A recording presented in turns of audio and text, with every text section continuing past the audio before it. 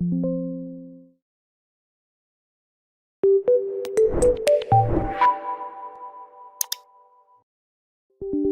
there, welcome to Applied Data Science with Python by Simplilearn. Let's start with a quick question. Have you ever wondered how companies predict what products you will like or how search engines gives you exactly what you're looking for? That's all data science at work. And guess what? Python is the tool that makes it all happen.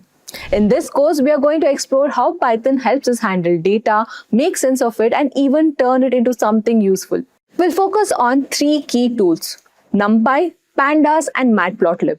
Don't worry if these sounds new to you, we'll break them down step by step. Here's what we will cover in today's video. First, we'll dive into numpy, where you'll learn how to create and manipulate arrays. You'll also cover how to do all sorts of calculations like finding averages, medians, and more, basically making your data do whatever you want it to do. Next, you'll also get hands-on with pandas. You'll discover how to clean up messy data, handle missing values, and transform data so it's ready for analysis. You'll also talk about turning text into numbers, which is super important when you're working with data. Then we'll talk about Matplotlib. This is where the fun happens. You'll learn how to turn all the data into cool visualizations like charts and graphs. You'll see how visualizing data can help make better decisions. Along the way, you'll also talk about the real-world data science process, how to figure out what problem you're solving, how to explore and understand your data, and how to use the right tools to get results. By the end of this course, you will be comfortable using Python to handle data, clean it, analyze it, and even show it off with visuals. Whether you're just starting or looking to sharpen your skills, we have got you all covered. So let's get started to unlock the power of data with Python. Before we commence, if you're interested in mastering the future of technology, the Professional Certificate course in Generative AI and Machine Learning is the perfect opportunity for you. Offered in collaboration with E&ICT Academy, IIT Kanpur, this 11-month live and interactive program provides hands-on expertise in cutting-edge areas like generative AI, machine learning, and tools such as ChatGPT, DALL-E, and also Hugging Face. You'll gain practical experience through 15+ projects, integrated labs, and live masterclasses delivered by esteemed IIT Kanpur faculty. Alongside earning a prestigious certificate from IIT Kanpur, you'll receive official Microsoft badges for Azure AI courses and career support through Simplilearn's Job Assist program. Hurry up and enroll now. Find the course in the description box below and in the pinned comments. Here's a simple quiz question for you. What does Pandas help you do in data science? Is it to visualize data, clean and organize data, create machine learning models, or is it to build websites? Let us know your answers in the comment section below. Next, we'll talk about the concepts about the data science part. What is data science? What is the process and so on? Again, that's the first page, right, that I have as a part of thing. So a fundamental definition that we go through with it is the use of scientific methods, processes, and algorithms to derive meaningful insights from the data. That is the idea behind it. I will not go through with that, right? I will not talk about this. What I'll try to talk about is to think of a real world scenario. I am giving you guys a scenario. Can you on everybody? I hope so everybody can see my screen. On my screen, can you see there is a bulb? Yes or no? Great. Thank you, Gilbert. Thank you, Preeti. Now that's data for me. I'm giving you this data. This is the data. It's a visual data, right? It's a visual data.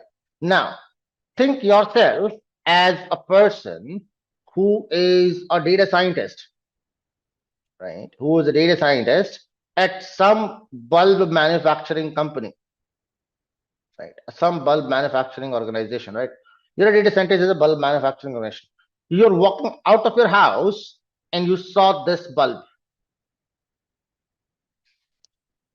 You're walking out of your house, you're going to work. Imagine you're going to work and this bulb was there into the next house or maybe somewhere on the road. You found out this particular, or somewhere on the pathway, you found out this particular bulb there. Great. Hypothetical situation, but thinking process. This is the most important part. for a data scientist, for an AI engineer, is the most important part is the thinking process. How do we think about it? Now, think about what you can recommend as data scientist, considering this particular bulb as an input, right? This is the input to you. Think about that. Okay, you may not know what is data scientist roles, but whatever your understanding of data scientist based upon that, right? Or AI engineer course, right? Whatever your course enrolled into. What is your approach towards a business proposition or about this particular information that you have that you can recommend to your, let's say, the to the management over there? Maybe you can tell them, okay, I saw that bulb on the street and I have so many so and so recommendations for you. Anything that you would like to talk about, or let's talk about what you can tell me about this bulb. Let's say, how will you draw insightful information about the data? Can you tell me about this bulb? Just information, no decision making, just about the bulb. Tell me what else information you can give me. I'm okay with that. You say that if the bulb is yellow, that is also an information. It's a screw based bulb, not a click and lock method. Its brightness level, okay. Bulb dimensions, great. What else? See, I'm looking forward towards something. Power consumptions, great. Materials used, wattage, great. Lights when connected power, okay, that should be, a basic property, Preeti, yeah, but it's still good. Anything else? See, I want you guys to observe things. Take your time, observe, because whenever you are saying, let me just try to tell you, I have too many options came up. Like Abhinetri says, brightness level. Is it observable from the given image? The bulb dimension, Gilbert, is it observable? Is it available on the given data? The power consumption, Narendra says that, wattage or the material used, lights when connected power, how many watts, is that available with the given data? Can you actually find it out from the given information? Ajay Shri, what is that? Sairam is coming up to caution validation required before green. On top, some black dot is there. Yeah, what does that implement? E27 bulb holder, agreed. Devashish. It is an object. It is an object. Okay, any object. Right, good. So I tend to closely follow the observation from Sairam.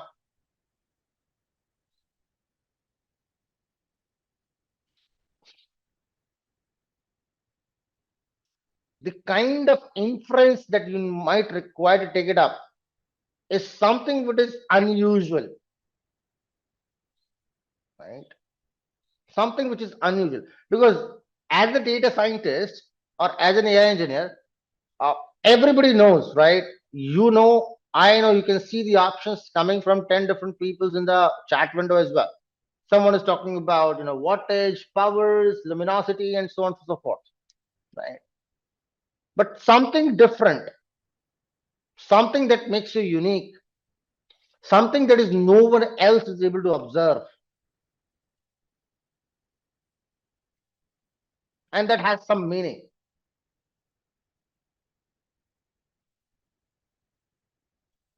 So Sairam talked about there is a black dot on the top.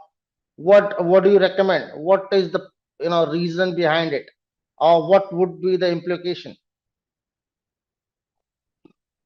It's a filament bulb. Great.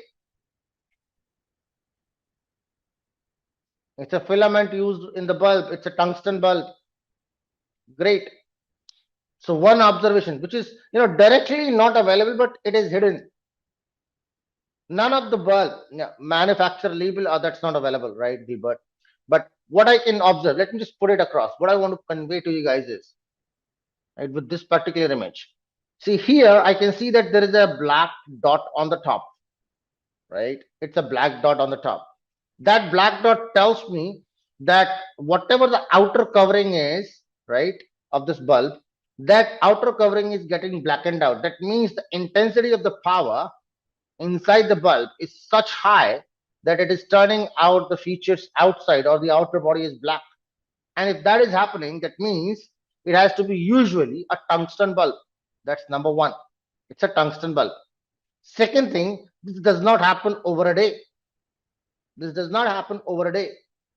It happens over a long period of time. That also tells me it's a very old bulb. Isn't it? Do we agree?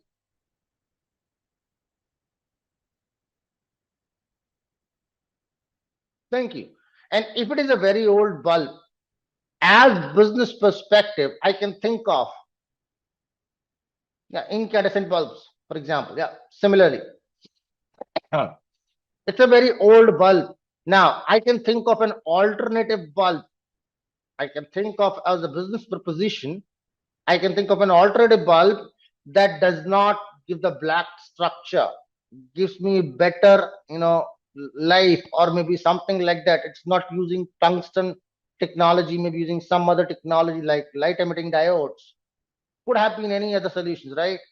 Which will offer a better or cheaper options. Make sense?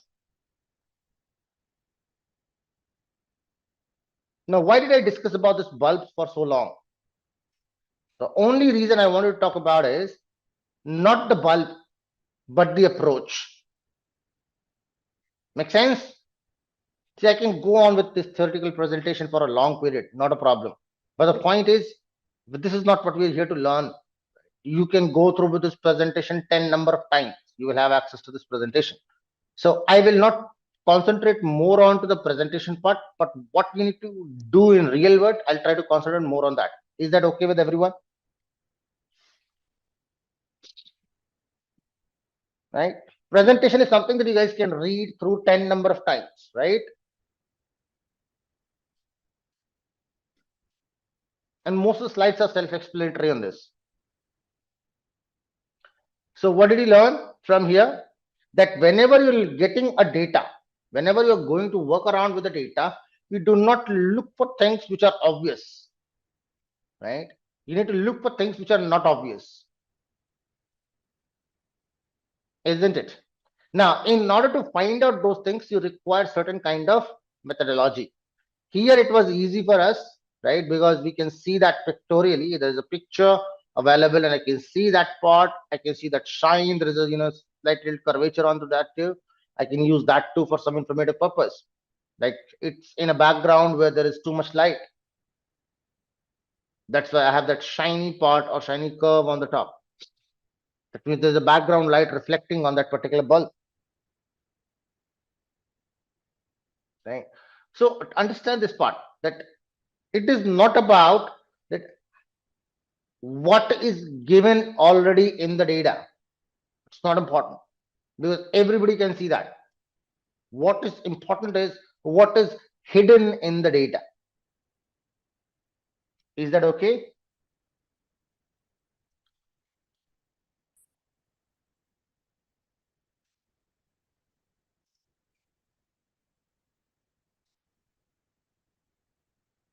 Thank you. Hopefully. Thank you, Gilbert. Okay, so moving on.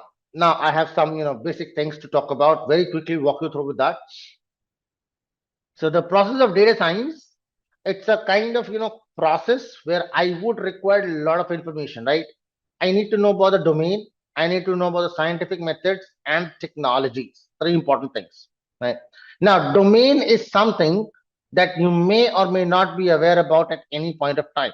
For example, let's say if I talk about when I started my career as a data scientist, I was coming from a financial background. I was working in State Bank of India prior to that. So I came up from a BFSI background, banking and financial institutions. So my core expertise was on finance.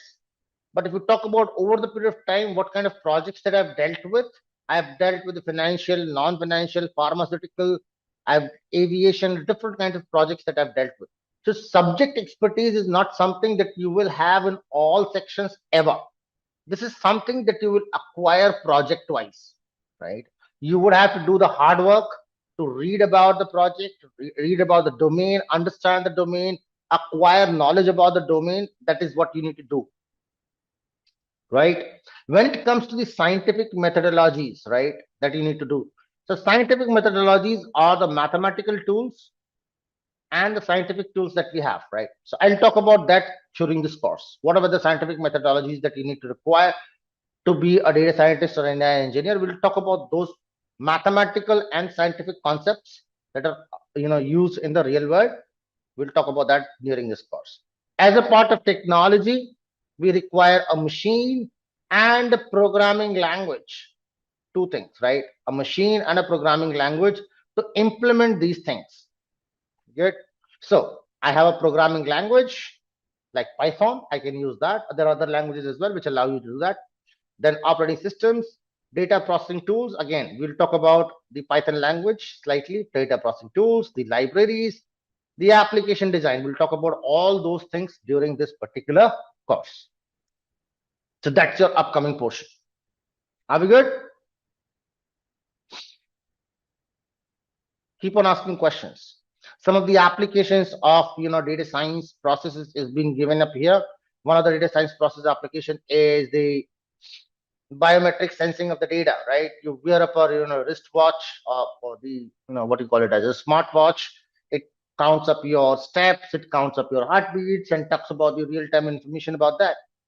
I can use that information and take out some decision-making process and make some conclusive decisions. Let's say suppose my wrist or my this particular smartwatch detects that my blood pressure is going beyond 200, right? My blood pressure is going beyond 200. There is no movement in my body. It can be detected. Now, would be possibility that I'm suffering from a cardiac arrest, or I'm suffering from hyper blood pressure.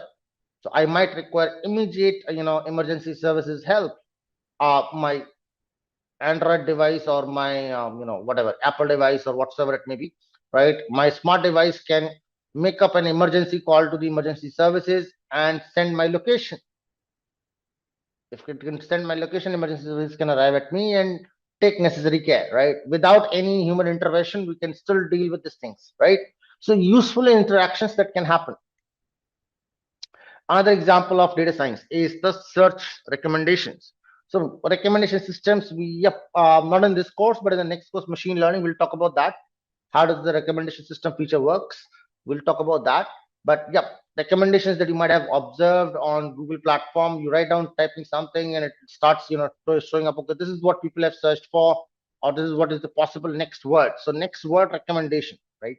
Suppose I want to write down, maybe you might have seen in how many have seen that, okay, while you're writing a mail, right, it tells you, if you write on hello, it automatically shows you sir or madam and so on. It asks you to press tab to select that option. Automatic recommendations of certain words, completing a line, completing a paragraph. Seen that before?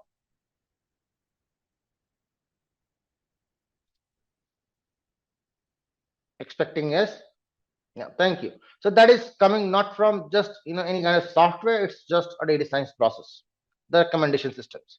Similarly, your loan applications, right? Credit card applications or loan applications, they say that you'll get an approval in 2 minutes. Who's going to look after that application in 2 minutes? No one.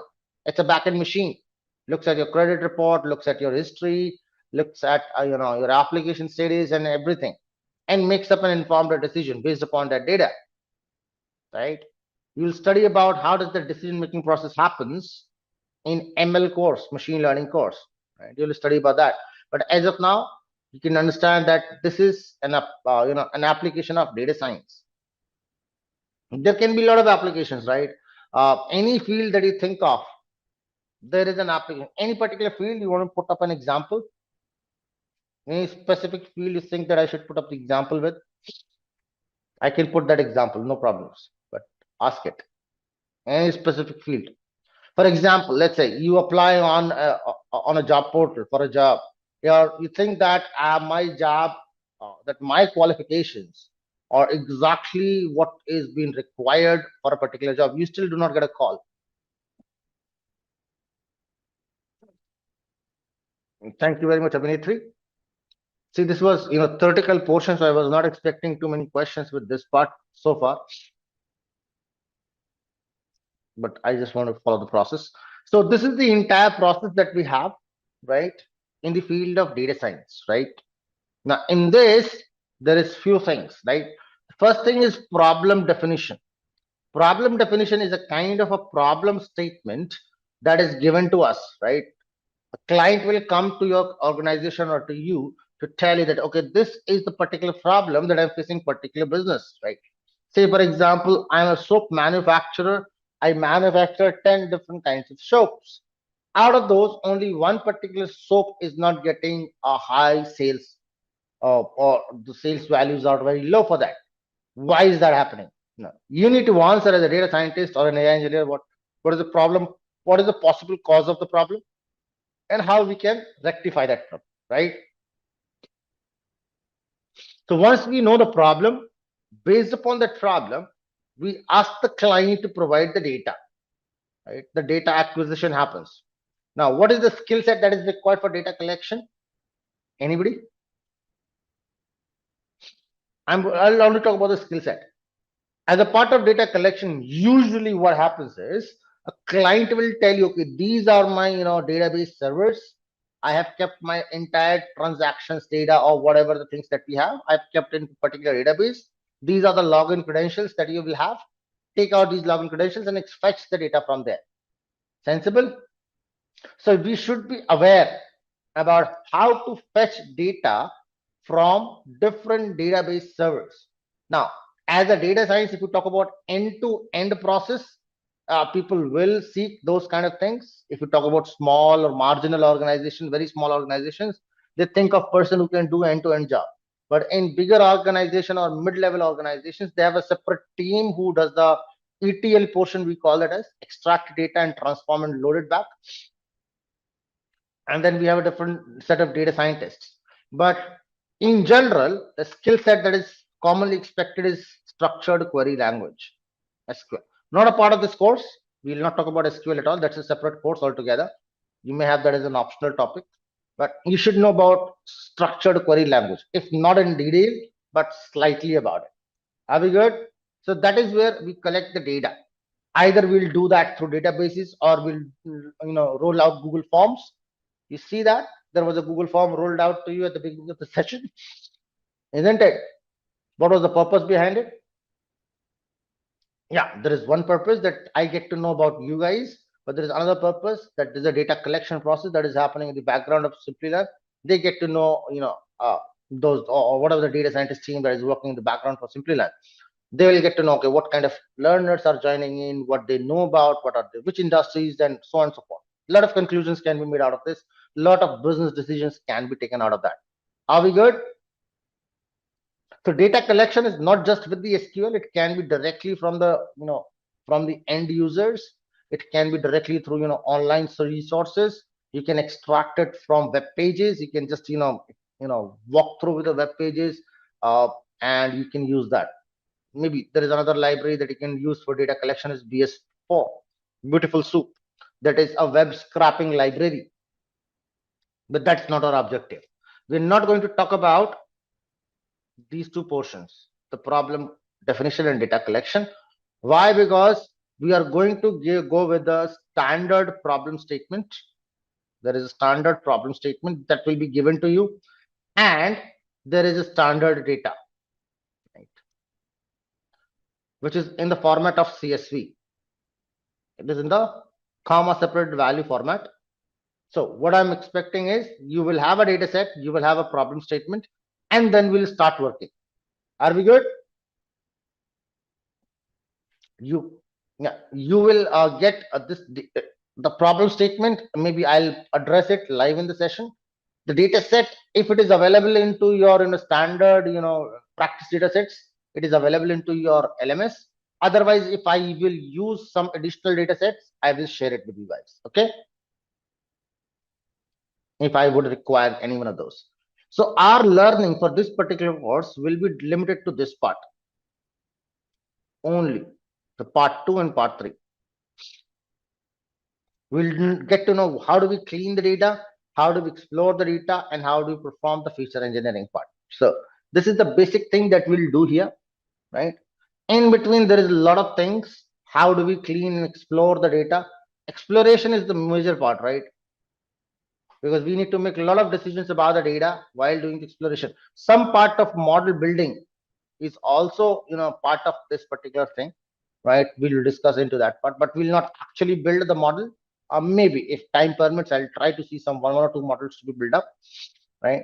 But this part is not part of your curriculum. Model evaluation and model deployment, we will not discuss that at all. This is a part of your machine learning section, right? Next course, machine learning. These three topics, 5, 6, 7. So essentially, the entire 9 sessions are dedicated to this particular portion only. Now, how important is that? Is you can understand this. Suppose if there is a project, let's say there is a project of data science that talks about a particular problem, and the time span given is 6 months to complete that project, for example. Out of those 6 months, you can imagine at least 4 months will only be spent on this part. At least 4 months. It can go up to 5 as well. This is very, very critical factor, because how good we clean the data and how good we manipulate the data, that makes the next stage, which is the model building, more robust, more efficient. So that is one of the very critical factor in the field of data science or machine learning or artificial intelligence. How is the data being prepared? So data preparation is a really important topic, and that is what we're going to learn through this course. Are we good? Okay. Python for data science, preferred programming language across the industries, have some advantages and disadvantages. We'll not talk about that. What are the important packages? NumPy is one of the important packages. We'll discuss that in detail. Pandas is the second topic. SciPy, we'll discuss that shortly for some period. Then stats model will come into the picture as well. We'll talk about scikit-learn, not too much in detail, but slightly about scikit-learn as well, wherein I'll talk about what is scikit-learn, and some features of scikit-learn will come into the feature engineering course. Matplotlib will discuss in detail. Seaborn will discuss in detail. Plotlib will come with the questions. Okay, with the Plotlib. This is a types of plots with the examples which is given into the presentation. Wherein what is a line plot? Connect two dots and join them with a straight line, that becomes a line plot. A marker plot, highlight those dots and that becomes a marker plot. So you can see your dot, dot, dot, dot. See, that becomes a marker. Then there's a scatter plot, which is typically used for the purpose of analyzing relationship between two data points, right? We'll discuss all these plots in detail. This is just for your reference to know about these words. That's it. Then you have this area plot, that is also called as a stack plot. Area plot and stack plot are same thing, and it talks about cumulative changes between certain data, right? We see why I'm trying to rush through with this is because I need to talk about this, how these are created and what kind of meaning they take up at a later stage as well. So I do not want to put up time here just to talk, if I give you the details right now and then later on again same problem arises. So I need to talk about how they are created and how we will use them. We'll do that. All these graphs that I'm talking about. Bar plots again talks about frequencies of the things, how many things are appearing how many times. Grid plots, drawing of that grids. Histogram, another plot, very important plot that talks about the frequency distribution. Pie chart again talks about the frequency distribution. That's it. What is data exploration? Will we be diving into the specifics in a subsequent session? Yes, definitely. In the data exploration part, we will talk about a lot of things. Preeti. There will be a lot of things as a part of data exploration. Essentially, when I'll try to start working with the Pandas library, right? When I'll start working with the data Pandas library, I'll tell you how to reach out to a particular data, why to reach out to a particular data, what inferences you are going to make out from a particular data, and how will you deal with them. Every kind of possible scenarios, the different sort of data sets, I will try to include that. Whatever the possible situations that you may come up across in a real world scenario. up to a certain limit, right? Because I have limited number of data sets that I can talk about. But yes, I will talk about data exploration.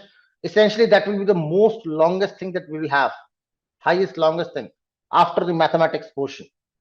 The maximum time will go on to mathematics, but next thing that will be data exploration. Otherwise, I just need to talk about syntaxes, right?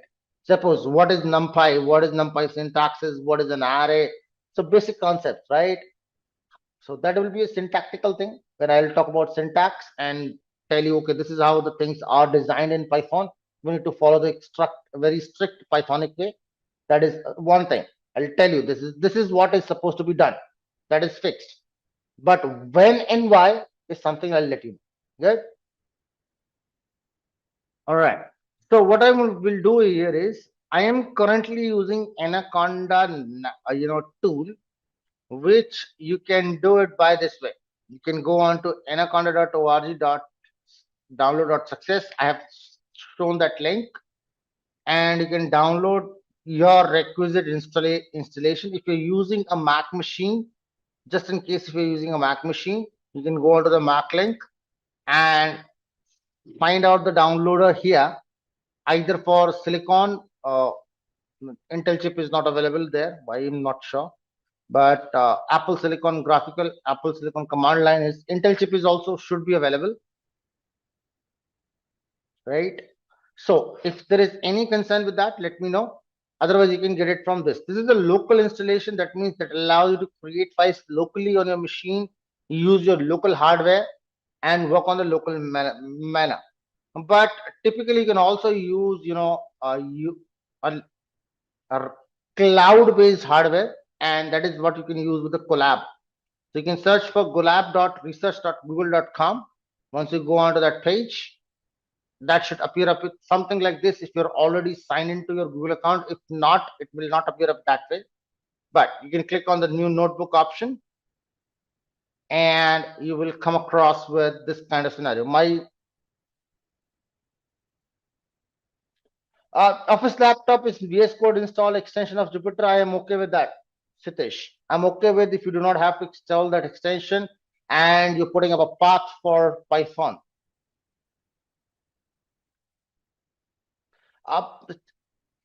Kotian, yes, Simplilearn does offer a lab. You can use that, but what will happen is in a later on courses, like when you will use start machine learning or deep learning, some later courses, Simplilearn lab is going to be not available. And I do not recommend people doing the Simplilearn lab. See, I am working for Simplilearn, but I do not recommend it. Why? Because there is a reason behind it. The reason is because some of the libraries in that particular field are not current. They are slightly older one. They're not updated. And hence what happens is certain functionalities will not work in a proper way, or they will work, but they will not offer you this solution that you should expect out of it. Right. So I do not generally recommend people using Simplilearn. That's the final, ultimate thing that I tell people. Okay, if you cannot do anything, go with the labs.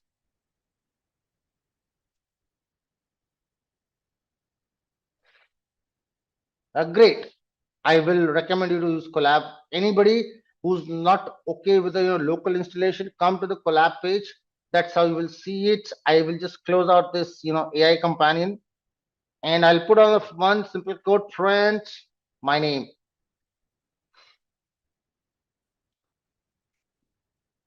Very simple thing. I write down that piece of code into my cell block over there, and I can execute that by clicking on that play button.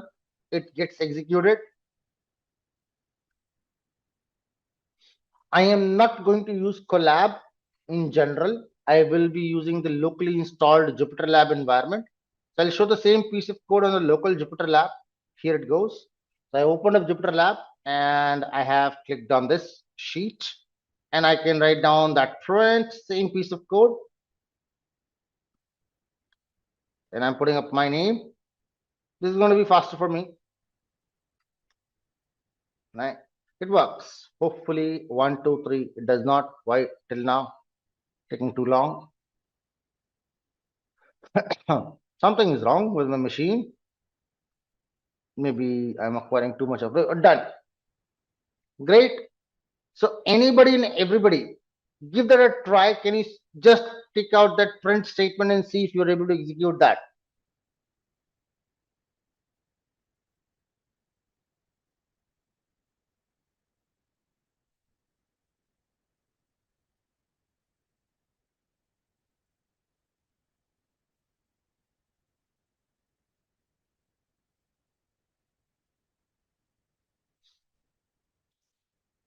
Either in Colab, either in your environment, whichever you are preferring, I'm okay with that. But just make sure that you are able to get the codes executed.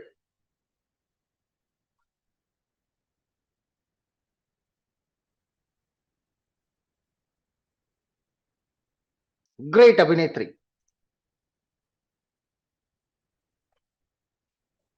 So we'll start talking about the first library, and that will be your first file, which I'm going to rename over there, numpy.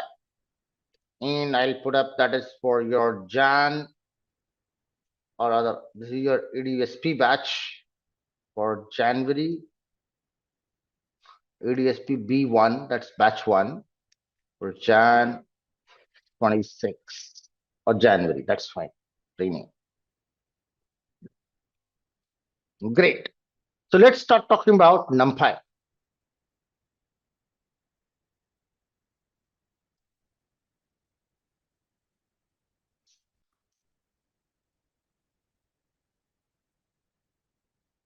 So what is numpy? So NumPy is essentially a framework or library, one of the very basic or base library that is available in Python, or that's a part of Python, which is used for numerical computation, primarily used for numerical computation. So NumPy is a library of Python which is used. Something from Sairam. Yes, Sairam, tell me. Which is NumPy is a library of Python which is used primarily for numerical computation.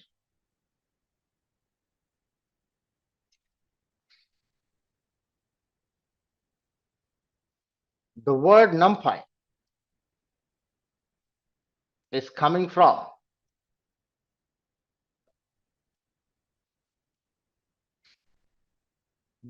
numerical Python. So numerical, that's fine. Numerical Python. So I've just highlighted those characters in uppercase. Right. So essentially the idea behind the numpy was that I wanted to make sure that I can use the mathematical concepts of Python in an efficient manner. Right. It brings in, what does it brings? It brings the concept of, brings in a new data structure, that is array. Now, do we know what is the data structure? Anybody?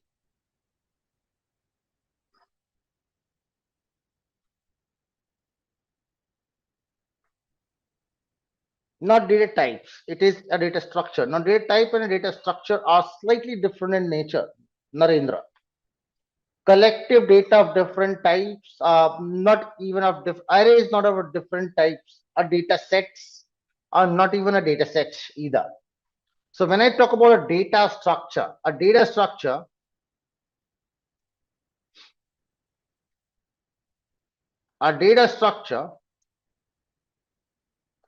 actually defines the arrangement of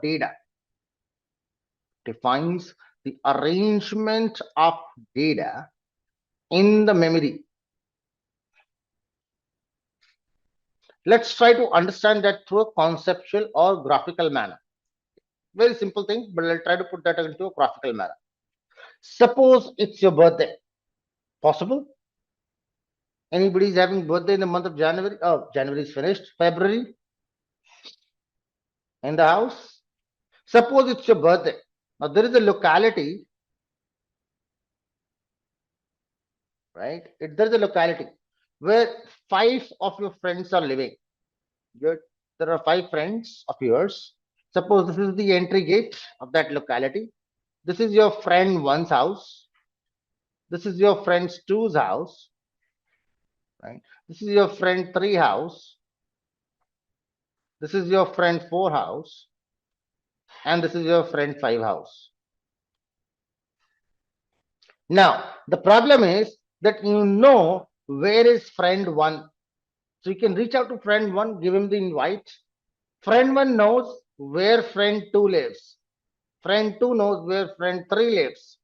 Friend three knows where friend four lives. And friend four knows where friend five lives. Good. Now, if you think about this process, it is going to take up some time for you to go around with all the friends' houses and distribute the invites. Yes or no? As compared to, when I ask you the comparison, if it is the situation like this, that you have a friend one, you know where is friend one, but the friend two, three, four, and five, they are living adjacent. You know that friend one lives at a particular place. You will go up to the friend one, and then you know next house is of friend two, then three, then four, then five.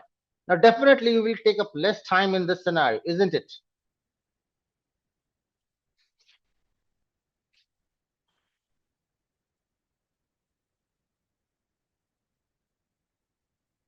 Thank you.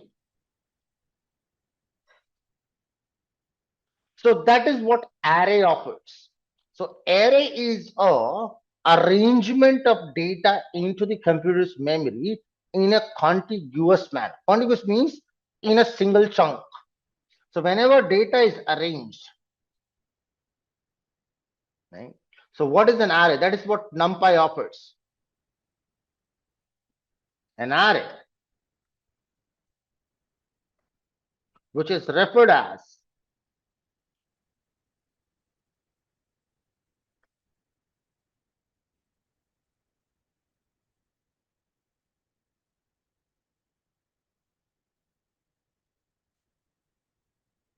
ND array. The word that is used in Python is ND array, right? We use the word ND array in Python. The referred as ND array is a contiguous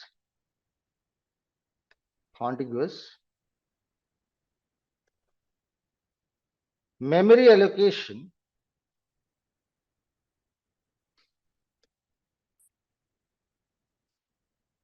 of the data of same type.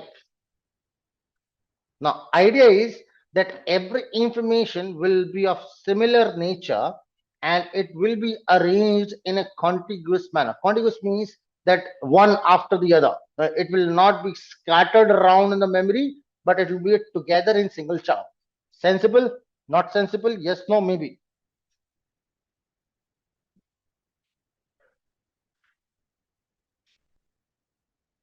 So you need to ask questions.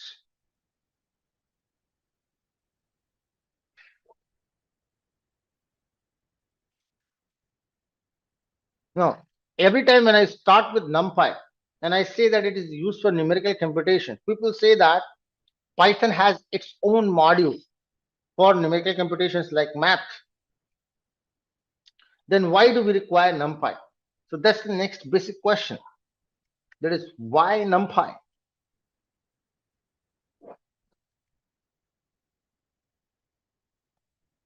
Why NumPy? So what is the NumPy? Because of the use of the arrays,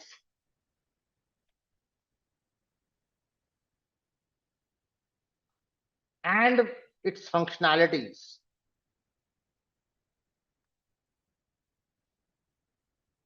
right? Its functionalities. NumPy is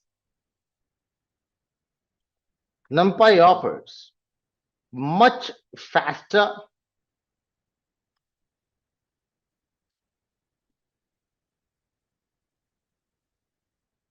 execution.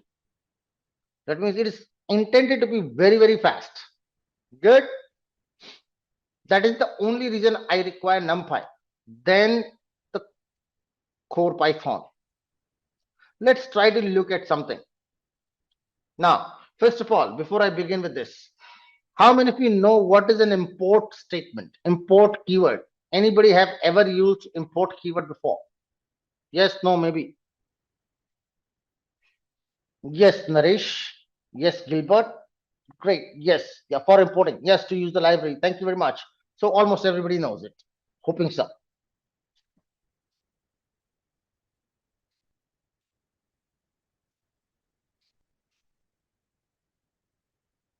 Now, considering that, I'm going to import few things now in front of you, right? I'm going to import a library that is called as import. I'm going to import. Just correct that. It's raw. We get code. Let's import time. One of the library, which is the default library to Python, which is time library. I'm going to use that library. Why I want to use that library is because I want to showcase something.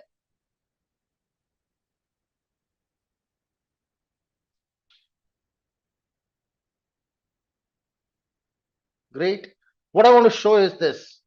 If I just talk about time is a library that I'm using, dot time, and I'll try to print it up. Let's print what is the time function is going to give me. Now it gives me a epoch time. What does it tells me? It prints the epoch time at execution, right? What is an epoch time?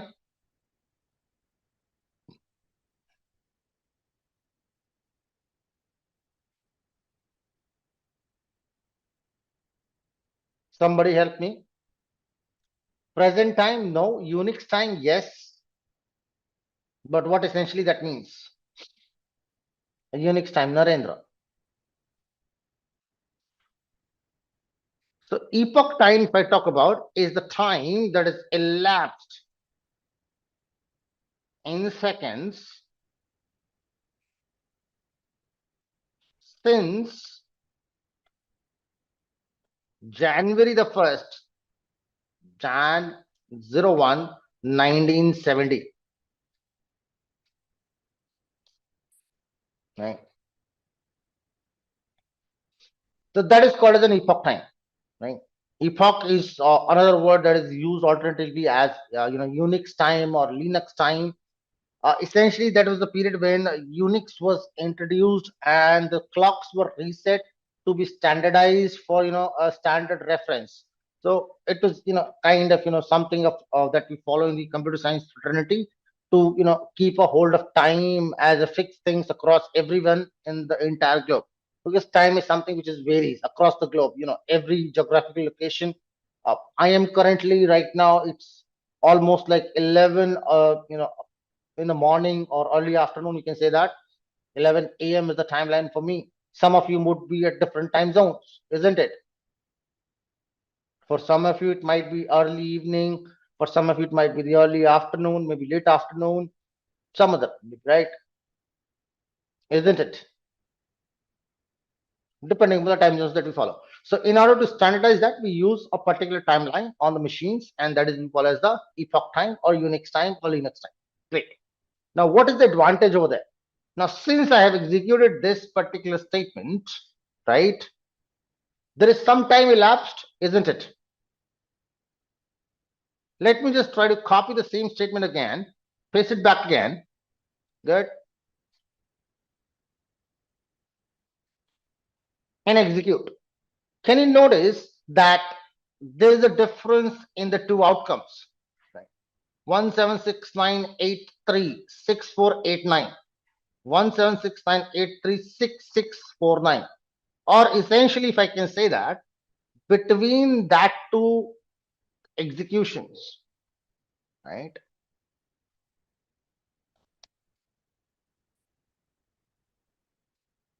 there was 159.5690 seconds elapsed. This is the difference between the execution time, right? two statements I have used, and I have tried to showcase the difference between the time of execution. Are we good? Now I'm going to utilize this for what purpose? The purpose is to tell you why numpy. Good.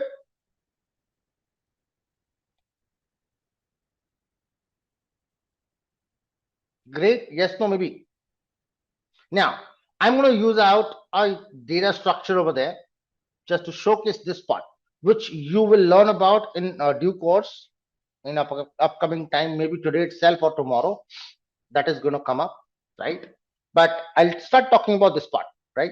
And that is a random thing. So I'm going to create an array. The idea is to let's create an array of random data.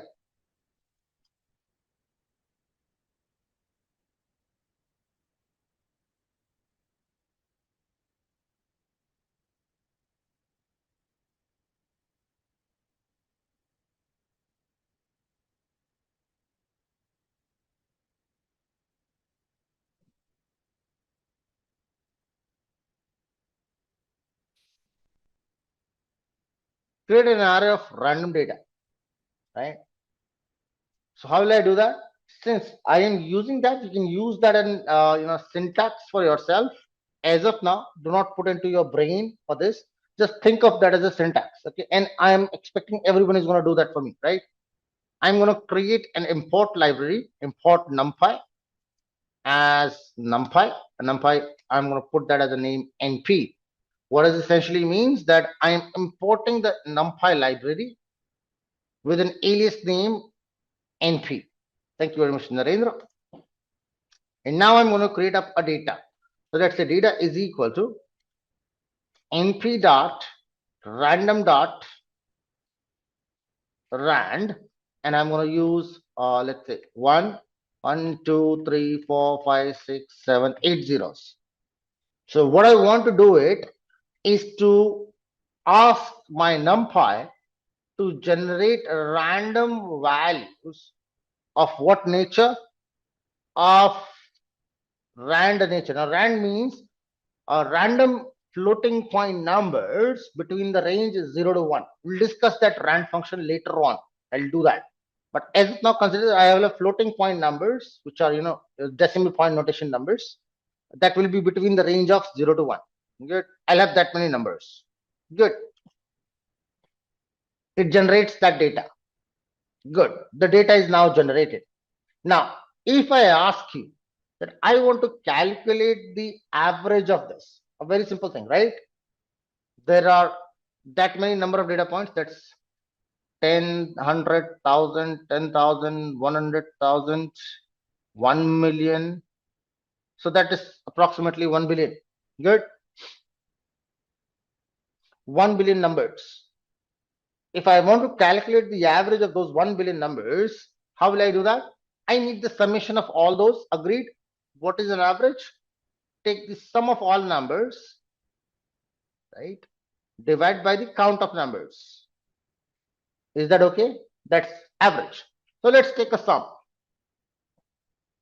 Sum is equal to, or let's say, I'll define that average is equal to whatever the data that I have. So I'll take up the summation of that.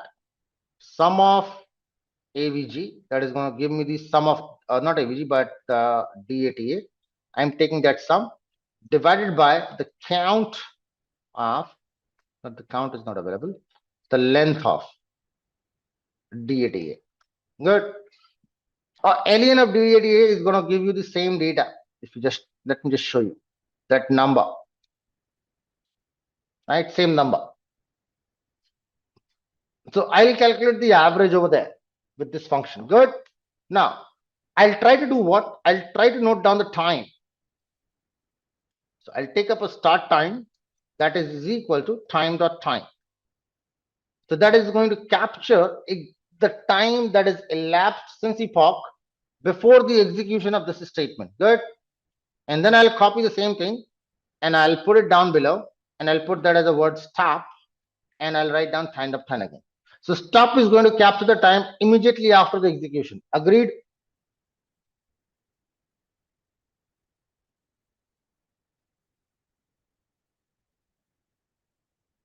Thank you. Let's try to display what is the time taken. So can I put a print time taken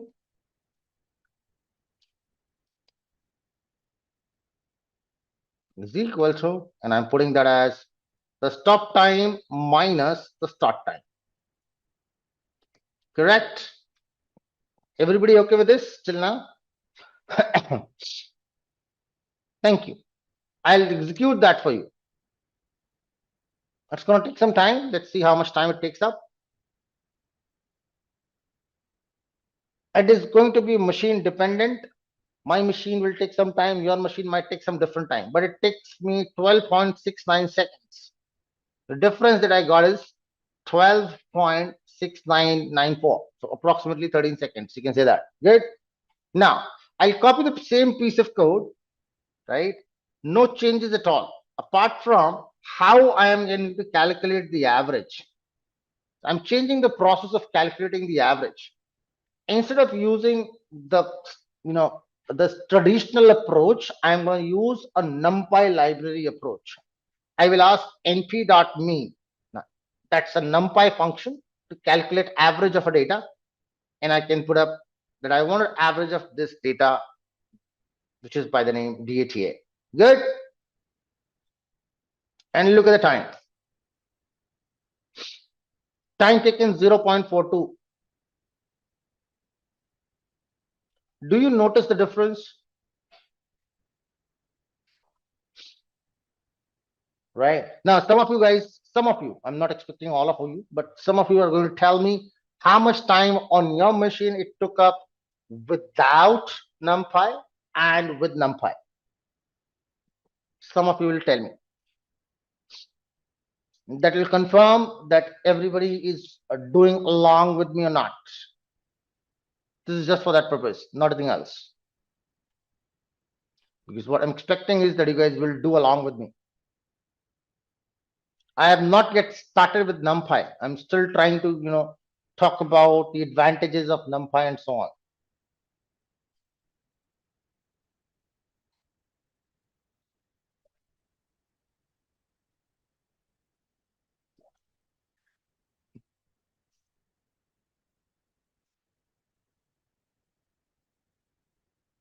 No one?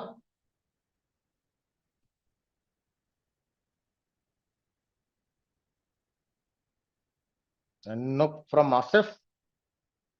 I'll wait.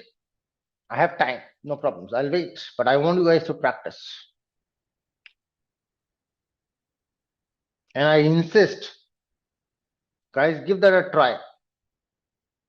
If you're feeling not comfortable with the code, I will, show up whatever maximum possible.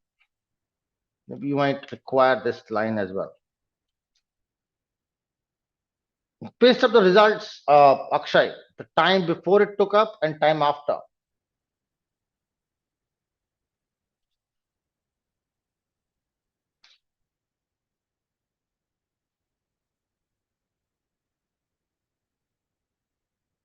So Rosie, it took up 0.01301 and 0.00. So potentially Rosie is having either a very good machine or she's using Google Colab. She or he is using Google Colab. I'm not pretty much sure. I cannot capture with the first name. Is it a he or a she? Sorry for that.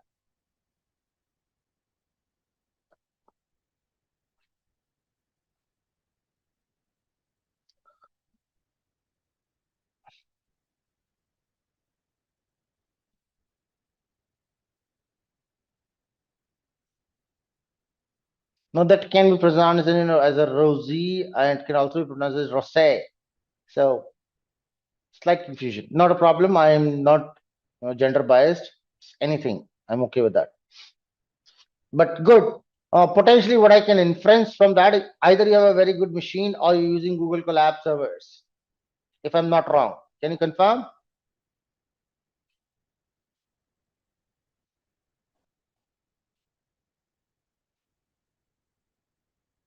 Again,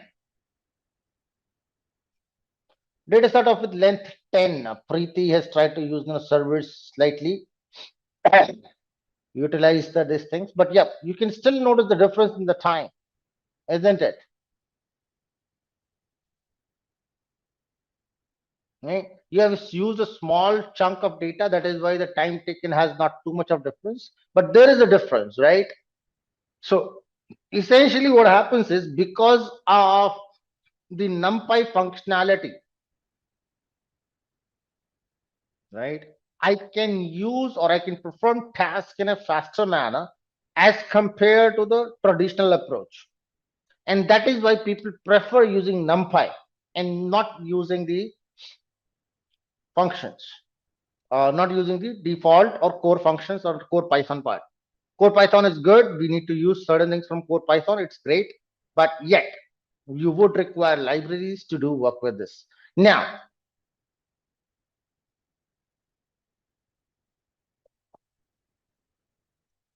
does anybody require help installing NumPy onto the machine, especially to the people who are using VS Code and not able to extract NumPy?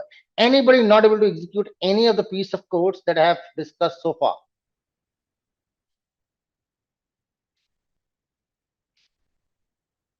So suggest some system for data science, Akshay. Typically, that's difficult to gather for me. What kind of system that you're looking for? Thank you very much, Narendra. On that part, we've installed NumPy. Minimum requirement. See, there is even if you have a very basic machine, right? You have a basic machine that allows you to browse internet over any period of time. Not a problem. What you want, I want you guys to have a good browser, right? And you can still use Google Colab. I'm not saying that you need to have a locally installed software. Not necessarily. You can use the cloud softwares. The point is, we need to be a little bit more, conscious with them, because they lose out on the data. I need to keep a local copy of those data. So a simple average machine, where any simple average machine, let's say you can have 4 gigabytes of RAM with any simple processor. I'm okay with that. But make sure you have a good internet speed, right? If I talk about my machine right now, I'm working on currently on 200 megabytes, 200 Mbps connection right now. That's the maximum available in my area. If I would have some more options, I would have gone with that.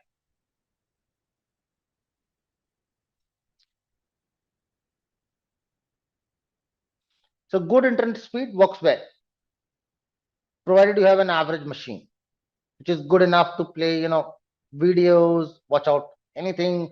I'm okay with that. So nothing specific from my end, a minimum requirement, but yes, something that you can have that allows you to do a proper without lag functionality. I'm okay with that. 2 gigabytes of RAM is also fine with me. I'm okay with that, provided your browser works well. Good. Great. Now comes the first aspect, that is the array. Now, before I move on to the arrays, can someone tell me the list? Anybody heard about the word list before? List in Python?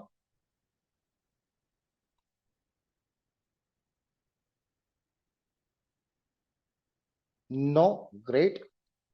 Okay. Heard about linked list in other languages?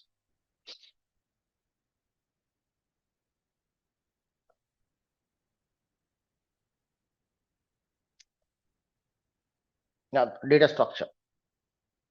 An ordered mutable collection that stores multiple values in one variable. Thank you, Satish.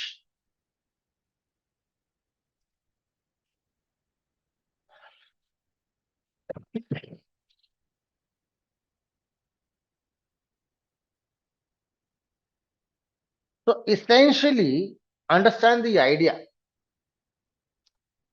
Python offers a data structure. Data structure is an arrangement, right?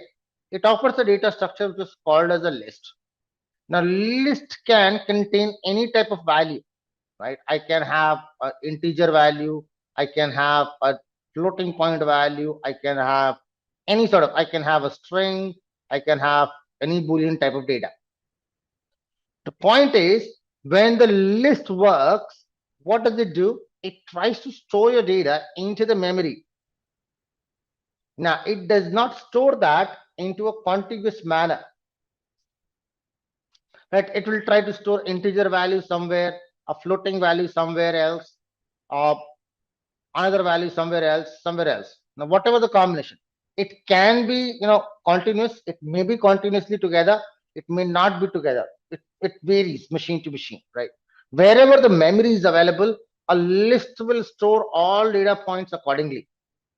Now, however, the arrays allows me to store the same information in a contiguous manner. That means that essentially, if I have 4 or 5 or 10 number of values, a array will allow me to store the data in a contiguous manner. Like this, I have 1, 2.4, let's say letter A and true. But there is a catch. The catch is with list, every individual element, right, of that data structure will keep its data type. That means if something is integer, that will remain integer. If something is floating, that will remain floating. If something is string, it will remain string. And something is a Boolean value, it will remain Boolean. However, with the arrays, the data type changes. That means it is going to be throughout the array, every element is of same data type. Every element of the array is of same data type. Are we good? Thank you. So, what is an array?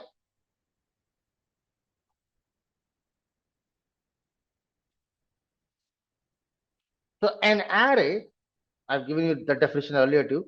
An array is a contiguous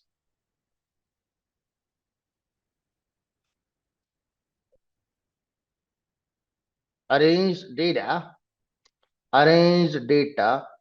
in memory, right? A contiguously arranged data.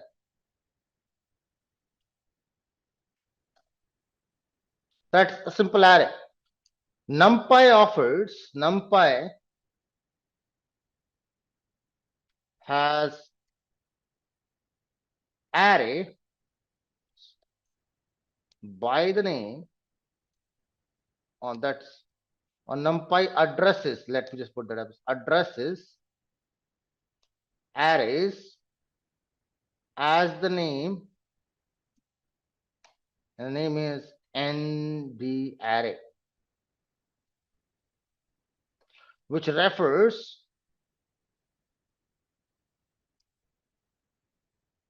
to n-dimensional array,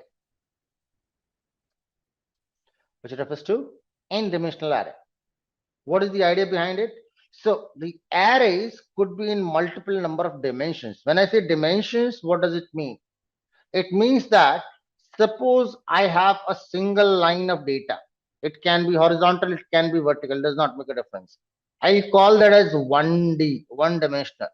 If I have a table like this, I have rows and I have columns, right? Like this. I'll say that as two-dimensional. If I have a three-dimensional data, like I have rows and columns like this, behind that I have another layer, like just like you can say that a Rubik's cube, right? You can think of a Rubik's cube or any three-dimensional object, right? So if the data is arranged in that format, I'll say that as a three-dimensional data. Or hypothetically, you can think of 4-dimension, 5-dimension, 5th-dimension. These are not pictorially representable, but imaginary, right? But yeah, we can represent them in terms of machine. Great. So Python offers two ways. There are two ways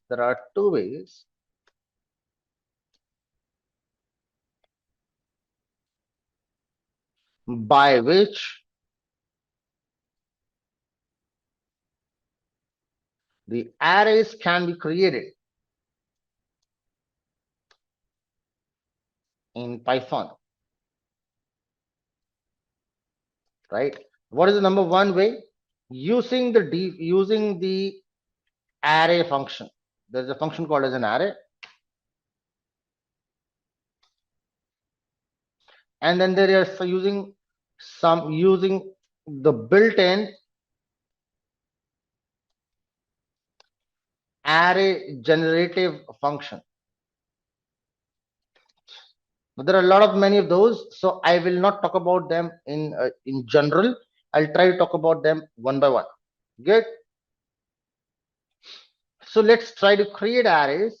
Let's create arrays. Create ND array rather using array function.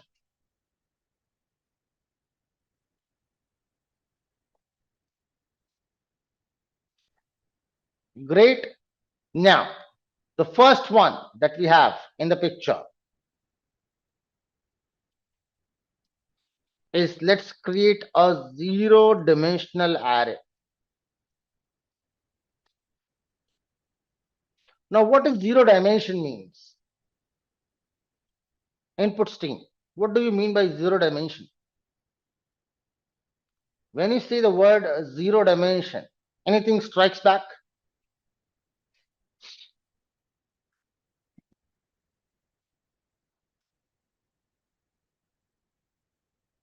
Yes, does not exist. No, it does exist, Preeti. A zero dimension does exist.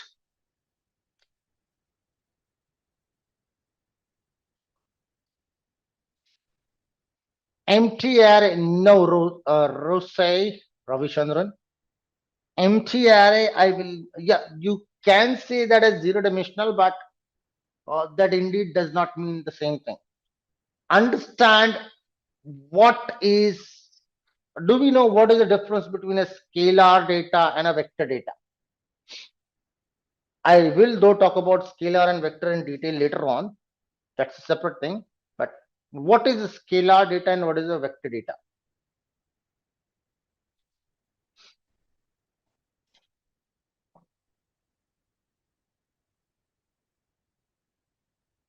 A scalar is without direction. Great.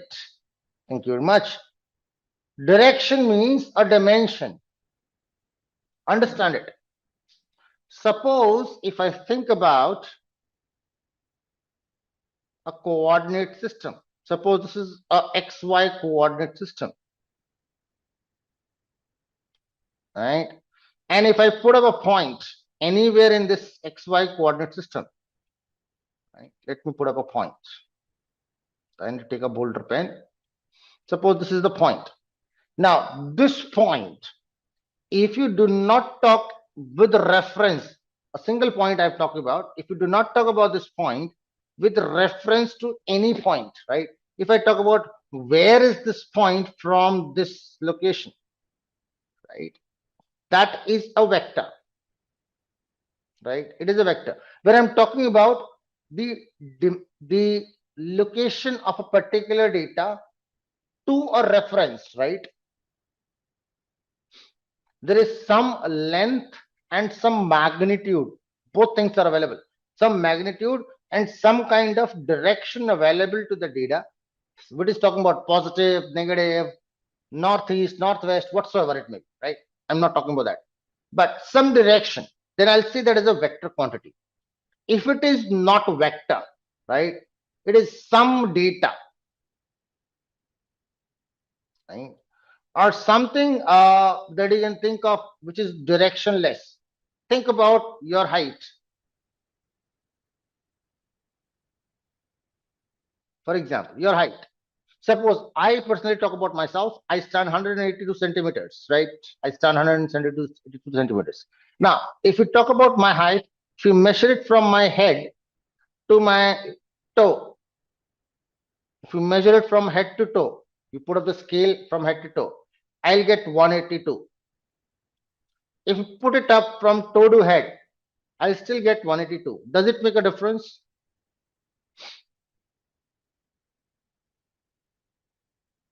That's scalar, right? Direction does not make a difference. How do you measure it? It does not make a difference. Now let's talk about gravity, for example. The gravity on the earth, suppose this is your earth, and the gravitational pull that we have is 9.8 meter per second square, right? I'm talking about very standard basic figures, right? So if something is attracted towards the earth, it is coming at an acceleration speed of 9.8 meter per second square. Agreed? Now, if something is going away from it, then I do not have the acceleration. We call that as the word deceleration, right? But that is nothing but minus 9.8 meter per second square. The direction changed, right? The magnitude remains the same, but the direction changed. Here it was adding up to the things. Here it is retracting from those things. Make sense? So direction changed. Or you can say the force, acceleration, velocity, these kind of entities which are direction wise. These are called as the vector quantities. Are we good?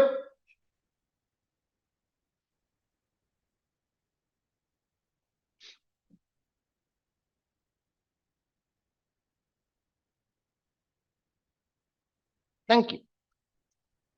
So zero dimensions data or zero dimensional data or zero dimensional array are those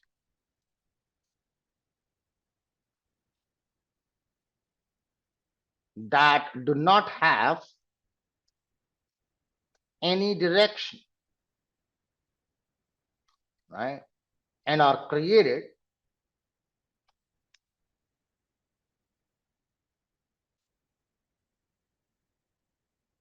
using scalar value. Okay. So how will I put it up? Very simple thing.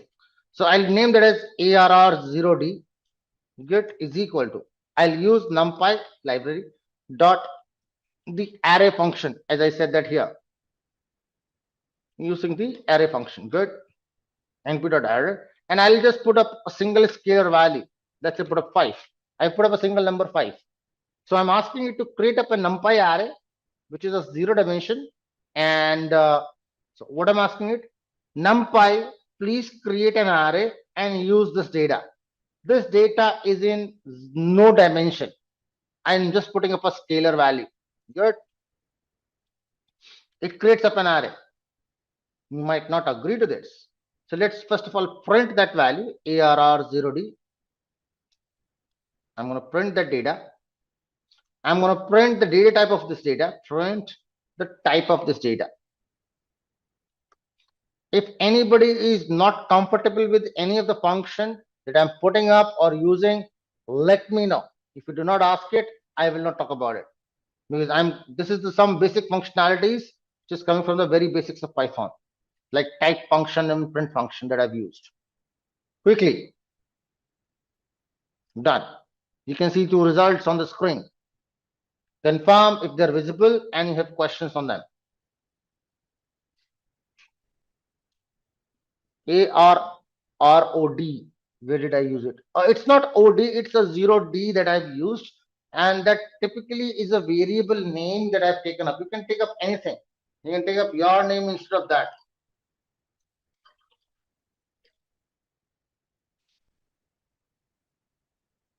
If you do not like that particular part, you can put up your name, Asif. If you want Asif, I will put up Asif over there. If you don't like it, I can put up ASIF. It works well, no problems. It's just a variable name. That is our choice. It has to be a valid name as per the Python documentation. That's it. Great. But I've just kept that as ARR0D so that it becomes, understandable that I'm creating up a zero dimensional array. That's the idea. That is the only one idea, right? So at a later stage, when you're going to look at the codes, you would get to know that it's a zero dimensional array. Everybody able to get that as a numpy 0D array? Eyes, nose, maybe ND array.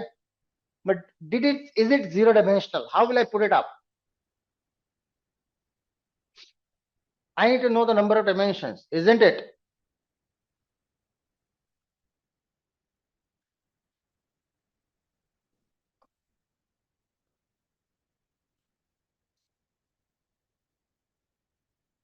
So how will I know that? Same array, I can use another function. This is a numpy function, so please remember. What is ARR0D? It's a numpy array. it offers me a lot of functionalities. One of the functionalities is to know about the number of dimensions it has, right? So I want to know ARR 0D, the number of dimensions, NDIM. That gives me what? The number of dimensions for a particular array. So this is your array, and I want to know the number of dimensions of it. I want to print that up, so I'll just put up a print function before it. Print the number of dimensions. Good. Can you see 0? See, guys, I want you guys to code along with me. If you want me to take a pause, I'll pause it up. If you want me to wait, I'll wait for it. That I am trying to write down the piece of code. I'm fast and not able to go along with me. I will wait, but confirm that you are getting also the same results or similar results. If you're getting any kind of error, if there is any issue, any problems or anything, let me know. I'm here to help you out. No, Asif, I will not do it. I want to look at my screen, type it down, and then do it. There is a deliberate reason behind it, and I'm being very blunt on this because I wanted to make learn and not understand how to do a copy paste. Right? You want me to take a pause? Why we cannot use Rosie Ravichandran np.ndim AR of 0D? See, the idea is slightly, different into that. Do you understand the concept of classes and objects, Ravichandran?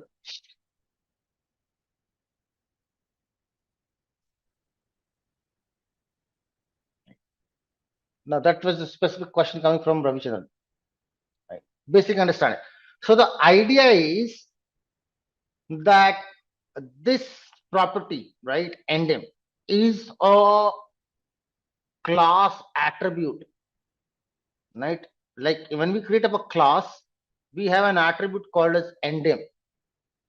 Good. And then if you talk the way you are talking about, you're talking about there is a function, right? You're talking about the way I'm talking about, that I am trying to write down a function called as ndim followed by an argument of the array, right? So that is a method, right? If I have a method by the name ndim, I can call that method passing an argument data, right? So there is a difference between a class attribute and a class method.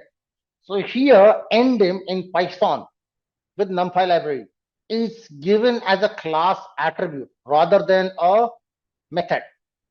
There are certain things which are methods. I will use them as methods, but there are certain things which are as a class attribute. I need to use them as an attribute. Make sense?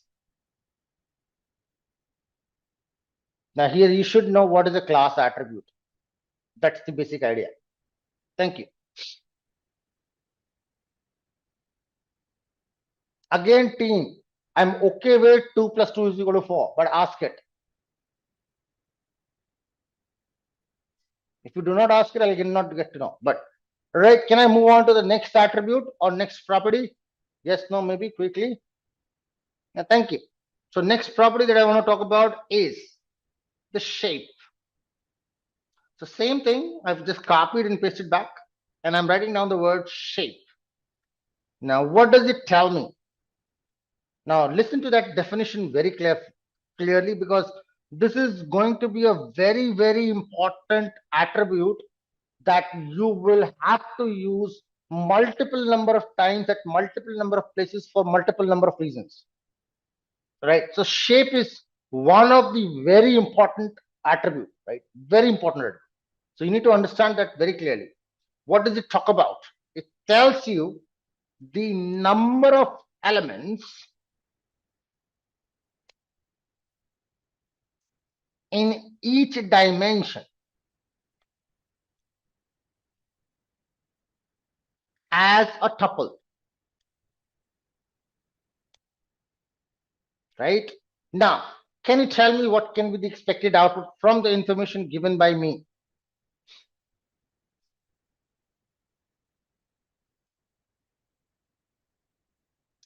0. Preeti says 0. I tend to disagree. Anybody else? The Preeti, your approach is not wrong, but the way you are interpreted the answer is not exactly the way it should have been. Narendra says nothing with a round brackets, 0 itself, Abhinetri. No, it's not going to be 0 again. Yeah, you mean an empty tuple? I agree with that. 0 is not an empty tuple, right?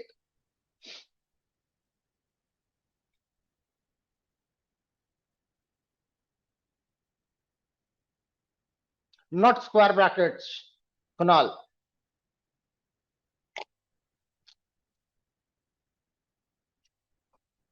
Yeah, round brackets. What I want is that it is going to talk about the number of elements in each dimension. Now, how many dimensions do I have? Nothing. So there is no dimensions available, so I cannot count any number of elements in any number of dimensions. Right? So what I'll get is a tuple that is having nothing. A tuple without nothing means an empty tuple. An empty tuple will look like this. Are we good? Sensible? Thank you. Let's talk about the next property. Size. And I'm going to give you the definition for size too. It gives the number of elements,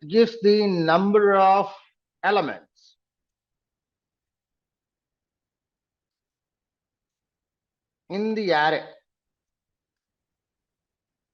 Now, what should I expect over there? Arrays are denoted by square brackets. See, arrays are denoted using square brackets. Agreed. But the point is, I'm not denoting the array. I'm denoting the shape of that array. If I have to print that array, ARR 0D, the number of square brackets, I'll come to the square brackets concept in a short while. Someone has, let me just scroll back up. It was Kunal. So Kunal, I'll come to the concept of square brackets in terms of Python in a short while, and I'll talk about 1D array. I'm still stuck at 0D. Right. So just hold on. I'll talk about when the square brackets comes into the relevance. What is the purpose of square brackets in terms of arrays? What is the significance does the square brackets hold up? Everything will come up, but I need to put up the right path. So coming back to the size.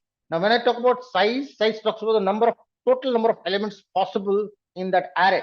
Now, here I have only one element, so I'll get the answer as 1.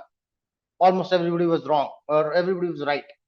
Next property I want to talk about is a very basic property.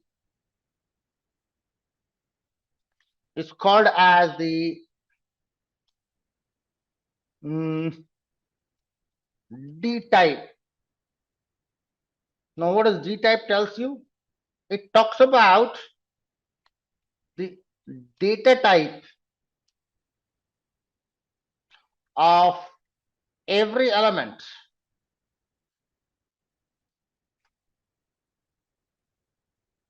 in the array. Now, some of you would be getting int 64, some of you would be getting integer 32-bit, 32, right? Let's have a check. I've got int 32 over there. Anybody got int 64? I am expecting that from the Google Colab users.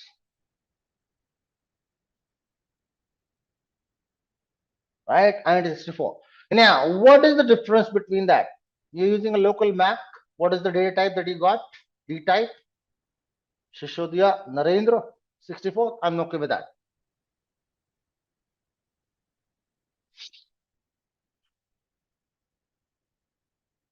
Great. Now, what does that mean? Any idea? What does that int 32 means? It means that the machine has stored the data as an integer of 32-bit. Interview question team. Let me ask it.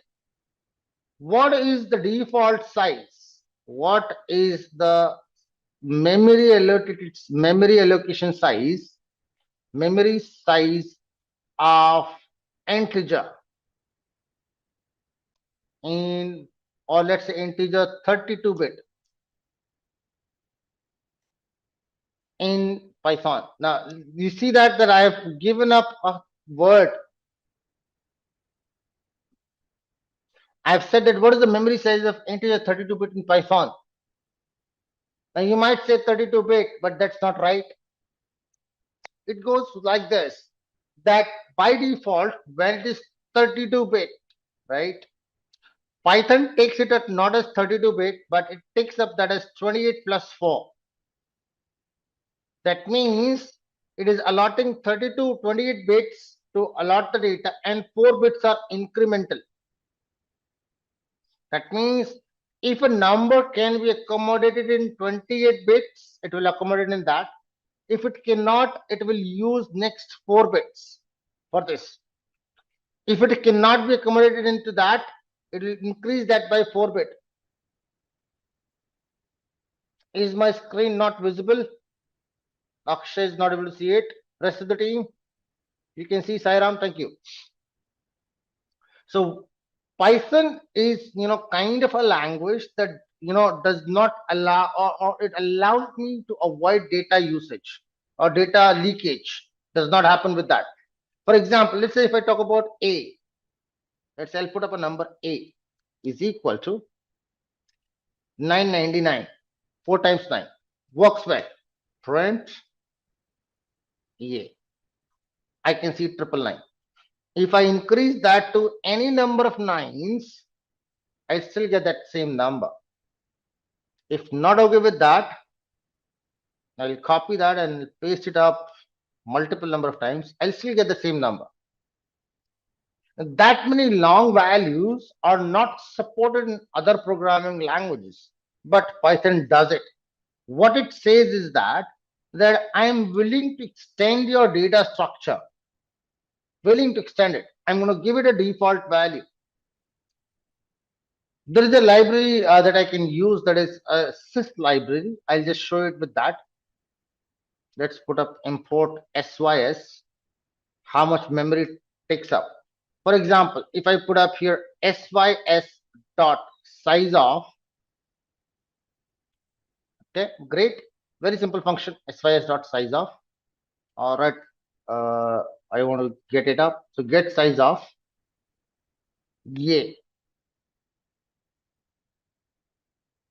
and let's print it up front.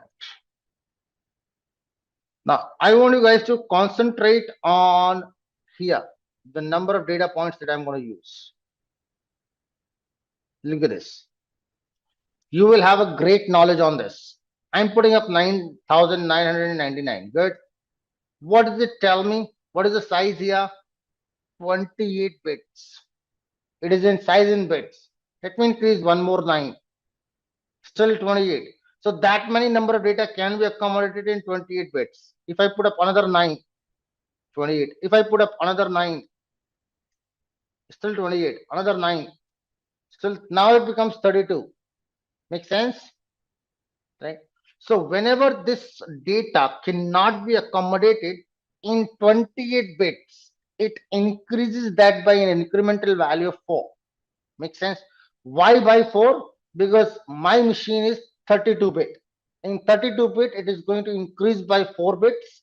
In a 64-bit, it is going to increase by 8 bits. And it's going to not start with 28, it's going to start with 56. Make sense? Now, if I just put that number, let's say double it up.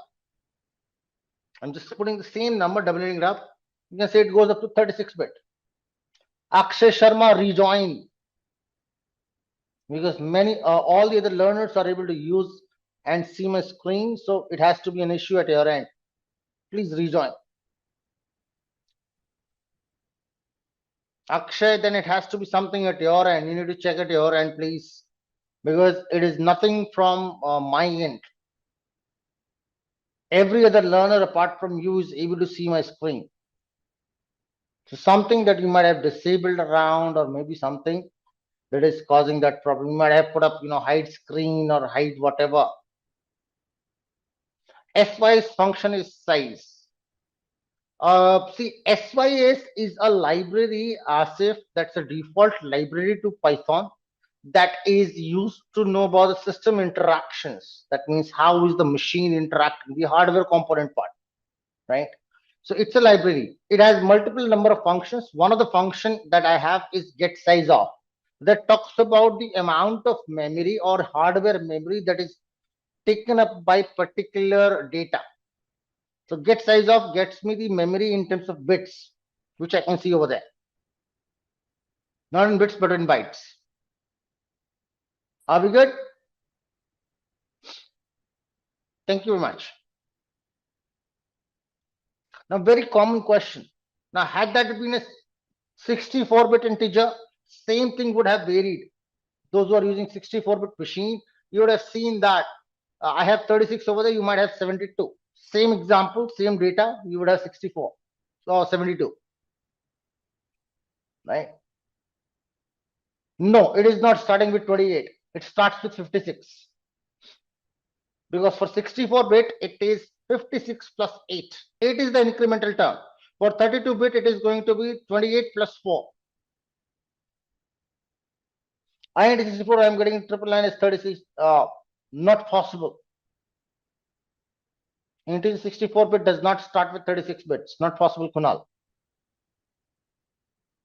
Data used is 28. For me, it starts with 28.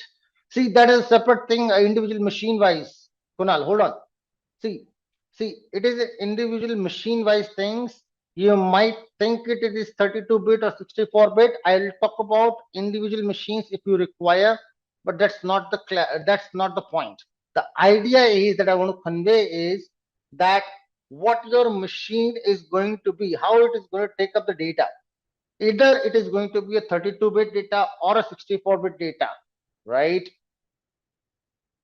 That is the main concern. Does not matter. It does not make an impact at the end of the day, as of now for you. As of now, it will make an impact when you are dealing with bigger corporate clients where every single bit of data is an important right things. You want to save out on even a single bit of memory. Optimization of the project is a concern. You might require that information at that stage. So I just given that as an additional information to you guys. Good. The size of integer. There is a concern with the size of floating point. There is a concern with the size of the strings. I am not going to talk about that at all because that is going to take me a long time. But what I'm trying to bring in is the perspective where you can, extrapolate your knowledge, how you can utilize your time after today's session, coming up to tomorrow's session, and have multiple more number of questions for me, right? Giving you something new to explore. Hopefully. Are we good? Next thing I'm going to talk about is another property into the same array, the zero-dimensional array, and that is the item size. Give that a look, team. Item size. What is that item size? Talks about the amount of data or space allotted in bytes. So it has given 4 bytes of space. Those who are using 64-bit machine would have had the value is 8. Good. Confirm. Everybody okay with this?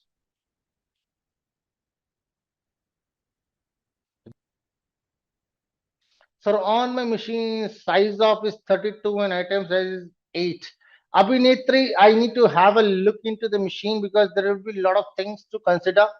But what I have told you about is the standardization. Either for 64-bit, it should be 8. But if there is a disconnect, then there should have been a clash between your machine operating system size and the Python installation size, right? Maybe your machine is 64-bit and you have installed a 32-bit Python, or the vice versa, right? If there is a disconnect between the version, at times what happens is people install, okay, they think that my machine is 64-bit and they install a 64-bit Python, but at the end of the day their machine is 32-bit only. So there is a clash happens. So some certain things will work on 32-bit, certain things will work on 64-bit. That is going to happen. It is going to happen, right? Nonetheless, let's try to talk about a vector quantity now, because I'm starting with 1D array. Let's talk about a data point. Till now, I've seen a value 5. I've just given a number 5. I did not tell it what it is, in which direction it is, where it is from. Now, in my coordinate system, right, this is your x-axis, this is your y-axis, right? If I have to refer a point, let's say this one, this is 3 on x-axis, let's say 4 on y-axis, okay? So that is means that I'm moving by 3 data points on x and I'm moving by 4 data points on y, then I'm reaching to this point. Make sense? From where? From my origin, which is 0, 0. Good? Agreeable? Yes or no?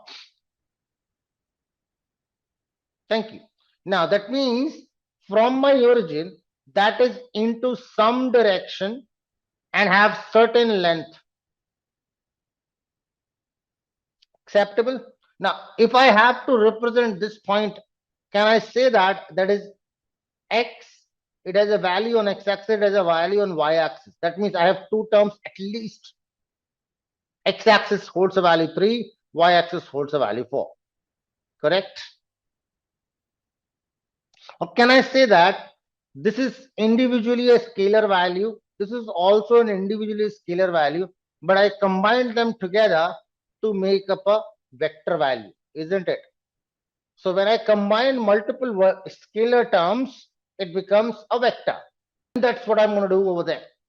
For 1D, I'm going to create up a combination of multiple vectors.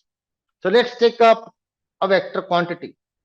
I'm going to take up a list 1, 2, 3, 4, 5. A simple data, right?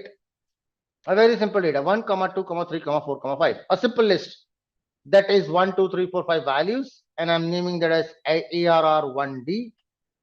And I'm not going to change up anything else apart from the variable name. And I will request everyone. Yes, Akshay, tell me. LSM would be available, but if it is a video issue, you can let me know. I can see some responses coming through. Akshay, you will be getting a call in a short while from a call or connection from coming from Anurag.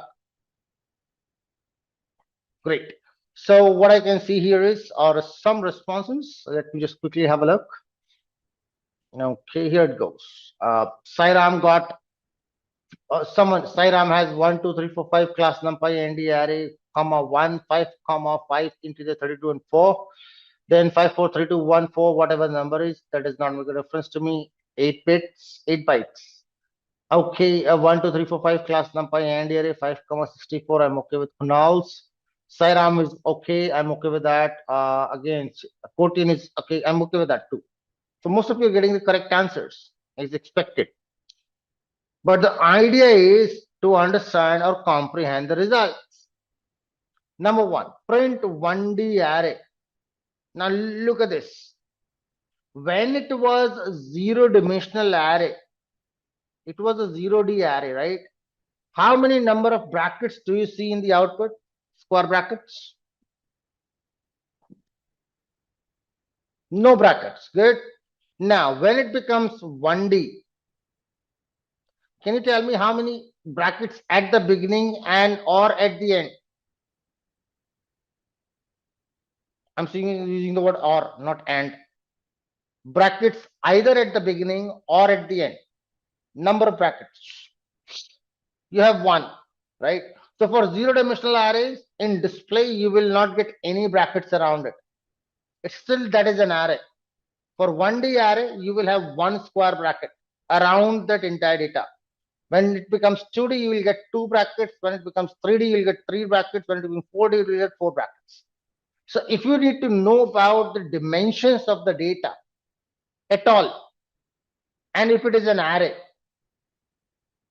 you just look at the starting brackets or the ending number of brackets.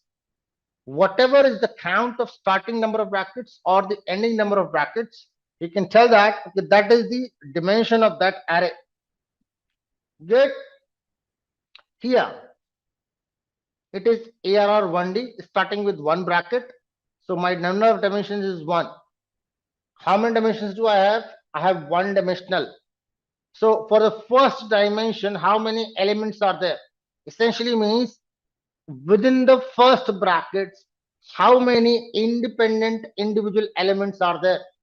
So within the first pair of brackets, this is starting, this is ending. I have 1, 2, 3, 4, 5.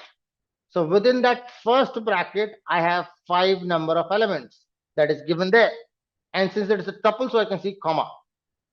Size gives me the total count. That's the memory size, a D type, and the memory size. Are we good? Anybody, any questions with this? Yes, no, maybe? Confirm. This is concepts comes from the tuple concepts. What is a tuple? The definition of tuple,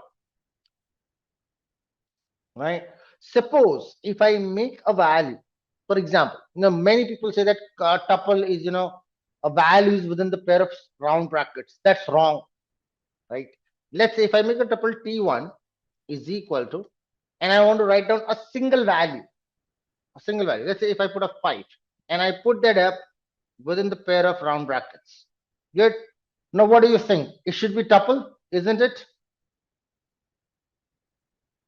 It is not going to be a tuple. It is not going to be a tuple.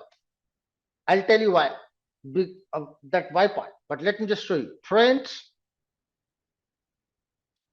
the type of T1.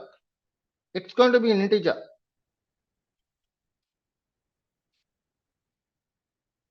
Look at this. Observable. Now, the moment if I just change that to a comma, right, it becomes a tuple. Now, what is the difference? The difference is, try to understand. For tuples, it is not mandatory to use the round brackets.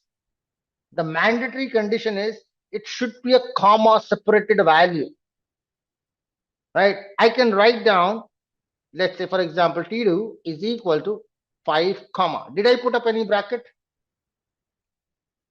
No. Yet, if I just ask you to print the type of T2, right, it's a tuple. Good.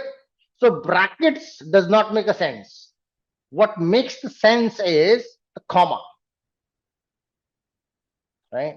So if there is only a single value and I still want to represent that as a tuple, right, then I need to put up at least one comma. There are multiple values in tuple. Square brackets is must. No, it's not mandatory. If you need to take out multiple values, let's say T3, not mandatory again. T3 is equal to, I can put up 1 comma 2 comma 3 comma 4 comma 5. That still will work as a tuple, not a problem. See, the brackets are not mandatory. These are just, notional.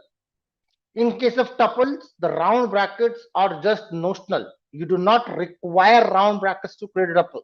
It's just notional, just to make it separate looking kind of thing from lists and so on. That's the only ideology behind it. Otherwise, you do not require them. To create tuples, you do not require round brackets. See, I have not used round brackets on 1, 2, 3, 4, 5. I still. Yes, with a list, Narendra, yes, you require square brackets because that's the fundamental definition of list. These are comma separate values within square brackets. For tuple, it is not the fundamental definition. Fundamental definition of tuple is comma separated values. That's it. The use of round brackets is, promoted by many people, but it's not the truth. Many people say that, okay, tuples is, values which are enclosed in the round bracket. No, it's not.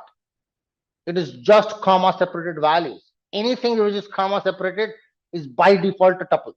But if there is anybody else questions, 1D array, I have talked about endim shape, size, D type, and item size. Typically, you will not see any difference. Okay, now I cannot comprehend that. The two-dimensional array. Now, when I combine multiple scalar values, I got 1D. So when I combine multiple 1Ds, I'll get 2D. Right? So I'll take this 1, 2, 3, 4, 5 again. I'll copy it. pasting the same thing again, but just changing the values to 11, 12, 13, 14, and 50, and combining them together again as a list. So if you look at this, this is a list of lists, right? I have an outer bracket that is defining that I have two lists in between, list 1 and list 2. And within that interior lists, there are 5 elements here and there are 5 elements here. Are we good? Changing the variable to 2D. You're supposed to reach out to a different place in this current situation. But if you can look at this part and tell me if you are okay with ARR 2D or not. I'm not talking about anything else apart from creating the two-dimensional array from a list. First of all, just look at the starting number of brackets, ending number of brackets. It's a 2D array, hence I've got 2 brackets. Then that is your number of dimensions too. That is why in my tuple I have 2 values. It says in first dimension I have 2 data points. What is your first dimension? First pair of bracket. This is starting over here, ending over here. How many elements? Element number 1, element number 2. Good. So that is why I have 2 over there. Then what is your second dimension? That is your second bracket. It starts over there, ends over here. Number of elements 1, 2, 3, 4, and 5. And I got 5 over there. Make sense? So what I want you to understand is how to read that shape output. Now, in a similar fashion, I can create up a 3D array too, a 3-dimensional numpy array. Great. When I combined scalar values, it became 1D. When I combined 1D values, it became 2D. So when I combine 2D, it will become 3D. Right? So I'll just put it up. Same thing, copied, pasted below. Good. And I'll put up create a 3-dimensional array. So that would be a rarity that you will be dealing with a 3-dimensional data at the beginner level, but maybe you might be dealing with multiple dimensional data, so you should understand what the dimensions are, right? So I'll take up this 2D data that we already have had. I'll copy the same information, comma, paste it back again, and I'll enclose that another pair of brackets. So this is one 2-dimensional data from here till here. This is another 2-dimensional data from here till here, which is again enclosed as a single unit. So let me just put up as a reference a different numbers: 21, 22, 23, 24, 25. Here I'll make it 31, 32, 33, 34, and 35, just to make the changes, right? And now you get the 3D information. What I want you guys to concentrate on the result of endim, result of shape, result of size. The D type item size is not going to change. It's going to be same thing because I'm using the integer values, right? So not into this part, but look at this. It is an array. Number of dimensions is 3. First dimension I have 2. Second dimension I have 2. Third dimension I have 5. Total number of elements is 20, which is a multiplication factor. 2 into 2 into 5. Get that value. Agreed? Thank you. Now, when it says that I have 2, 2, 5 shape part, look at the outermost bracket. This is the outermost bracket, right? Which closes over there. The number of elements that I have in that bracket is this. I have here till here. This is one element. This is your second element, right? 2 elements that I have in the outermost bracket. Good. So hence I have 2 over there. Then I will look into the second bracket. If you look forward for the second bracket, right up there, this is the second bracket, starts over here, ends over there. Number of elements 1 and 2, and hence I have the second 2 over there. Good.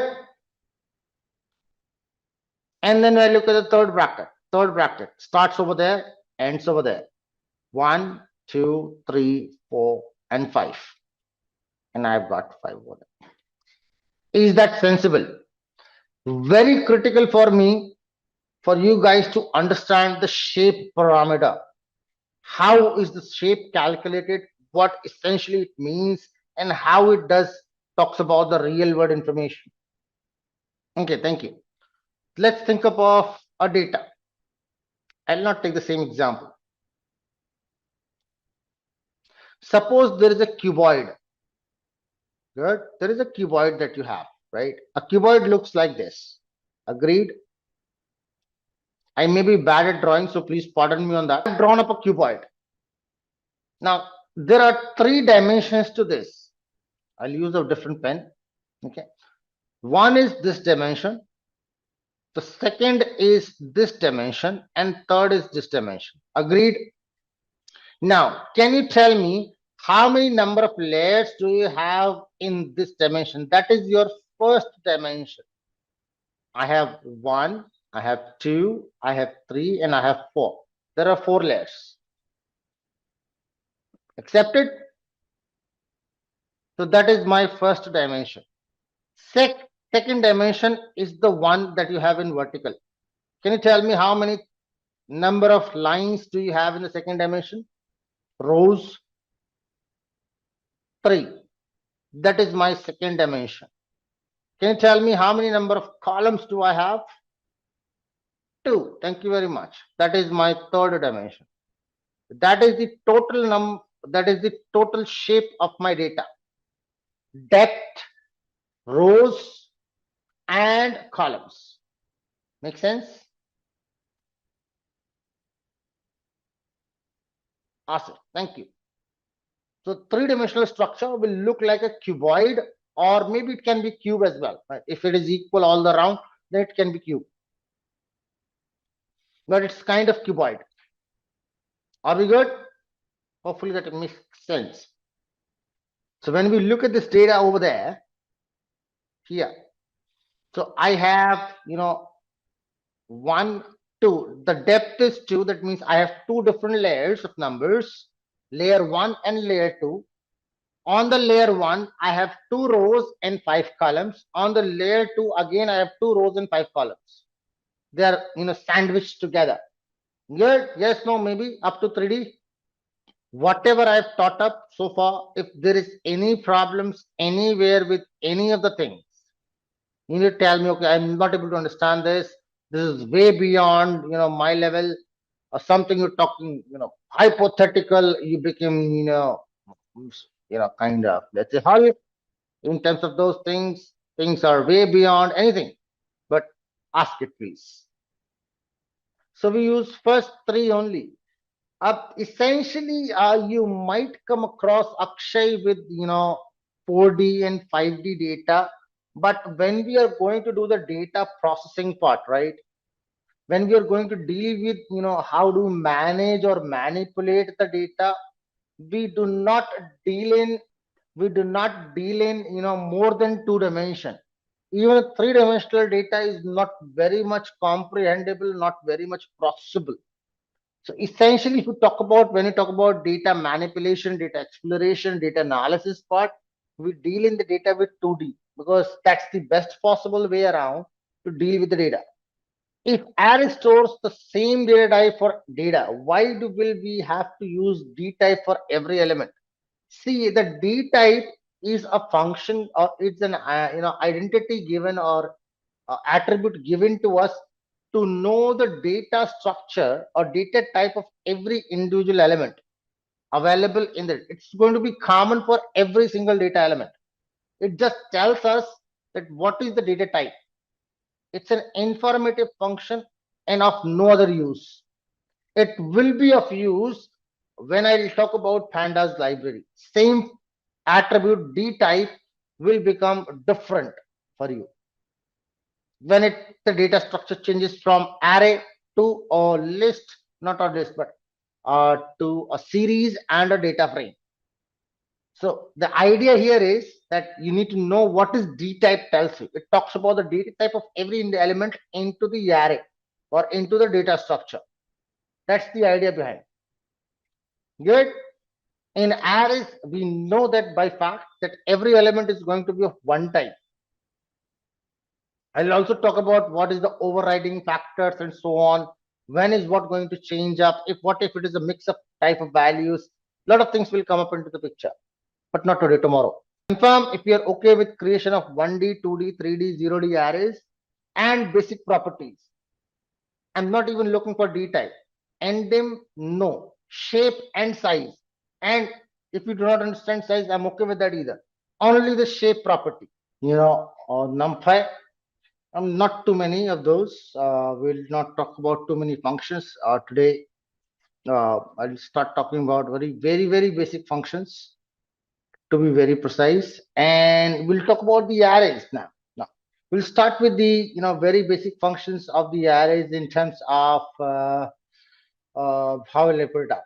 So there are three basic functions that I want to start with, or rather two basic functions of the arrays, or in terms of understanding what NumPy arrays are.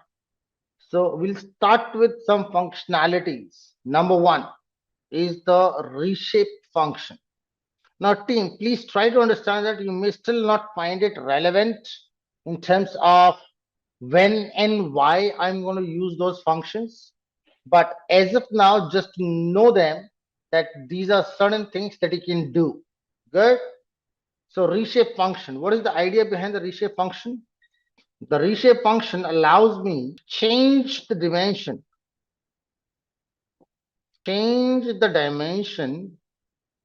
of an array from any shape to any shape. Now, shape does not make a difference, but the idea is that with the constraints in the resultant array, that's the idea behind the reshape. So let's consider an array for an example. Okay, I'm going to put that up array. Let's say ARR is equal to np.array. Good. And I'm putting up certain elements. 1, 2, 3, 4, 5, 6, 7, 8, 9. And let's put up 10 too, or 0. Good. Now, can you tell me, what did I miss? Invalid syntax of 2 commas over there. Number of dimensions that I have. Number of dimensions of this array, 1. The shape is a tuple of 10 elements. And the size is 10. When I talk about the reshape functionality, it talks about that the size will remain consistent. That means I will only have 10 elements, but I can modify the shape. If I modify the shape, that means I'm altering the number of dimensions too. Now, suppose if I have 10 values, right? Very simple thing. This is the last thing I'll take up today, right? I'll wind up the session for today. Maybe after these two functions, right? So if I have 10 elements, I can arrange them as a single data line of 10 elements. Or I can do them as 2 rows and 5 columns. I can do them as 5 rows, 2 columns. I can do them as one layer of 2 rows and 5 columns. I can do them as one layer of 5 rows and 2 columns. I can do it as one layer of 2 rows, or rather 1 row, 1 column, and another one thing, right? I can make it into 4 dimensions. So it is dependent upon to me what are the number of dimensions that I want. So I will have a given shape, and I want to modify that shape to a different form. But the only objective that I'll keep on remembering is that I want to make sure that the number of elements that I have before I reshape and after I change, that remains consistent. Good. Now, Here I have 10 elements. How can I reshape them? Let's say I want to put up ARR underscore reshaped, and I'm putting up the reshaped as 2 rows and 2x5. Good. So how can I do that? Same array ARR, and I'll use the numpy function called as array of the reshape. Good. And I want to put up the new shape as 2 rows, 5 columns. Good. Let's have a look. Print, same thing, ARR reshape 2 by 5. And now you can see that those numbers 1, 2, 3, 4, 5, 6, 7, 8, 9, 0, which were linear or one dimensional, now has been changed to 2 dimensional. Just to verify, I can print ARR before the change and after the change. Good. Now before the change, you can see that it starts with 1 bracket, ends with 1 bracket. After the change, it starts with 2 brackets, ends with 2 brackets. Can I make it 3 dimensional? The answer is yes. How? I can let's change it to the shape of 1 layer with 2 rows and 2 columns, or 2 layers. Let's put it up of 1 element, and you can see this now. This is your 3-dimensional thing. Outermost dimension has 2 things, 1 and 2. The second dimension that has only 1 thing, starting from here. That is only 1 thing that I have in second dimension. Third dimension has 5 things. That is 1, 2, 3, 4, 5. Are we good? Eyes, nose, maybes. So the ideology remains that the number of elements should be same. That is the idea behind the reshape function. Now, suppose if I have a 2-dimensional array, let's create a look at the 2D array. I'm going to bring back my example. Next function that I will put up is flatten. What does it do? It converts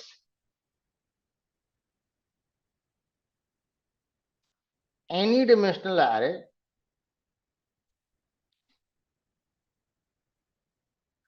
to 1-dimensional array, 1D array. Right? The role of the flatten function is to convert any dimensional array to a 1-dimensional array. Let's take up an example. Let's take a print ARR 2D. We have created a 2-dimensional array earlier, right? In this particular batch. And that is how it looked like. I have 1, 2, 3, 4, 5, 11, 12, 13, 14, 15. Good. Is it 2D or 1D? 2D. Thank you very much. Now I can directly convert that without using the reshape. I have a choice that I will tell it, okay, I want to convert that into 1D.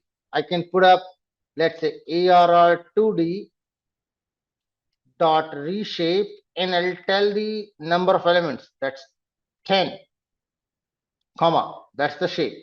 And I get a 1D array, right? Now here, what is the problem? The problem is that I need to know the number of elements, correct? I need to know what is the size of my data. Accordingly, I can use with the reshape to convert it to 1D.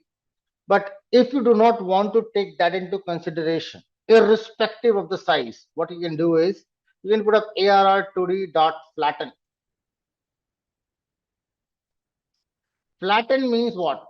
It is supposed to convert anything and everything into 1-dimensional.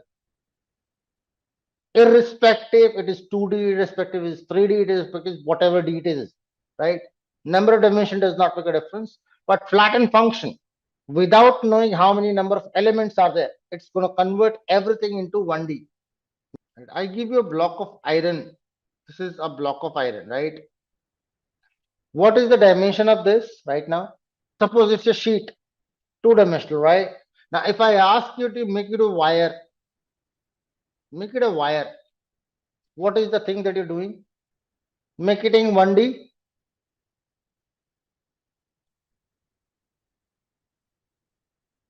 Right? In order to do this, what you would have to do, you might have to, beat it around, molten it up, do whatever you want, right? But you want to make sure that it comes into one dimensional instead of two. If I'm converting this to this form, isn't it?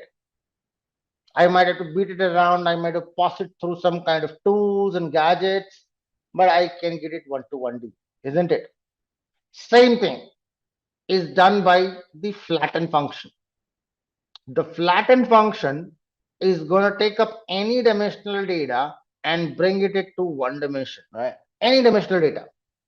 It can be 2D, it can be 3D, it can be 100D. Does not make a difference to me. That's the use of flatten. What is the purpose? See, at times, to be very precise, it is very, very complicated to imply certain functions on two-dimensional or multi-dimensional data. When it is a multi-dimensional data, many functionalities I cannot directly implement on them, right? So what we would like to do is, I would like to bring that down to a lower level of dimension. That means one dimensional, apply certain concepts and bring it back to the upper level. So I would be doing those things at a later stage where I'm going down from, let's say, 3 dimension, let's say from 2 dimension, I'll come down to 1 dimension, do some job and bring it back again to 2 dimension. Because applying things in 2 dimension is complicated, but doing the same thing in 1 dimension is easy. For example, if I ask you, now this is coming from little bit of mathematics team. I've not yet talked about mathematics. But suppose if I ask you to multiply this is a two-dimensional data, 1, 2, 3, 4, 5, 6, right? Two-dimensional. I ask you to multiply it by 2.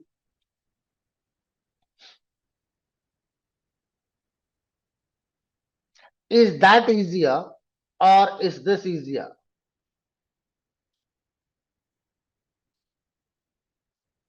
This is option 1, this is option 2. Tell me which option is easier. Option 2. Why is it easier? Because this is flattened out. This is one-dimensional, right? This is two-dimensional. So at times, I'm not so talking about only the multiplication process, but in general, there will be a lot of processes that you will deal with in the future prospect, where in dealing with high dimensional data like 2D, 3D, 4D, 5D will be very complicated. But the same thing could have been achieved by a lower dimensional data. So I would like to reduce the dimension of that data, and there flattening or reshape will help us. Make sense? I have taken an example here, which was a small array. Had that been a very, very huge amount of array, because at a later stage, I will introduce you certain kind of arrays where the number of data points would be in millions. I will bring those kind of arrays into your picture. Now, in this scenario, if you try to do it that way, right, it would be a very, very slow and lagging process. You will not love it. Otherwise, it's okay. Yeah, you can take out the length and extract every single element one by one and make it 1D. You can do it. Allowed. Right? But in real life as well, there are a lot of things which are allowed but are not considered as a good practice. Right. So I have a backup question coming up from Asif about to go through with one-dimensional, two-dimensional, and three-dimensional. So I'll start with a very simple example, right? A very simple sort of example, wherein suppose there are 10 dots, 1, 2, 3, 4, 5, 6, 7, 8, 9, and 10. Now, as you can see on my screen right now, these are some 10 dots, some 10 different data numbers, data points, data values, something like that. Okay? Now, if I arrange them in a straight order, in a straight line, one line, it means point number 1, 2, 3, 4, 5, 6, 7, 8, 9, and 10. That's your one-dimensional. Good. If I arrange them, these things, these 10 dots again into a two-dimensional space. That means suppose I divide them into, let's say, something like this, two rows, and 1, 2, 3, and let's say put up a fourth line, and I put up dot 1, dot 2, dot 3, dot 4, dot 5, dot 6, 7, 8, 9, and 10. I am putting them into two-dimensional space. So it is only about the arrangement of the data, how you arrange the data in the memory is what makes the difference. When you come across 3D, right? Same information could have been arranged in three-dimensional space. Right? Instead of creating a plane like this, I can create up a three-dimensional object. Think of a three-dimensional, like a cube, like a little thick thing, right? Which contains 1, 2, 3, 4, and 5, like this. And then we have the same thing over there. Make sense? So that's the idea behind 1D, 2D, and 3D arrays. It's all about the data arrangement. How is the data being arranged? Are we good? Asif. Thank you. Now, moving on to the next part, which is very important, very critical for me, and that is the functions that we have been started discussing about, yesterday. We started with some of the functions in NumPy as of yesterday, right? So we talked about one of the important function, which was the reshape function. Good. Then we talked about the flatten function. Everybody okay with the reshape and flatten? Any questions on that? Next function that I have into the pipeline is called as the transpose function. I'll start with the transpose function.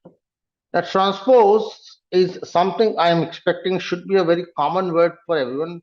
Can someone tell me what is transpose means? It converts the array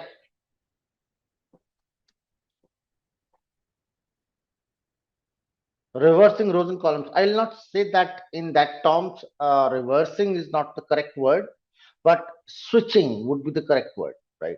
Abhinitri. So, or rather, it switches rows to the columns. It switches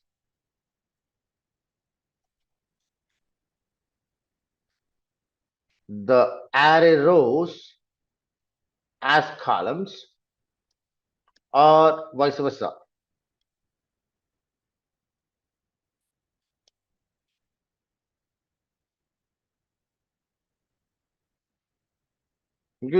That's the idea behind transpose. Let's understand that through an example. Let's import NumPy. Why I am doing that is because many of the people are not going to use, NumPy would not have been available for you guys. You might want to restart with a new file. I'm using the old file. I could have worked on the old file itself. But let's start with import NumPy as NP. Let's create up an array, a 2D array. So let's create ARR is equal to np.array. And there, let's create up a two-dimensional array. So in the first dimension, I have one element, comma, two element, comma, three elements. So I have three things in the first dimension.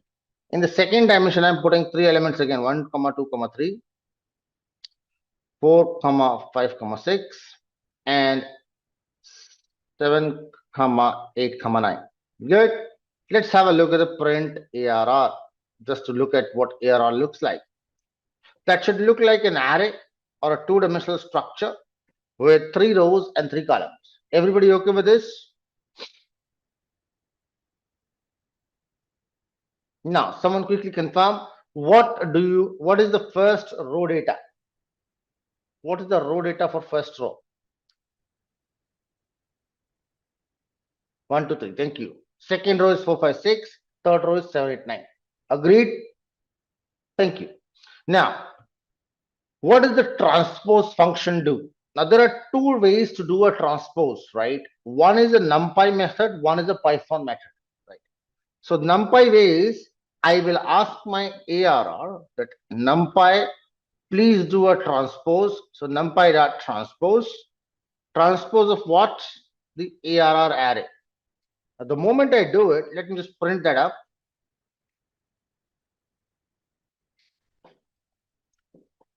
And what you now see here is the first row, that is 1, 2, 3, has now become the first column.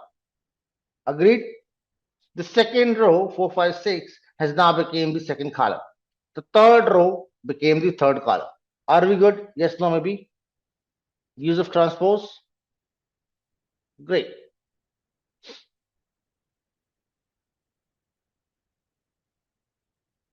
Abhinitri, transpose is essentially not for 2D array. We can use it for 3D array, but practically not useful. So if you talk about transpose functionality, yes, it is possible for 3D, for if you're multi-dimensional, you can go for that. But the practical implementation or the practical usage of transpose would only come across for the two-dimensional arrays.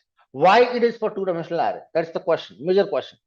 So the idea behind the use of transpose, listen to that very carefully. The idea behind the use of transpose is to solve a set of linear equations. Solve linear equations. Anybody understand what is a linear equation? Yes or no? See, it's a part of mathematics. I'm supposed to take that care of that in the mathematics part. No, I have one no coming from Preeti. Okay, great. Let's Preeti take an example. Right, it's a part of mathematics portion. I will reiterate that in mathematics, but just to give you an idea. For example, suppose a data. I'm putting across a data in front of you that contains like information like this. Good. It has 1, 2, 3. I have apple, bananas, and cherries, and price P. Good. This is day 1. I bought 2 apples, 1 banana, 3 cherries, and I end up paying, let's say, $10. Day 2. I bought up 2 apples, 2 bananas, 1 cherry, and I end up paying, let's say, $12. Day 3, I have paid up, let's say, I have used 1 apple, I have taken up 1 banana, and I have taken up 4 cherries, and I paid up, let's say, $9. Good. This is random numbers that I've chosen. Now, day 4, let's say day 4, I am looking to buy 4 apples, 3 bananas, and 2 cherries. Can you tell me how much money should I carry in my wallet?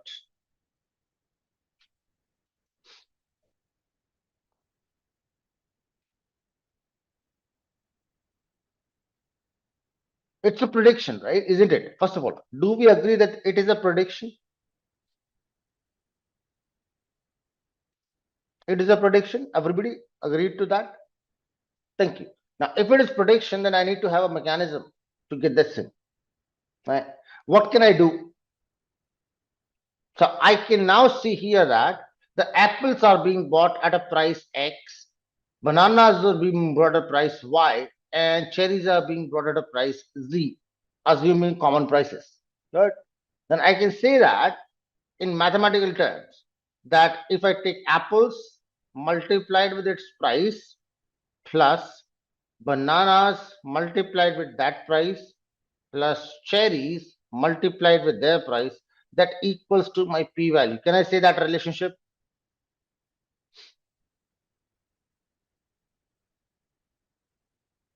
Thank you. Now, if I have to satisfy that relationship, that means I need to know the value of x, I need to know the value of y, and I need to know the value of z. I do not know it yet. Given data does not tell me what is the price of individual apple, individual banana, individual cherry. But can I extract it? The answer is yes. How? I have 3 separate equations available. If you look at this very carefully, line 1, day 1 tells me if you take 2 apples plus 1 banana plus 3 cherries, you need to pay $10. The second equation says 2 apples, 2 bananas, and 1 cherry, you're going to pay $12. Third equation says an apple, 1 apple plus 1 banana plus 4 cherries is $9. Now I have an equation of 3 variables, A, B, and C, right? Right. So that should be XYZ. You can say that, right? ABC instead of XYZ, I need to have XYZ there, right? The prices, not the account, because ABC is representing the account. So other way around. But can I get the values from these 3 equations, the individual price for every single fruit, I's, nose, maybes? If I solve this set of linear equations, I have a method of substitution, I have a method of replacements, which I can use and solve this. 3 variables, 3 equations, we can solve it, correct? Mathematically.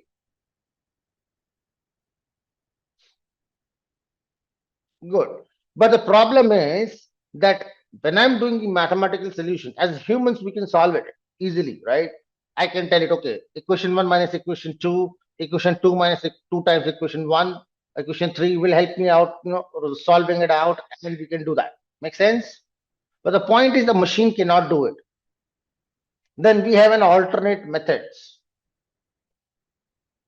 Right? In that alternate methods, I solve these set of linear equations using matrix and the concept of matrix, right? In solving that, I will require the use of transpose. I would require to use transpose somewhere because I need to calculate an inverse of a matrix that is called as inverse. The inverse is coming from the transpose of a cofactor matrix.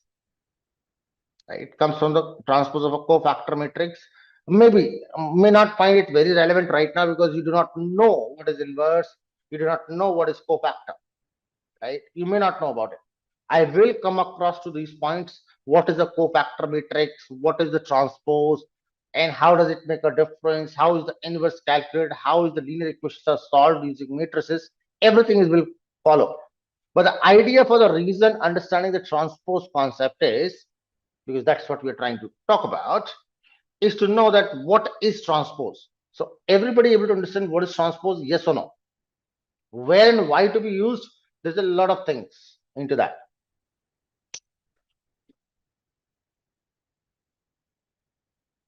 Is that okay, team? Thank you, Abhinitri. Now there is an alternate way, which is called the Pythonic way to do the transpose, right? A Pythonic way. This was a numpy method that I've used, but I can also take up the transpose of ARR. I can put up ARR dot uppercase T. When I do this, the uppercase T letter is predefined in Python to take a transpose of a 2-dimensional data. You can see the same out. Can you see that? 1, 2, 3, 4, 5, 6, 7, 8, 9 as being separate columns. So either you can use the numpy method or you can use the Python method. Now, why did I talk about this part? np.transpose and T both, just because to let you know that there are multiple choices. Good.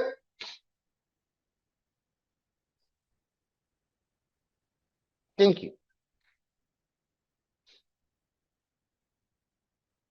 Now I have a question for you guys. Would you like to work on that?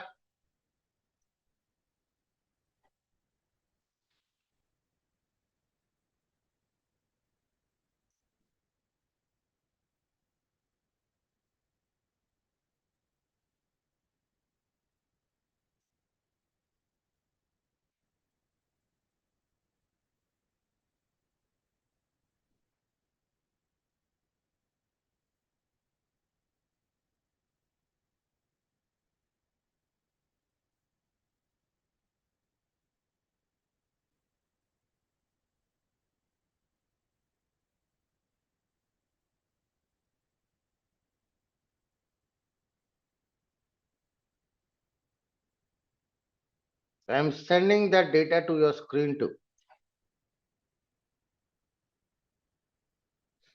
On my screen, can you see something?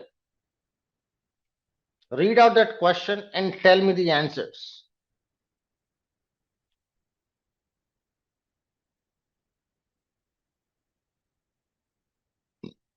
If there is anything that you do not know about, well, the data attribute I have not talked, so leave out on data. It's not required.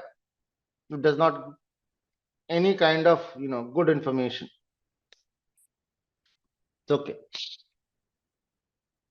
Rest of things. Let me see if someone can send me the outputs quickly. You can see the statement on my screen. That's also available on to your chat window. You have the data available.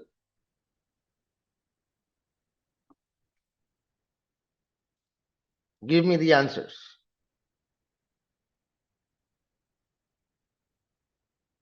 And I'm not looking for the outputs. I'm looking for the codes. What you write down. Someone.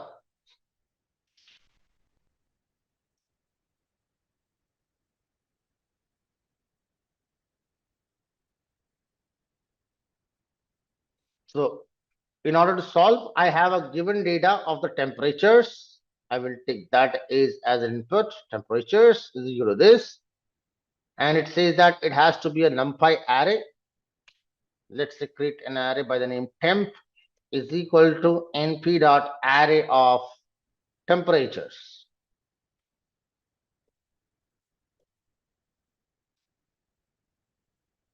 Good. Let's print temperatures. Print temp. Good. I got 1D array. The question says that explore the key attributes of numpy array, including endim, shape, size, dtype, and item size. Can we do that? Something came in. Let me just check.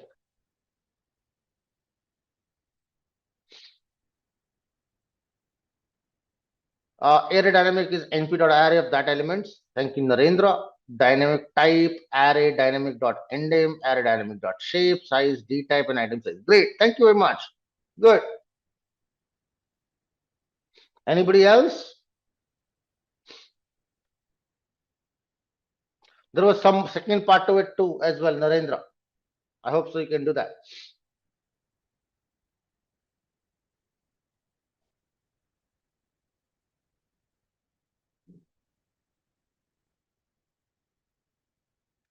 So I have 1, 2, 3, 4, 5, 6, 7. Typically reshape is not possible. 7 is a prime number. I cannot reshape it. I can put it 1D, 2D, 3D.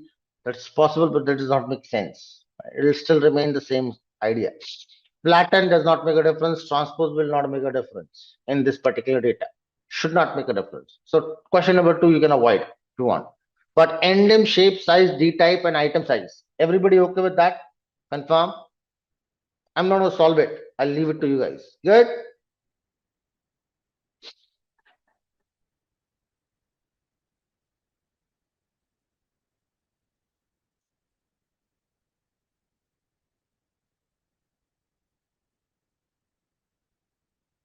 Kunal is getting error in endim. So whenever there is an error, team, paste the last line of your error. Whatever the error output that you're getting, just tell me that.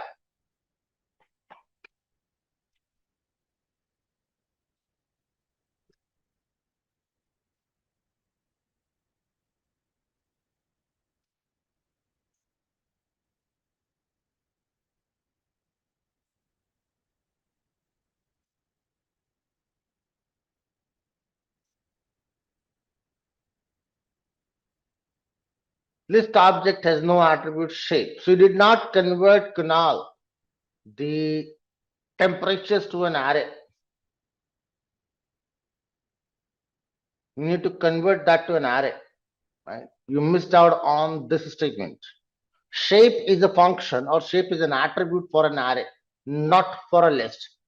The temperatures given to me in the information is a list, and this is a array that I've converted into because I want to use shape. Shape is an attribute a property of an array and not of a list. Good. Abhinay3 says NM, okay, type of ARR3, shape, size, D type, item size. Good. I'm happy. Thank you very much, Abhinay3. Transpose is okay, Narendra. But essentially, we will not see that difference in the outcome. Can I move on to the next part?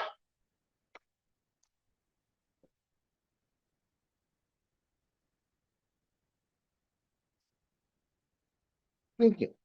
Arithmetic and statistical functions. A great coming it from Kunal. Temp, type of temp, temp.shape, temp.size, temp.dtype, temp.endem. Good. Happy. We can have also use end dtype item size as well. I can see the results for dimensions, shape, size, dtype, and item size. Yeah, thank you, Akshay. Looks fine to me. Great. Someone got 8 at the NY. 8 byte. Okay, float 64. I'm okay with that too. Thank you. Great. Can I move on to the arithmetic and statistical functions?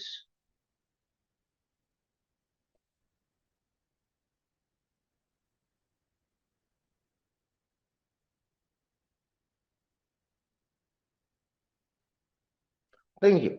See, very quickly, we want to wrap it up, team. We do not want to disturb too much time onto the things which are not needed for us too much. I just want to make sure that you guys know about those things.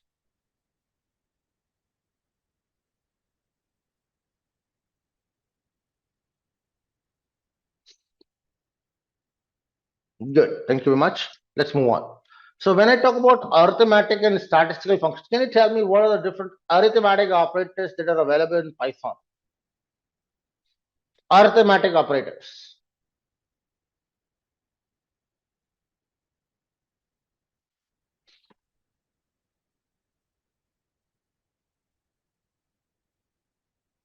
Add. Good.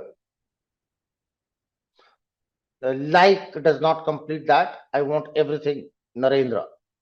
Kunal has given me addition. You have given me subtraction, multiplication. What are the others? Arithmetic operations. Percentage. That's remainder. Good. I'm still waiting for 3 more. 4 are there into the chat right now. Addition, subtraction, multiplication, and remainder or modulus. Remaining 1, 2, 3. So 3 more left out. Floor division, great. Powers, okay, 1 more left. It's a basic one. Exponential power is same thing, Asif. It's the same thing. Power and exponential.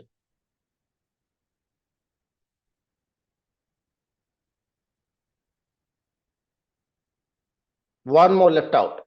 Scroll back up into the chat and see what is missed. I can tell it in a flash of a second. Thank you very much, Abhinay3. Division.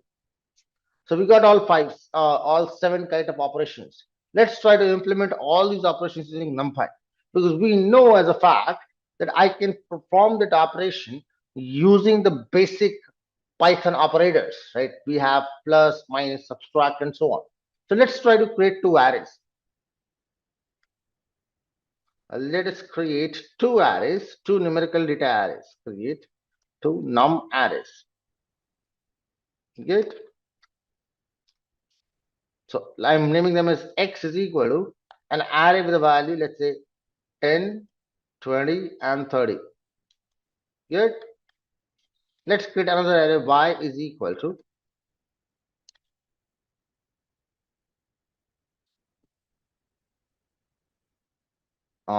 3, 4, and 5. Good. Let's put up that as np.array of this data. And here too, np.array of this data. Now, essentially what happens here is, I missed out on the comma over there. So essentially here, whenever I'm performing an operation, right? Suppose if I do a mathematical operation like addition, for example, if I perform addition,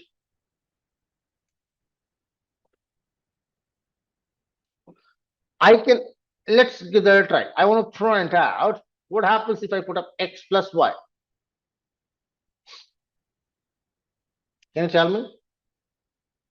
X plus y. What should be the result I'm expecting? It adds. Adds what? Asif. So Narendra gets 13, 24, and 35. The numbers. Thank you very much, Asif. Do we agree? I tend to see if everyone agrees to Narendra. Thank you, Asif. Now here what happens is there is a element wise addition. That means first element of the first array will be performed operated with the first element of second array. Second element with the second element. The third element with the third element. Good. So every individual element will be matched up together and perform the operations with. Good. Great. What I can see is 13, 24, 35. So 10 plus 3, 20 plus 4, 30 plus 5. Clear? Similar kind of operation. This is done using the basic Python operator, which is plus. Right? This is the basic Python operator plus. But can I do through numpy? The answer is yes. Print numpy dot add. Add what? My array x and array y. The only difference is this plus is common to any kind of things, right? It can be plus with a list, it can be plus with the two numbers, could be anything.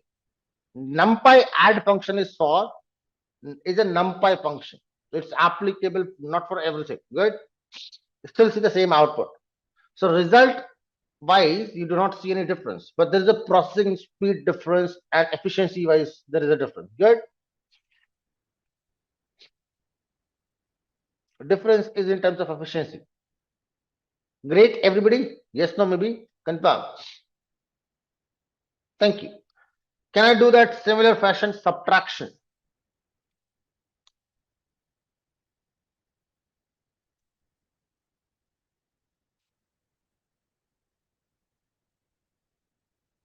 Give me the code string.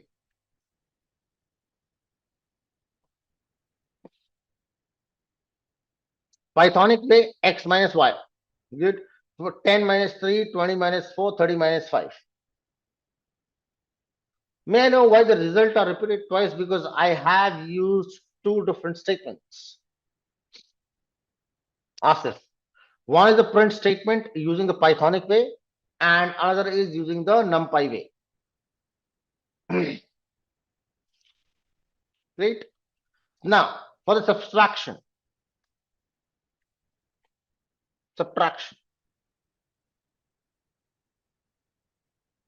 Length of the array should be same. I will come to that, Sitish. So x minus y, and I'm going to replace the word add with the word subtract, not sub. The word is subtract. NP dot subtract. Works well. Good. Again, two outputs because minus operation using Python, minus using operation NumPy. Good. Multiplication.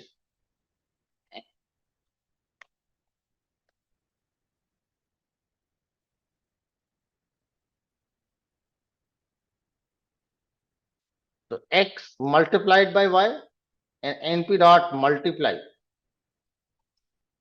Good. Division.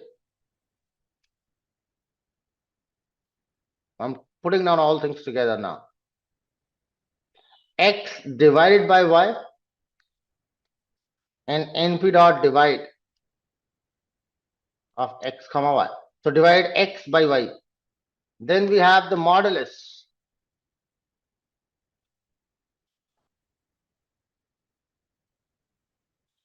Modulus or the remainder, right? You can say that. Modulus. X percent y, or you can put np dot mod mod. And lastly, we have the floor division.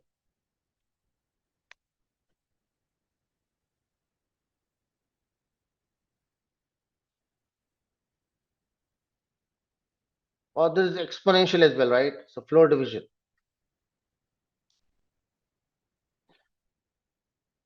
x double slash y and np dot floor divide. Name of the func method is floor underscore divide. Objective that I'm trying to achieve is to get you acquainted with the name of the functions that are used in NumPy to perform the arithmetic operations, which are the basic arithmetic operations from the core Python. How can you perform them using NumPy? Sensible? Not sensible? Yes, no, maybe. Thank you. Last option that I want to put up is your exponential.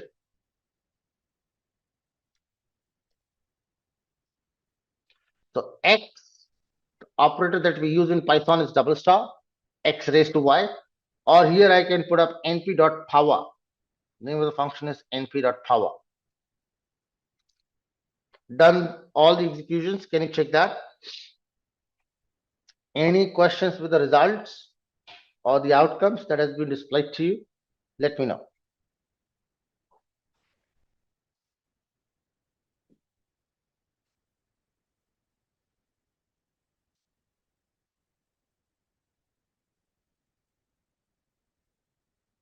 Please explain the floor division and power. Good. So floor division, I got these results. Power, I've got these results. Are we good? So floor division, I have 3, 5, 6. Good. Let's have a look. I have 10, 20, and 30 as a part of x, and I have 3, 4, and 5 as a part of y. When I perform a floor divide of x with y, what does essentially that means? Essentially, it means, now I'm not pretty much sure how many of you know about the floor division very correctly. Taking first example, let's say take up the example of 10 and 3. Good. So what I'm trying to say here is with the floor division, that when you're doing a 10, a floor divide by 3, good, essentially it means that I have to perform a division of 10 by 3. Can you tell me what will be the result as if I divide 10 by 3? It's going to be 3.33, right? Acceptable? Thank you. Now, we look into the number line.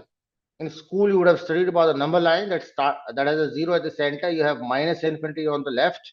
You have positive infinity on the right. Right? Good. On to that number line, let's imagine this is 1, this is 2, this is 3, this is 4. Good. If let's say on the other side I have -1, -2, -3, sorry for that mistyping, -4, and so on. Good. Now the division result that I get, what is my division result? 3.33. Where will it lie? On that number line, that's going to be somewhere here. Agreed? That red line. Great. From that red line, the floor division, the concept of floor division says that whatever the division result is, right, in absolute terms, from that point, move towards the negative infinity. I need to move towards negative infinity side. Good. That means from here, I'll move towards negative infinity. That's on to the left. Good. Once I move towards that side, whatever is your first integer value, that is your answer. So floor division is a value coming from the division results moving towards the negative infinity, or rather our integer value, the nearest integer value. Good. So I'll get 3 over there. Make sense? If I talk about 20 and 4, so that come out to be 5. When I divide that is 5. So I do not have to move at all, right? It will remain at 5 somewhere. I do not have to move around because it's already an integer value. 30 by 5 is 6, so I'll already have 6. So 3, 5, 6 should be the answer. Good? Did you understand the ideology behind? Thank you. So can you tell me what will be the output of this? Double slash floor division operator. Can you tell me what is the output of this quickly? Don't execute it. -3, I tend to disagree. Chinna, Keshwara, 14, -14, never allowed. That's way different. -3 is not right. -14 is not right. -4 is right. Thank you. How many of you can get to know why it is -4? Because a very common understanding that people think about floor division is rounding off. No, floor division is not rounding off. We need to understand this very clearly.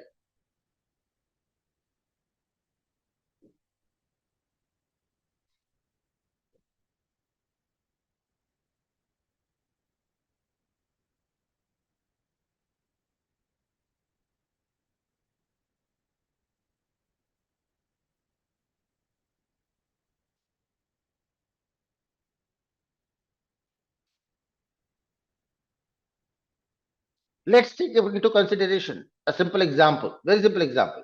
What if I ask you 17 double slash, or let's say 19 double slash 5? What is the result? Think of it. 19 double slash 5, when you will do it, not 19 double slash 5, I'll put it up as 95 double slash 5 or double slash 50. What was the result that I'll get? I would get 1.9, isn't it? Now, if I round off, that should become 2, right? A rounding off should make it 2. But floor division will give me 1. It's not clipping off the decimal point, but from 1.9, if you move towards negative side or to the lower integer value, then 1 will be the integer value, correct? Similarly, if I do -7 double slash 2, let's say for example, this one, the previous example, the division result is going to be -3.5. From -3.5, if you move towards negative infinity, you'll reach to -4. Sensible? Thank you. Coming to the exponential function, Asif, can you tell me what is the value of 10 raised to 3? 1000. What is the value of 20 raised to 4? Whatever that number is. Right? 2 into 2 into 2 into 2. So that's 1000, not 80,000. 10 raised to 4. 20 raised to 4 should be 2 into 2 is 4, 4 into 2 is 8, 8 raised to 2 is 160. So 160 and 4 numbers, 4 zeros. So that should be 16 million, close to 16 million or 1.6. Let me just check.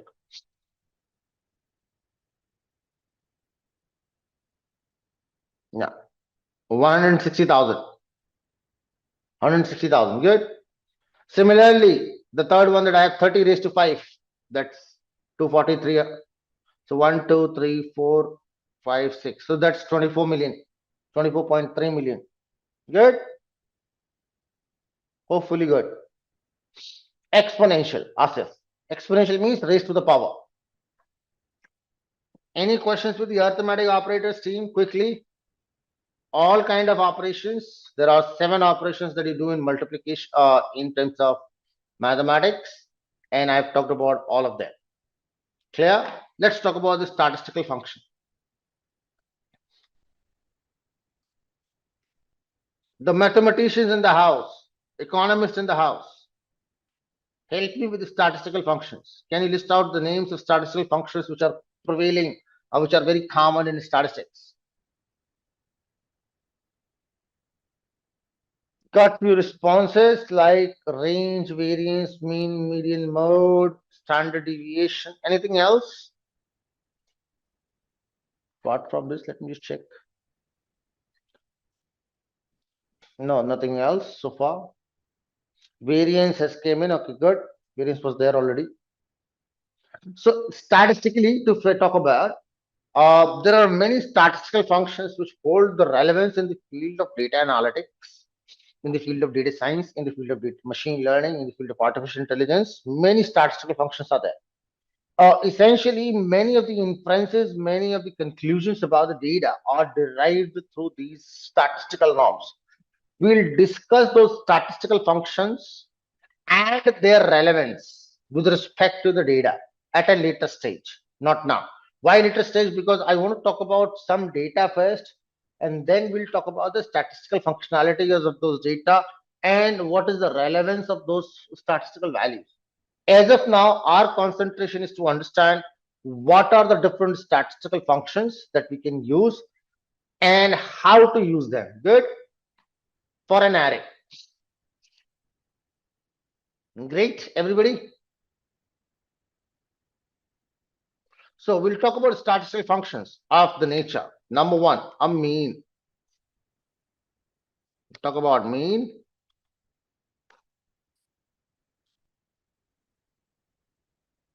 Let's talk about median. Another important, speciality in statistics is mode, which is not available in NumPy, so I'll not talk about mode. Then we have standard deviation.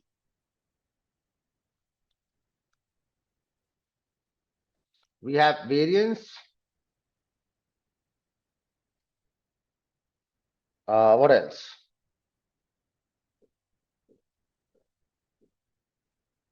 We have percentile. Then we have range. Then we have interquartile range.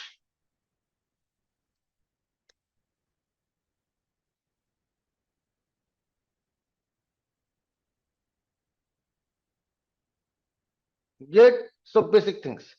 There are few more tools like covariance and correlation. I would not like to introduce them right now. We'll talk about them at a later stage. Why later stage? Because it does not make sense right now to talk about them. Good. Let's talk about all these things. How many of you know what is mean? Everybody knows what is mean.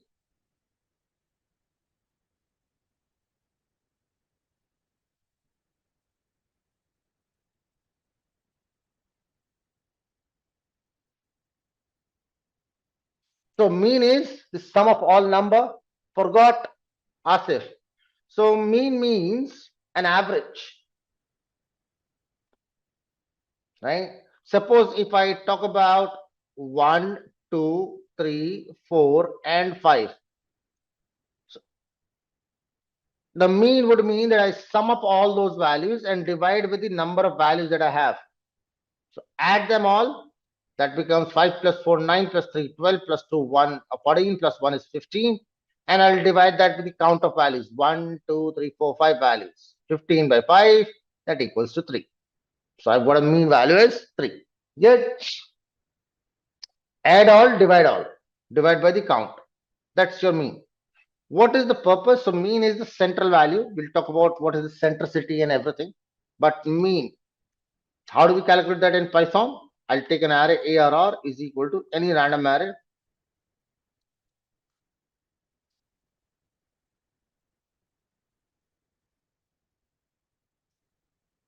Good. I've taken some values.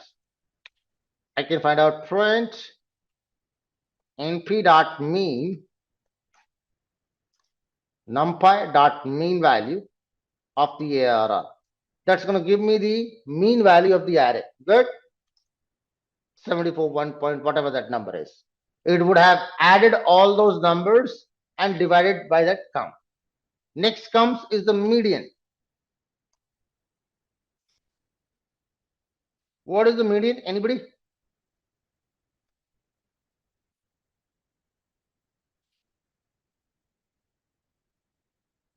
So median is the centrally positioned value when the data is arranged in an order, like ascending order or descending order.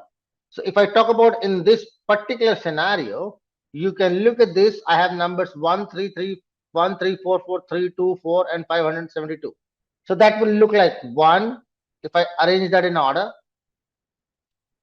1 followed by 2, then followed by 3, 3 2 times. So 3. Why it is not typing in? Something was wrong. So let me put up 3, comma 3. Then I add 4, 1, 2, 3 times 4. 1, 2, 3 fours are there. Good. And lastly, I had 572. Correct? That's how the number look like. That is something that I've arranged in an order. Right? Ascending order, descending order does not make a difference. But usually we'll do it in ascending order. Now, once that is done, now I need to look at it centrally positioned. In terms of central position, you can think of, let's say, take 1, 2, 3 numbers from the left, 1, 2, 3 numbers from the right. Good. Now I'm left out with 2 central values. If I take both of them off, I will not be left out with any number. So I need to look for a central value in between them. So that will be the average of those, or mean of those. 3 plus 4 by 2. That is going to be 3.5. And my median is going to be, for this data, a 3.5. Are we good? If there are 2 numbers left at the center, take the mean of them or average of them. If there is a single number, that becomes your median. Good.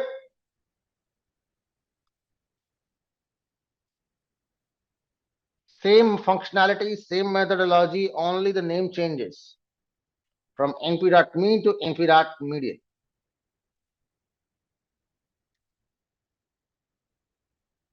Good. Next comes the standard deviation. With the same data, I'll talk about the standard deviation, STD.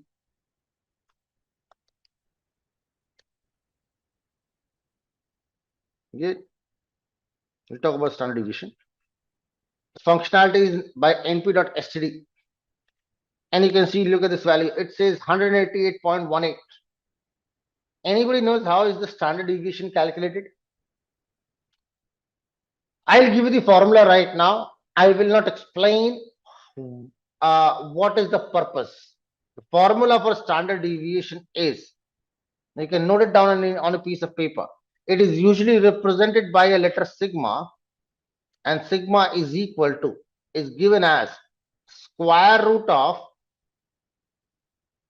sigma, there is a summation sign, of every value minus the mean, which is usually represented by a letter mu, the whole square, divided by n, where n is number of elements. So I is equal to 1 to n. Okay? That's the standard formula for standard deviation. Are we good? Do you want me to practically solve that for the current data that I've used? How did I read? How has it came in with 188? Okay. Very simple thing. Keep that formula in the mind. So my x has value 1, 3, 4, 4, 3, 2, 572 and 4. Agreed with this? This is my input x. My mean value is 74.125. Good. So 1 minus, so I will try to find out x minus the mean value. That will be minus of 73 point something, right? 73.125. 3 minus this, so that is going to be 71.125 on the minus side. Good. Abhinay 3. And so on for the rest of the list. 4 minus will be 70 point. Again 4 minus 70.3 minus 71.2 minus 72.572 minus 74, that will come out at some value, and 4 minus something will come out at some value. Let's take up, for ease of convenience, can I take up some smaller values, simpler values? Calculation purpose.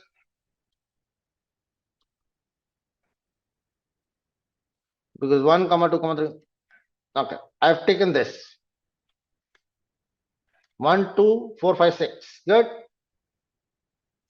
Let's say standard deviation is 1.85 some number.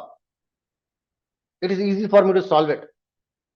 So here, my input data is 1, 2, 4, 5, and 6. Good. My mean value is 3.6. Acceptable? So if I talk, if this is your x, can I calculate x minus affecting outliers? I'm not going to talk about that stage at all right now. Outliers and everything will come into the picture later on. X minus the mean value. My mean value is given as 3.6. So 1 minus 3.6 is minus 2.6. 2 minus 3.6 is minus 1.6. 4 minus 3.6 is plus 0.4. Correct? Then I have 5 minus, that will be plus 1.4. 6 will be plus 2.4. Agreed? Now, next I calculate the square of this term. X minus mu the whole square.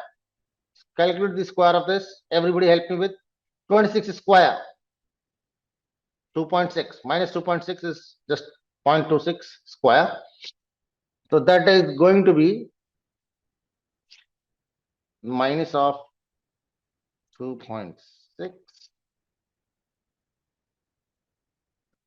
multiplied with minus of 2.6. 6.76. Abhinitri, no, not 5. So I'll have 6.76 here.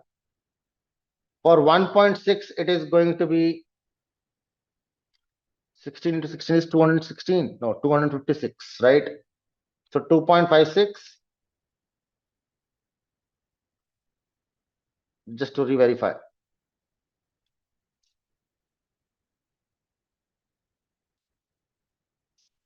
2.56. Then for the third one, 0.4 into 0.4 is going to be 0.08. No, 4 into 4 is 16. 0.16.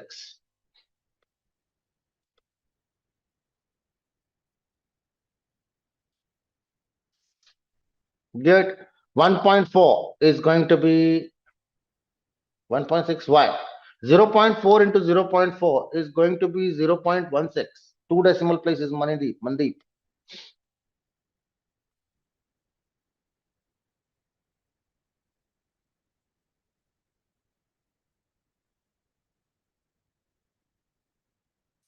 See, I'm very bad at mathematics, team, but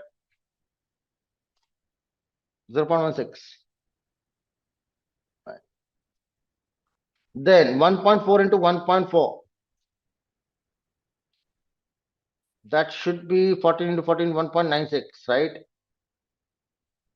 1.96.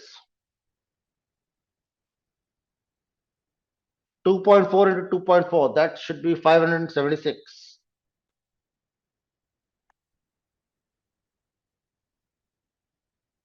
5.76. Good. Thank you. Someone has given me that answer. So I got these square terms. What did I do? I had the individual data. I subtracted that with the mean. And whatever the subtraction result was, I took up the square of it. Good. Can you sum it up for me quickly? That's going to be 6.76. There is a reason why we do squaring operation. It's not random. It has a logic. Then I have 0.16 plus, then I have 1.96 plus 5.76. So 1, 2, 3, 4, 5. 5 numbers are there. Good. Done. That will be your summation part. It says 17.200 something. And I have 5 numbers. So I'll divide it by the whole result by 5 to take an average. 3.44. But what I need is the square root of this term. Right? So I'll copy this and double star, since I need to take a square root, 0.5. 1.854723699099 My one is rounded off to one place. The result in a manual way and result in the Pythonic way, into numpy way. Is that same? If that does not help out, what did I do? Listen to that very carefully. I found out first my individual value x, individual value x of I, subtracted that with the mean minus mu. Good. Once I subtracted them, I calculate the square of each one of those and I added up that squared value. Good. Then I divided that squared value summation by the count of values. Once the division is completed, I took the square root of it.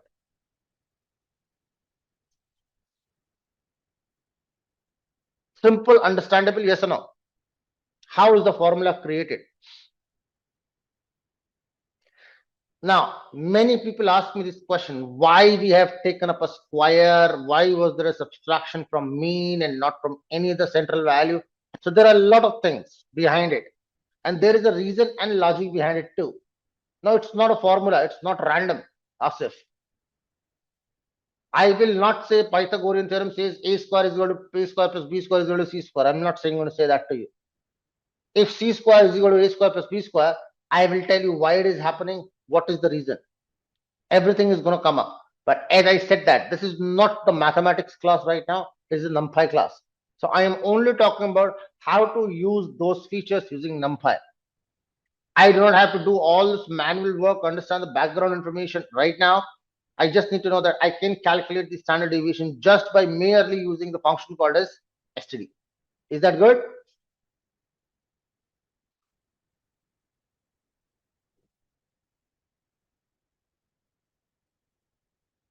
Thank you. Again, objective is different. At this juncture, my objective is not to teach you mathematics. My objective is to teach you the syntax. Yeah, I tend to agree with that point, Abhinati. That's what I tried to tell you. There is a huge conceptual meaning of standard deviation in terms of data analysis, data science. Huge meaning. But I tend to not use it right now. I do not want to get into that field right now because I have to explain you a lot of things about the data distribution. I have to talk about probabilities. Before I come to that part, what role standard deviation plays? How is the standard deviation such an important factor when you deal with the data? Right? It has a very, very deep meaning for us. Very deep meaning. As data scientist, analyst, or whatsoever profile you think of, similar fields. Good. But as of now, please concentrate on the fact that you know how to calculate the standard deviation using NumPy. I am not asking you to interpret what does it mean. Just understand how to calculate. Good.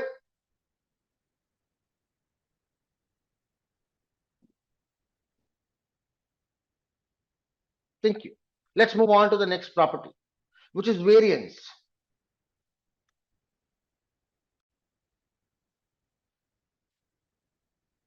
See, variance also talks about the same strategies, same scenarios, what standard deviation talks about. Same thing. Formula wise, there is no such difference. In standard deviation, which was represented by letter sigma, that was equal to the square root of summation sign, individual value minus the mean divided by the total count of values. Good. That was the formula. Good. Now, in variance is nothing but a squaring operation. Square on left side, put up a square onto the right side. Square of the same thing. So essentially what is going to happen? I am going to remove out this square bracket. The square root operation is not done. So essentially 1.85, if I take a square of it, I'll get the variance. Tip of 4. Right? Manually also we got that.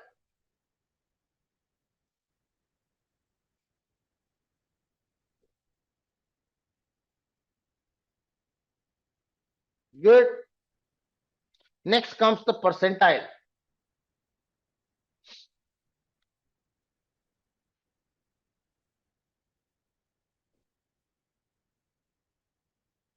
What does percentile represent? Anybody?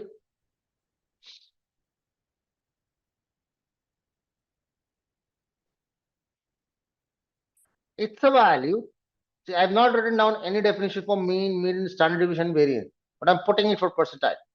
It's a value in the set or in the sorted set of data, sorted data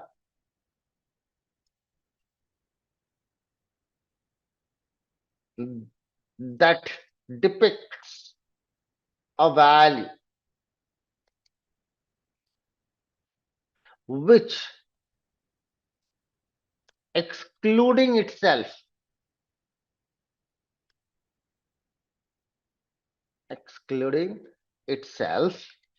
divides the data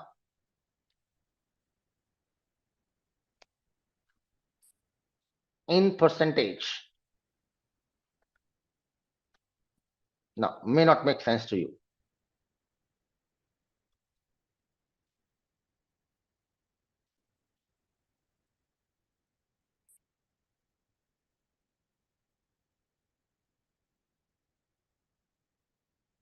Okay. In order to understand the concept of percentile, try to look at the same data 1, 2, 3, 4, 5, 6. Good. If I write down that in order 1, 2, 4, 5, and 6. If you look at number 4, right? Look at the number 4. If you exclude that number, good.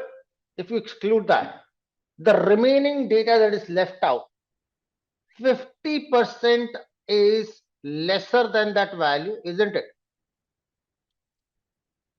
And 50% is more than that value, isn't it? Correct?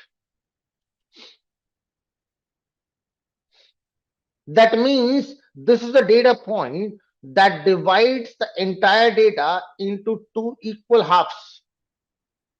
Right? If you go lesser than that, 50% will be the less number of values, 50% are more than that. And that is what percentile tells you. So if I just give you a simple example, let's put up print np.percentile. Percentile of the ARR, which percentile value? 50th percentile. Good. And you can see the same value coming up. 4. You can also look at some very prominent percentile numbers which are of use. We call them as. So one of the important percentile is called as 25. Another important percentile is 75. Very important percentile numbers. Look at this 25th percentile and 75th percentile. Right. 25th percentile says 2, 75th percentile says 5. Look at your data and then tell me. Same data that we have here. 25th percentile means what? Once you select a value, remaining values that are left out, I have left out with 1, 4, 5, and 6. Good. So the remaining values that are left out with, remaining data that is left out, 25% of that is less than that value and 75 is more.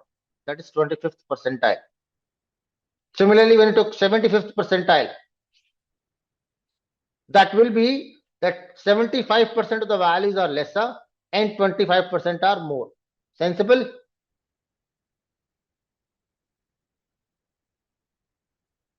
Thank you.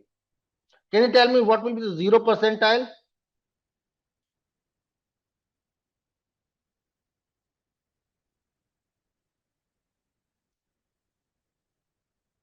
Is nothing but it's the minimum value, right? And if you talk about the 100 percentile, that is the maximum value. Good. Always remember this. This 25th percentile in statistical terms is also called as Q1 or quartile 1.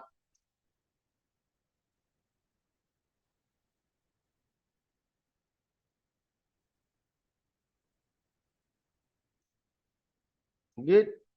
The 75th percentile is called as quartile 3.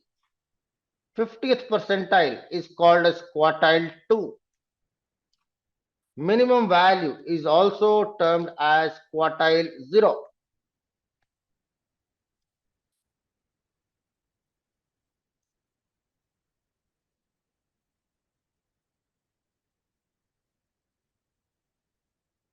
This is considered also as quartile 4, Q4. Now, what is the purpose? Very important purpose. There is a data, right? Starting from this point till this point. Good. That is your minimum value. Agreed. This is your maximum value. When you divide that data into two equal halves, what you will have is a central line. This is called as your median, right? Which is equal to nothing but the 50th percentile, which is equal to nothing but Q2. Why Q2? I'll come to that point.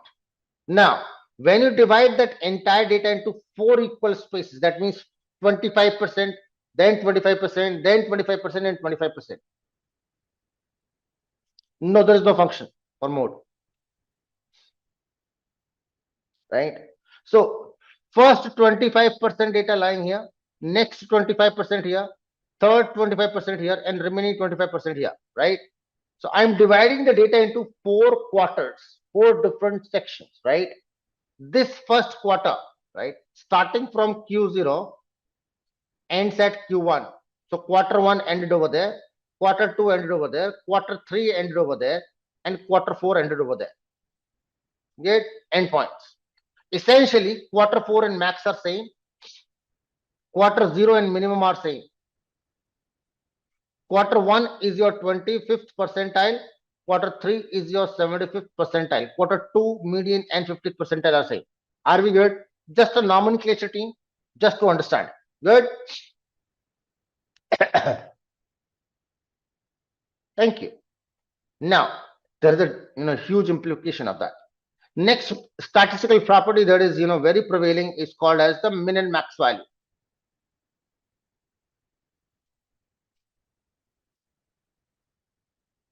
Min and max. So I can find out print np dot minimum of my ARR, that's my array. I can print the maximum np dot ARR the max, np dot max of the ARR. Good. I have an extra p over there. So minimum maximum values printed out. Slight difference that you can notice with the percentile, there is a mathematical calculation with the division operator, and hence I have a floating point answer. But here there is no mathematical calculation, it just directly finds out whichever value is there and gives me that value. So that is why I can see the integer output, because I have the original data as integer. Good, but the value is the same, min and max. From there comes the range functionality. Range. So range is the difference between, see, all these things have a relevance at a later stage. So I want you to make sure that you know the function, the numpy function, not the logic, why and when and how to use them. No, just know that what does it mean and what it tells you. Syntactically, difference between the maximum and minimum value, right? That is called as your range. What it tells, we'll talk about that later. So I can find out print or the range of the data. Let's put up, I'll put up that as print np dot max of ARR, right? Maximum minus np dot min of ARR, right? So maximum minus minimum, we need to do that way. Good. I get my range. That's the value number 5. Or there is something else which is called as the interquartile range. Interquartile range. Interquartile range is the difference between the 75th percentile and 25th percentile. Good. So how can I get this? np dot percentile of ARR, which percentile value? 75th percentile. And again, same thing. Both has a relevance, 25th percentile. Good. So I got the interquartile range as 3. Good.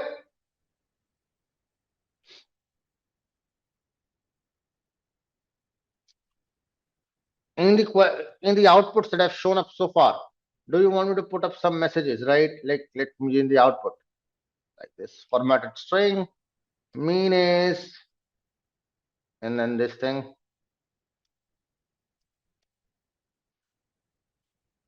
Do you want me to format like this?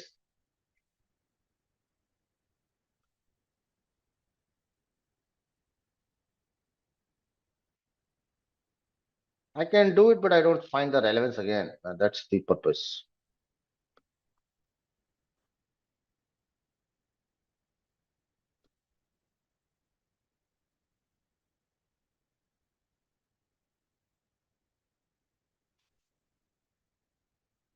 Considering there is no input coming through, assuming people want it.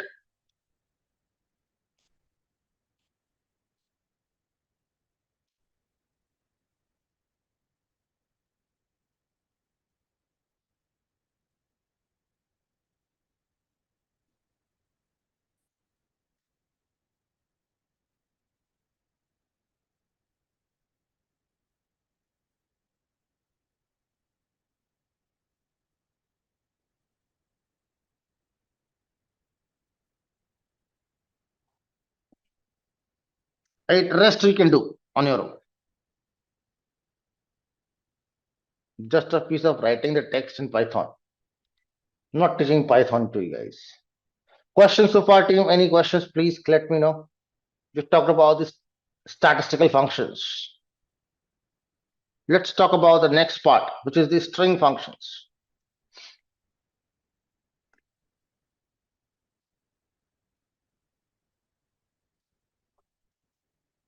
Do you know about strings? Yes, no, maybe. Please confirm. Thank you. Great.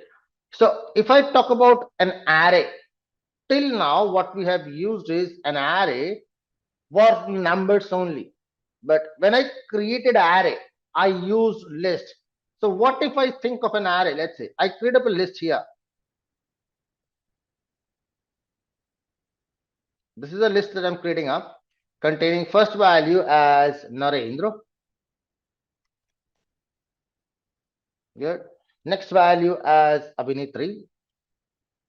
See, that's going into the reverse chronological order. Abhinitri has an extra H.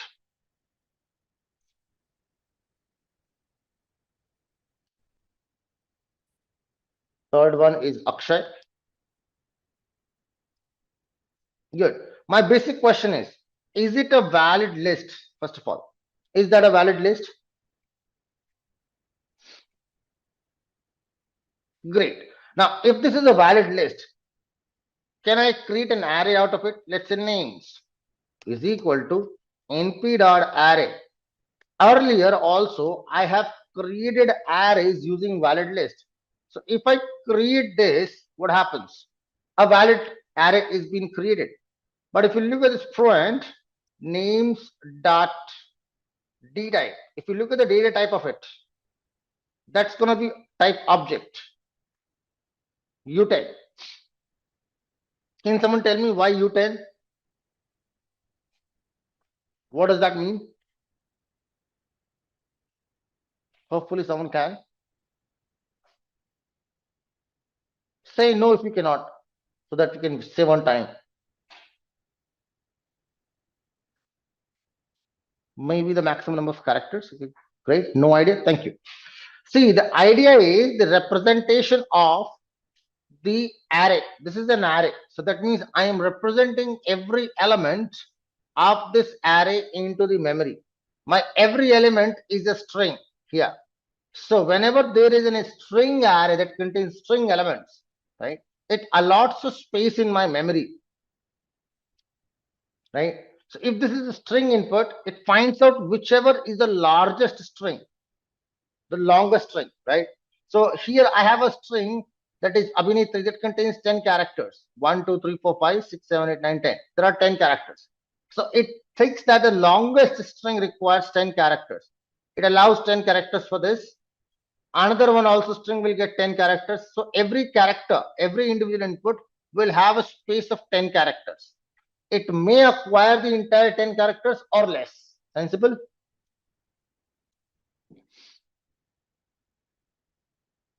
Great. So that is why U10. The word U stands for Unicode. That means I am representing those string things in numerical format in my memory using the Unicode character format. I'll not talk about what is Unicode character format. Essentially, any character from any language in the entire world. Known languages, right? Unknown languages I cannot promise. But almost like more than 200, 250 languages are, the written and spoken language, not computer language, right? Whatever symbols they have are available in Unicode. Good questions, if any, till now. So U stands for the word Unicode and 10 represents the number of the or the length of the longest character. But that is not my problem. My problem is with the string functions.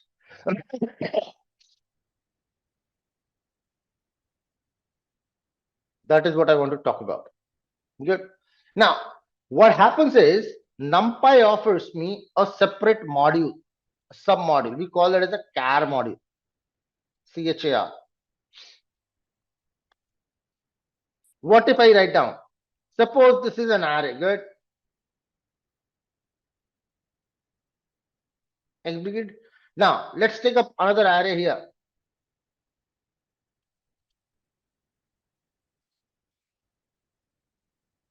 Let's say greet. Let's say Narendra, I want to say Mr. Abhinetri, I want to say Miss. Akshay, I want to say Mr. Okay? Just a simple thing. Now, I want to print out greet plus names. Could not work. See, there are two arrays. I'm trying to add them up. I want to print the greet one-on-one, Mr. plus Narendra, Miss plus Abhinetri, Mr. plus Akshay. Had that been numbers, that would have worked, correct? That would have worked. Or this was not available in the earlier versions of Python, but now, see, with string it can work. I can write down a string, Mr., and I can put up a plus symbol and I can add Narendra to that. That will work.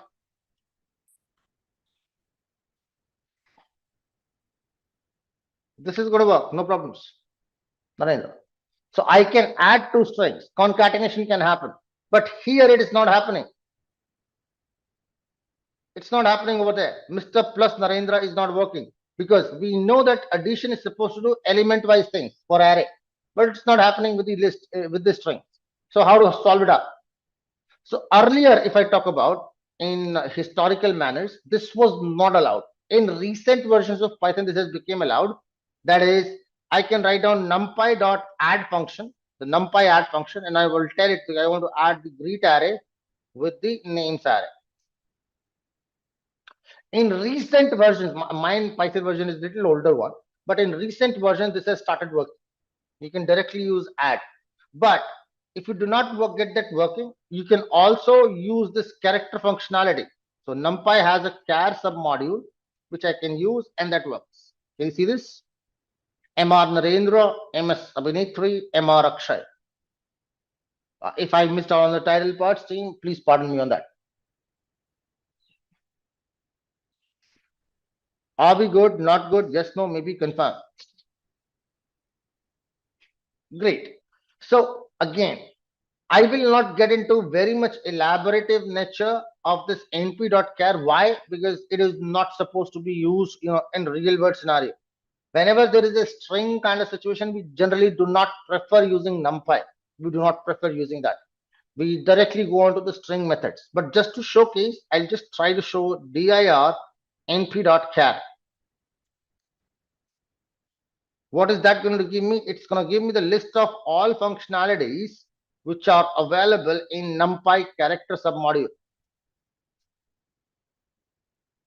These are the functionalities. If you take out into the picture these underscore things, these are the functions which are available. Give that a read and tell me if there is something new which is different from the basic string functionality. One or two might be different, right?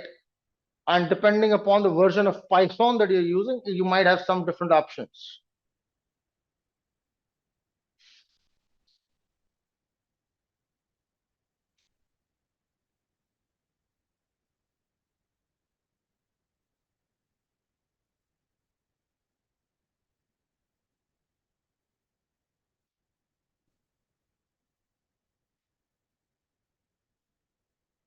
Good team. So like converting string to lowercase, uppercase, removing the characters from left or right, stripping those things, splitting the string, checking for the alphanumeric thing, and rest on basic functionalities of strings. The same things are available with the Python too, with the NumPy.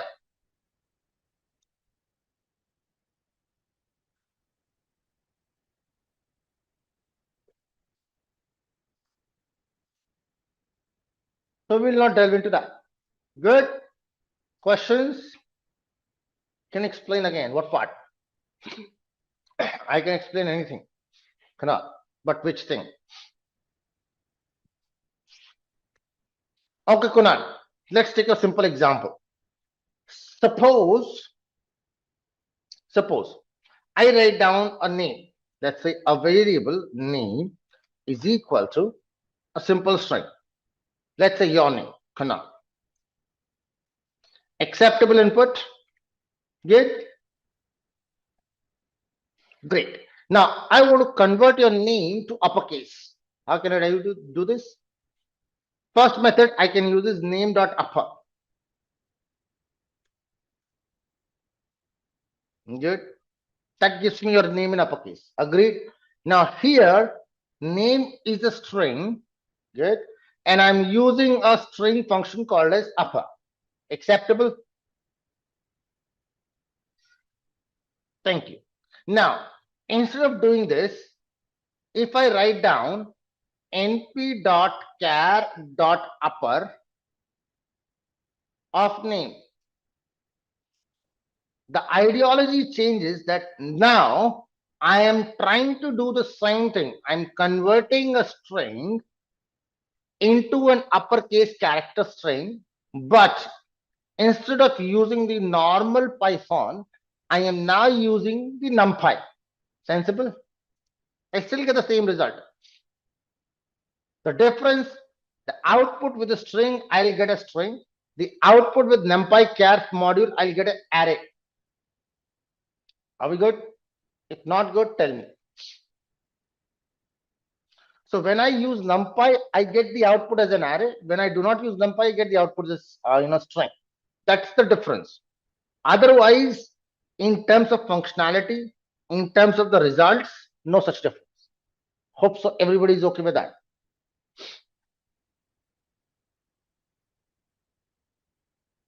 Great. Thank you very much. Now I'll talk about some NumPy miscellaneous functions. Why I'm putting the word miscellaneous is because these are too many functions. Repeat percentile. Okay.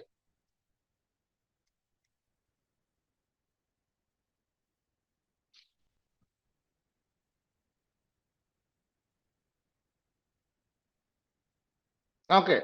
Let's take up this 1, 2, 3, 4, 5, 6, 7, 8, and 9. Good. Can you tell me how many numbers are there, Asif? Count of numbers. 9.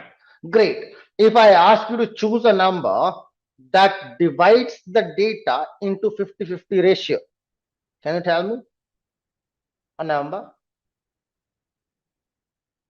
Number is 5. Why you chose 5? Because the remaining digits are 1, 2, 3, 4, and 6, 7, 8, 9. Correct? So I have 4 numbers onto the left. I have 4 numbers onto the right. Acceptable? 50% lower than that, 50% upper than that. Good. Now, if I ask you to choose a 75th percentile, what does 75th percentile means? That means there will be some number in such a manner that below that there will be 75% of the remaining data, and above that will be 25%, excluding that number. So number is not included. Can you tell me what can be that number? It has to be exact 75-25 difference. Till 7. Why? Tell me the number. Exact number. 75th percentile. Why you said 7? So let's assume you're right. Assume that you're right. Good. I'm not saying you are. So 7 is your 75th percentile. I'm left with 8 values, correct? So 75% of 8 is going to be how many? That is going to be 75 into 2 is 150. 150 into 4 is going to be 6 values. So I have 6 values lower than that and 2 values upper than that. Agree. Good. 7 will be your percentile. 75th percentile. Are we good? Did you understand this? Logically? Right. What if I add another term here? Just for the sake of confusion.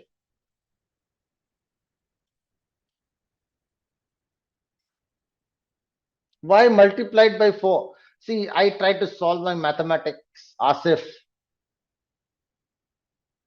I had to do a multiplication by 8. So I do it multiplied by 2, then multiplied by 4. That was I was trying to look at.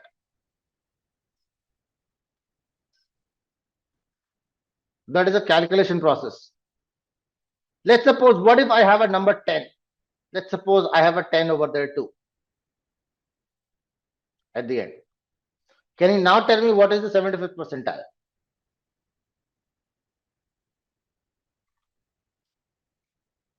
Will it change, first of all? Will the median going to change? The 50th percentile? No, it's not going to be 8. Asif.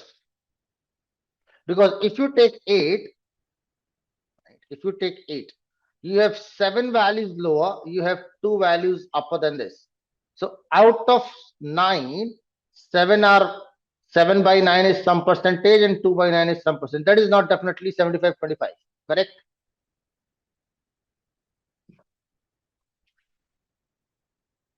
Not even a 7.5 quotient. It has to be 7.25 if I'm not wrong.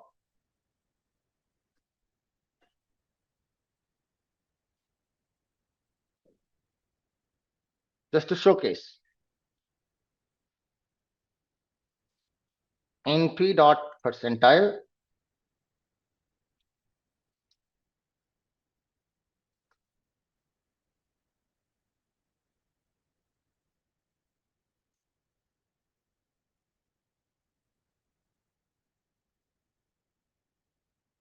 percentile number is 75. I think so. It's 7.75. Yeah, correct. Not 25, but 7.75. 70% is going to 7.75. That may not be the exact number in the range. It can be something in between them as well. If you look at the 50th percentile, that's also not going to be 5 or 6. It is somewhere in between the 50th percentile. 5.5. Right. Great. So when I take that up, I need to divide this data into such a manner that I need to find out a number, let's say 25th percentile. That means 25% of the value will be lesser than that and 75 would be lesser than that. So if I have altogether 10 numbers, I would require to see a value somewhere. There are 10 numbers. So that means it has to be divided in 25-75 ratio, right? That means I will have a value somewhere here between 2.5 and between 2 and 2.5 such that these values are lesser than and these values are greater than. Right. So first division will come between 2 and 3 for me. Between 2 and 3, I would again require 25-75 ratio. So 25 will come this side, 75 will come this side.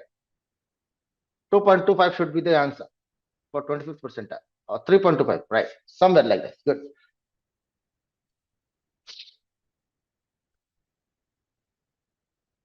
It starts with the 1, not 0. That is why 3.25.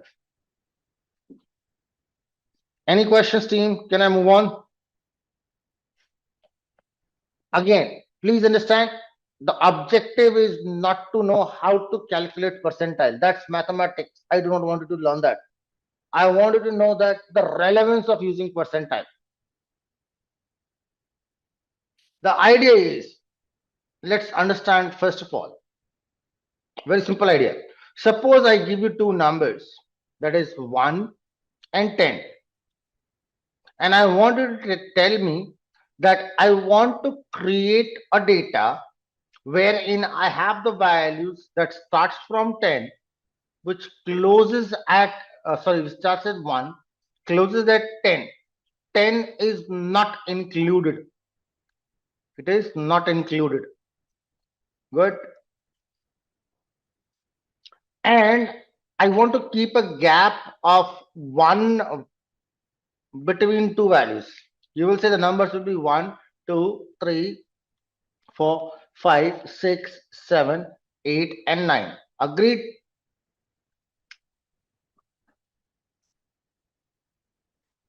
Thank you. And that is what we do with the arange function. So arange function essentially generates the array of numbers that will be with the equal gap. How is the syntax? The syntax is, I can use numpy dot arange and tell it the number I want to start at. I want to start at 5, comma, the number at which I want to stop at 25.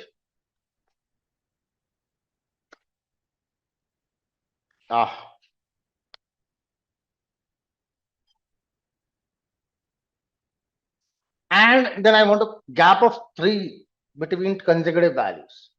So what I'm telling you here is 3 terms: the start value, a stop value, and a step value. Step value means or a gap. So what did I say here? 5, 25, and 3. So what I want here, start with 5, end with the 25, and keep a gap of 3. So 5 will be my first value, plus 3, 8, plus 3, 11, plus 3, 14, plus 3, 17, plus 3, 20, plus 3, 23. Plus 3 will become 26, which is beyond 25.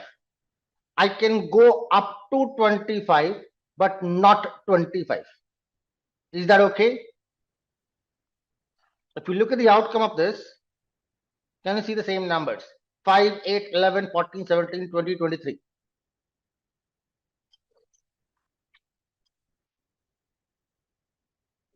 All right. So there are 3 important things that we need to notice. That we need to tell it where we want to start at, where we want to stop at, and what is the gap that we want to use. Now, I have a variant of this, not in terms of variant, but the choices. I would say that. Friends, what if I do not tell it this thing? See, here I have 3 comma separated values going to the function. What if I just mention friend np.arange and I just tell it 25? I do not tell it any number other than this.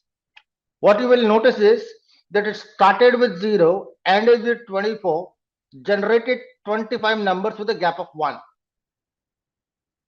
Essentially, if we look at this statement, I can write down it in elaborated form as np.arange start at 0, comma, stop at 25 with a gap of 1. Eyes, nose, babies.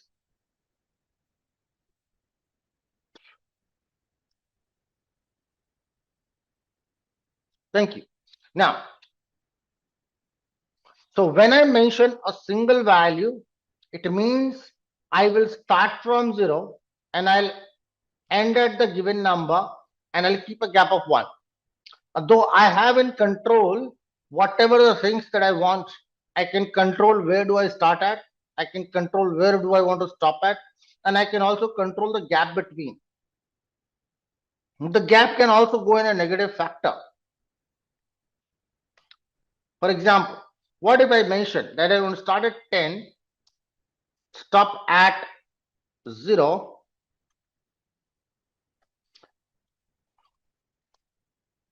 with a gap of -2? Essentially means that my first number is 10, second number is 10 plus of -2, that is 8. Third number is 8 minus 2, 6. Fourth number is 6 minus 2, 4. Then 2, then 0. But 0 will not be included, it is excluded.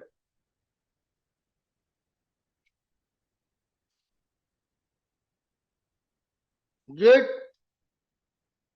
10, 8, 6, 7, 4, 2.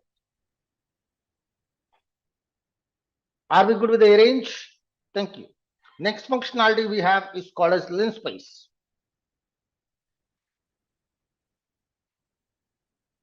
That stands for the word linear spacing. Linear spacing means same idea.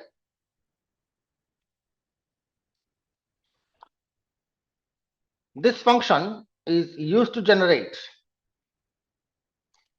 1D array of numbers within a specified interval with a specified, I had missed the word gap over there, right? With a fixed gap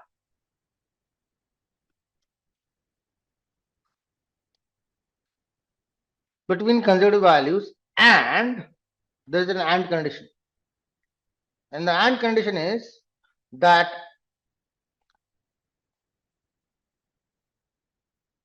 of specified count. When I say specified count, suppose if I ask you a very simple question, let me see how many of you can answer it. Good. Let's take a number 1 and 10. Good, two numbers. I want to start at 1. I wanted to close at 10. Good. That means the first value is 1. The last value is 10. Good. And I tell you to design it in such a manner that there are 5 numbers. So 1 is this, 2 is this, and I need 3 more numbers in between. Can you tell me? The only question is that the gap between two numbers will be equal.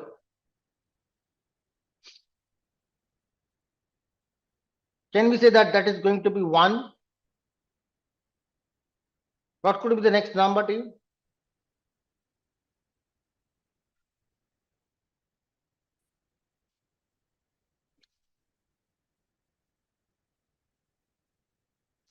If not, you're not able to calculate mathematically. 4. No, 4 cannot work. 4 plus 3 is 7 plus 3 is 10.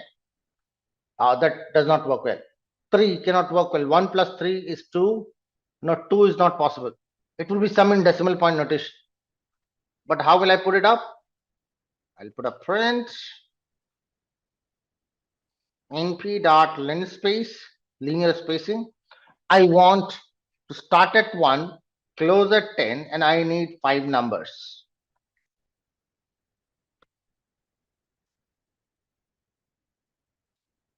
So 1, 3.5, 3.25, 5.5, 7.75, and 10.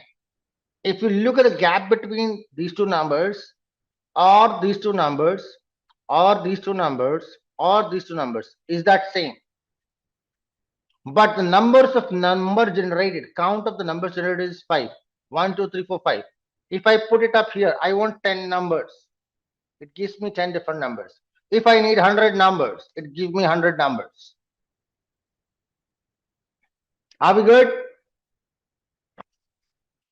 The only strategy, the only change, the only ideology that we have between the linspace is that the between the given interval, I will have an equal spaced interval values, but the count shall be controlled. In A range, what we control is only the gap. Here, in A range, I control that how much gap will be there between two consecutive values. Here, I'm not controlling the gap. I'm leaving it out. What I'm controlling is the number of values being generated. Sensible? That's linspace. Next, we talk about the random submodule.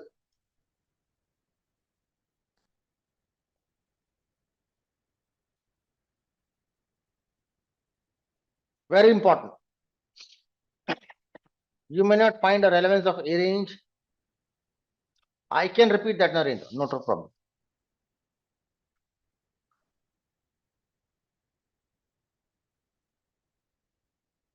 So linspace is talking about linear spacing. Suppose, Narendra, there is a one number called as 2, another number called as 20. Good. I have told you that this is your starting point, this is your stopping point. This is given. And now I'm asking you to give me 4 values. I want a data that contains 4 values.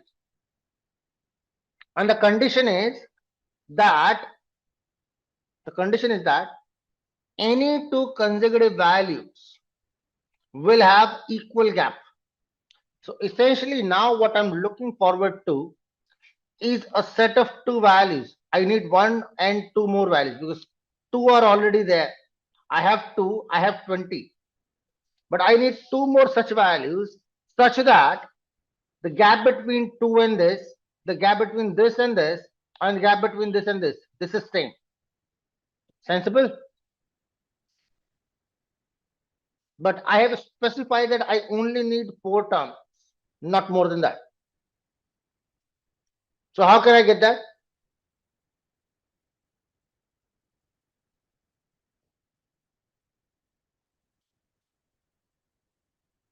I can give a mathematical solution to do that too. Think about 2 numbers. Let's say I put up here 8 and let's say 16, let's say 15. Now the gap between 2 and 8 is 6. Between 8 and 15, the gap is 7. Between 15 and 20 is 5.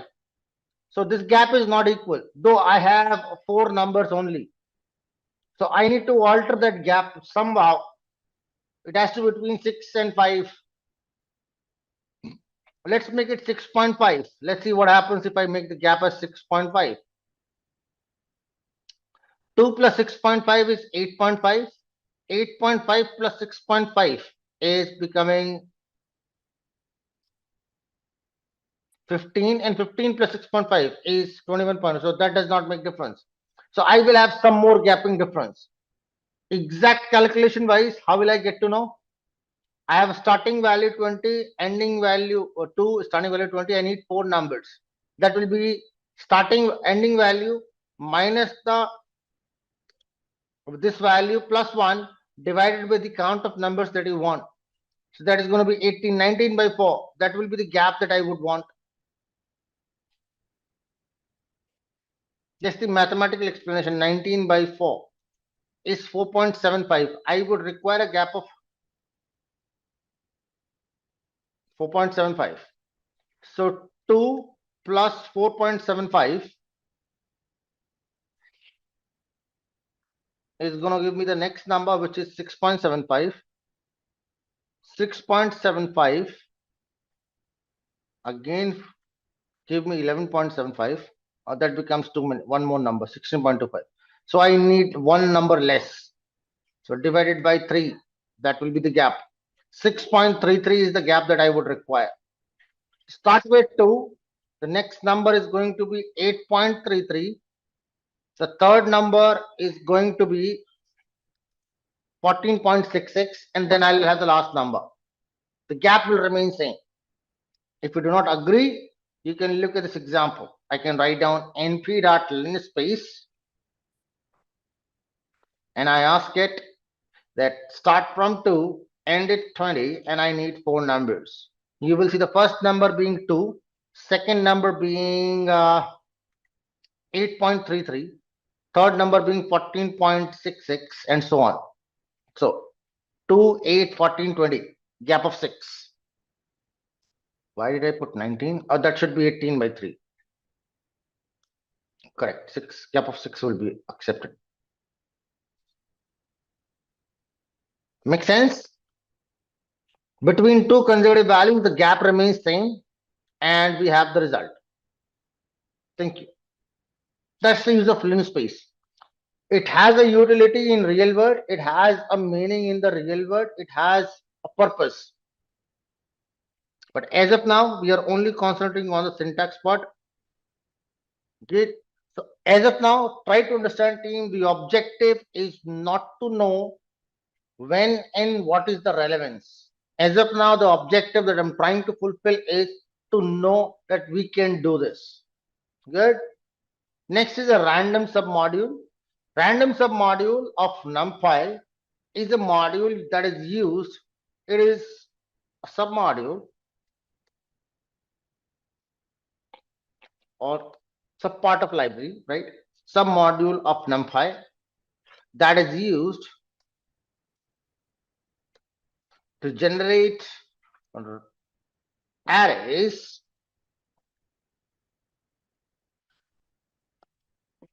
with random numbers. Good. So if I have to create an array with the random numbers, I can use that. The first function that I have is called as rand. Right? Rand function. What is the utility of it? It is used to generate it is used to generate any dimensional array of random floating point numbers. Floating point numbers means numbers with a decimal point notation. Floating point numbers between half open interval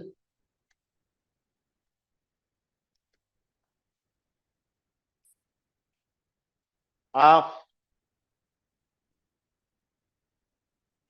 the other way around. So open on 0 side, right? So that should be good. 0, 1 close interval. Half open interval of 0, 1. Now, I'll ask a very basic question. Read the statement that I've written down and tell me if there is something you cannot comprehend. I'm okay if you cannot comprehend even generate, dimensional, array, random, floating, half open, anything. But tell me. I'll explain.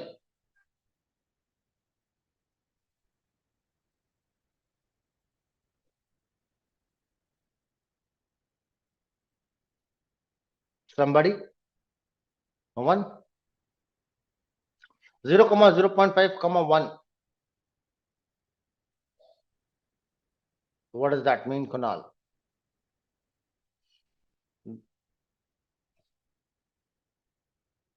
I've not yet talked about the syntax, Kunal.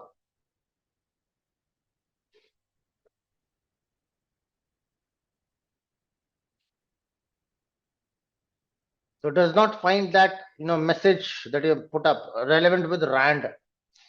You may have that relevance for linspace. You may have that relevance for arange, but not with respect to rand. Half open interval of, so I guess I am assuming you're trying to talk about half open interval means dividing that into half part. Is that what you're trying to say? So 0, 0.5 and 1. What does it mean? Half open interval. Mathematicians in the house. Let me just check.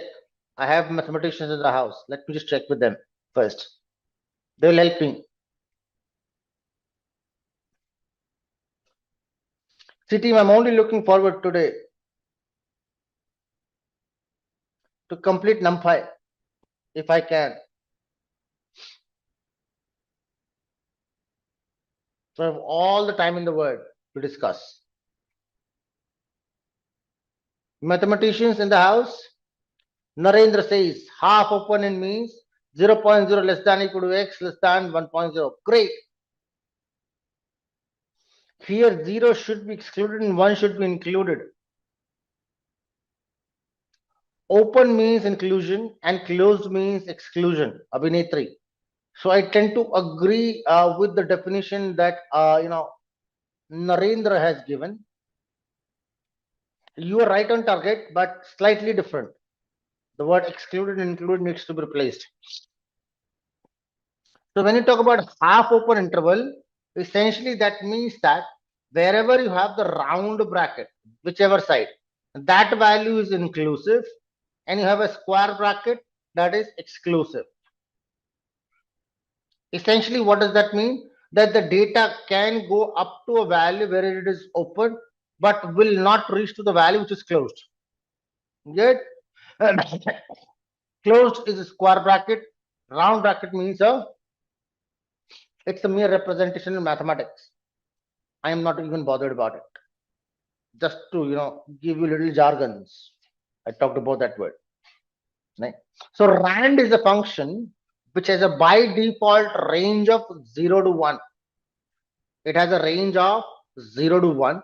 Its objective is to generate a random data of floating point decimal point notation numbers between the range of 0 to 1, with a limitation that 0 may appear up because it's random, so we cannot guarantee that 0 will come, but it may come up, but 1 will never come.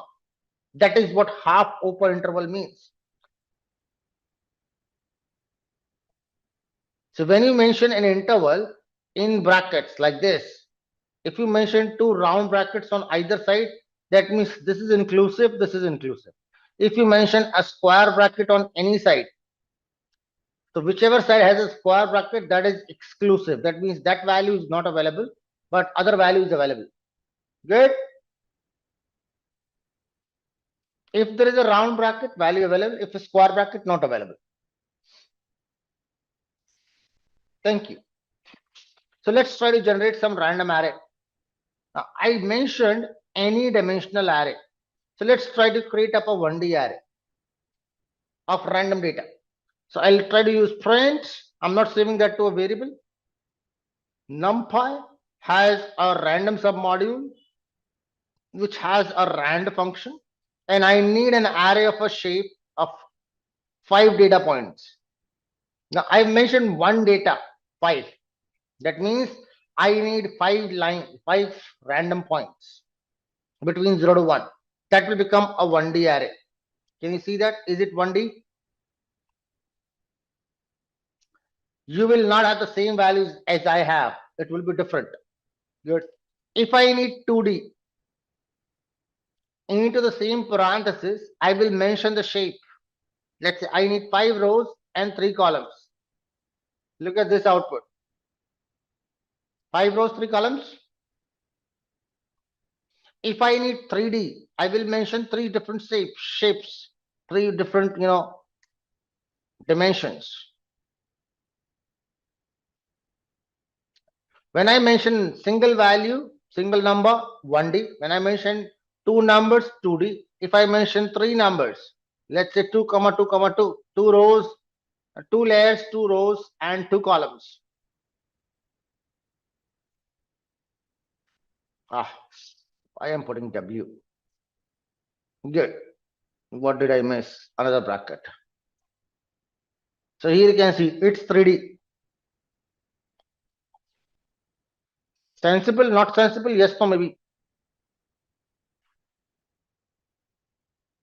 Now, similar to that, we have another function similar to rand. We have another function called as rand, not rand, but random. Name of the function is random. Not something wrong copied.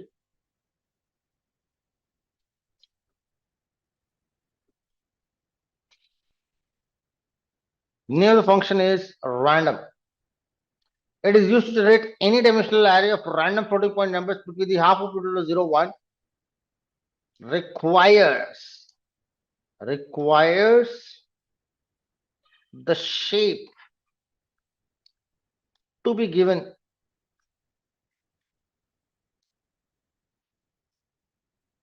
as a tuple for 2D or more dimensional arrays. So the ideology between random and rand is the same, right? It is going to generate random floating point numbers of specified shape within the interval of 0 to 1, half open interval. Good, 0 inclusive, 1 not inclusive. But the only difference is, if I just talk about, is look at this part, right? I am using rand function in this example right now. If I write down the word random here, I write down the same random word over there and random over there. For the first one, it will work well, no problems, right? It works well for the first one. I can see this is the output coming in. For the second one onwards, it says there is an error. What is that error? That here I have told it that I need 5 rows and 3 columns. It knows to know that as a tuple. So I need to give that as a single entity. So I need to include 5, 3 into brackets and include that shape, 2 rows to 2 layers and 2 columns into a shape. It works well. Good. So essentially the difference between random and rand is in terms of the syntax and not in the nature. Are we good? Nature of the value is being generated by random, nature of the value is being generated by rand or same.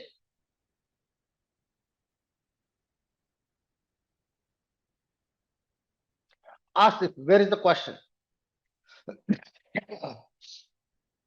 Confusion, rather. You can unmute if you want to. Let me just give you that access.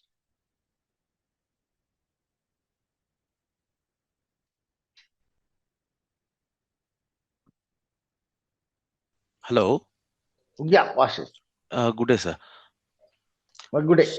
Yeah. So actually, here my question is, so here random dot random, two Mhm. columns, two rows, and two. What exactly is this? I didn't get See, this. the last, this one, Yeah. right here, I'm trying to generate a 3D array Okay. that consists of something like this, right? This is first layer containing 2 rows and 2 columns. Then Correct. I have a second layer consisting 2 rows and 2 columns, and I have a third layer consisting 2 rows. So look at this. This is the data. I have a depth of 2, number of Mhm. rows 2, number of columns 2. That's what we have mentioned over there. The Okay. shape.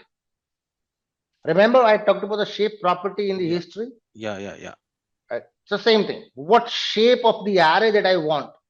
In Mhm. rand function, I do not have to mention that shape as a tuple. Uh-huh. Right? Okay. In random, I need to mention that as a tuple. That's the only difference. Syntactical difference, no Okay. difference in the nature, no difference in the kind of values being generated. So here it's two rows, two columns, and like A two. depth or the whatever you want to say it as depth, height, whatever you want. Okay. Fine. Okay, sir. Makes sense. Thank you. Yeah. Anybody else? Any other question? Or you can mute yourself.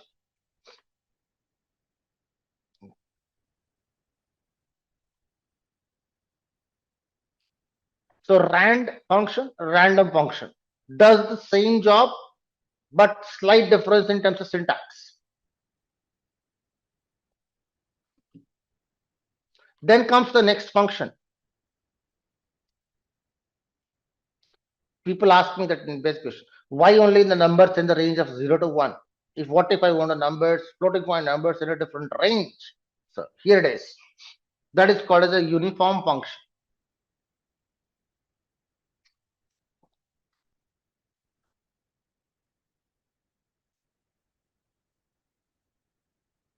What is the role of it? It is used to generate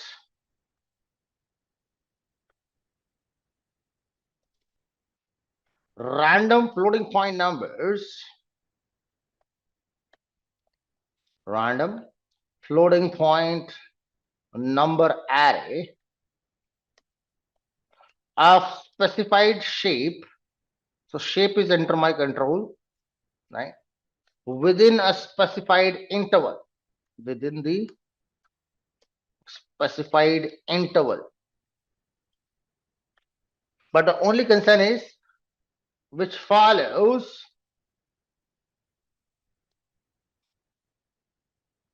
uniform distribution. Now, in a very simple terms, I'm not pretty much sure how many of you know what is uniform distribution, but I'll talk about that in a short while. Let's try to look at the syntax of this uniform function first. Good.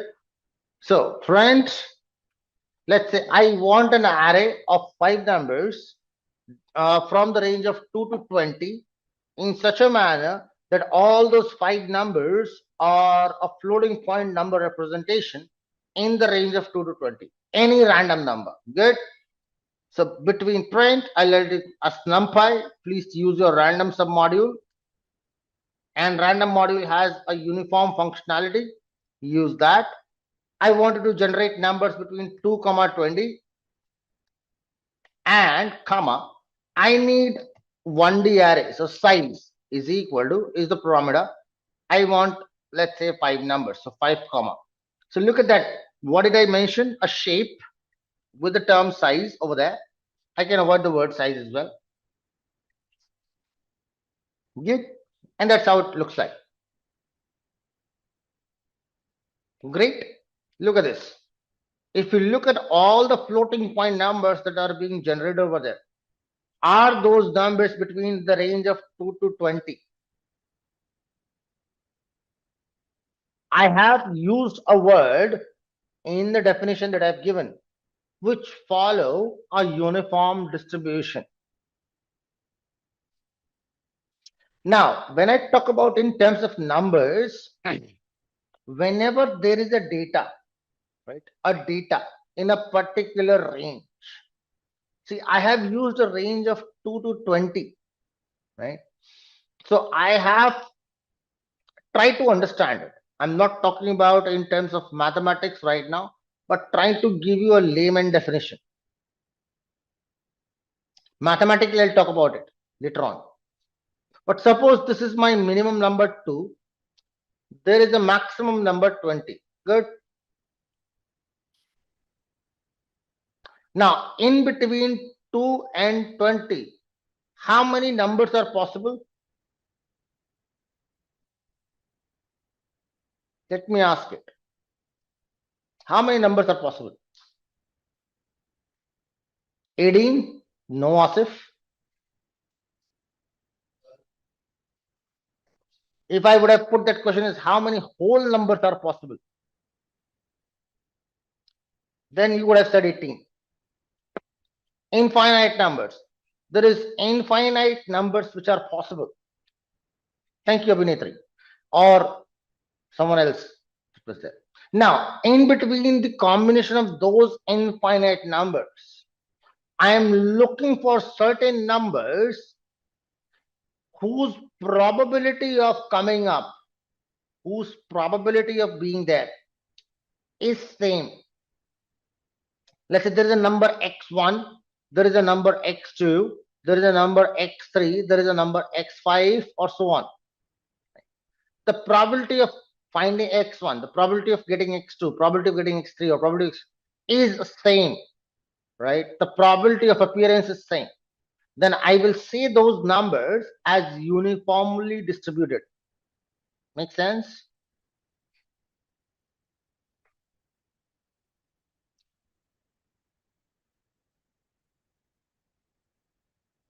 Every single number within that range,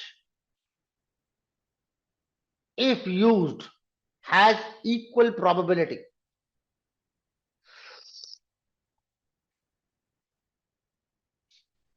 Are we good? Can you explain the same with our example code output? No, I cannot, Abhinetri, right now.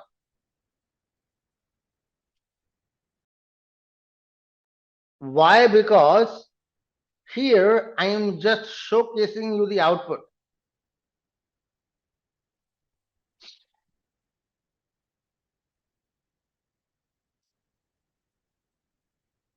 I can give you the formula.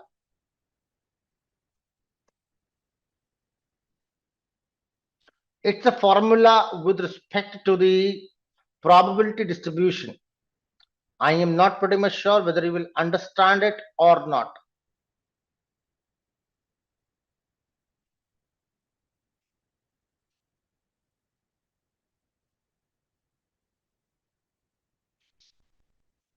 So the formula is for this to find out the probability is given by 1 upon b minus a, where b is the maximum value and a is the minimum value.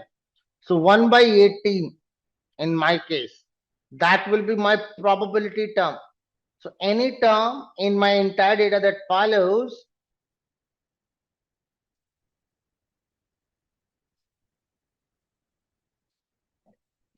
that part, it will be termed as this, right? Now, how did it reach to 8.744? Because I need to talk about, a lot of probability distribution before this, because I need to talk about what is Gaussian distribution. I need to talk about what is binomial distribution. I need to talk about what is Poisson distribution. What do you talk about? What is CDF, the cumulative distribution function? I need to talk about what is, the probability density function. And then and only then I will be able to make some sense with this data.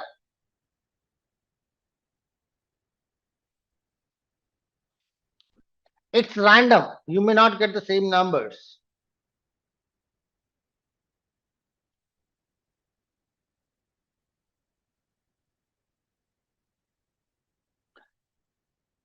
Because the idea is to get 5 numbers that has an equal probability. There can be infinite possibilities.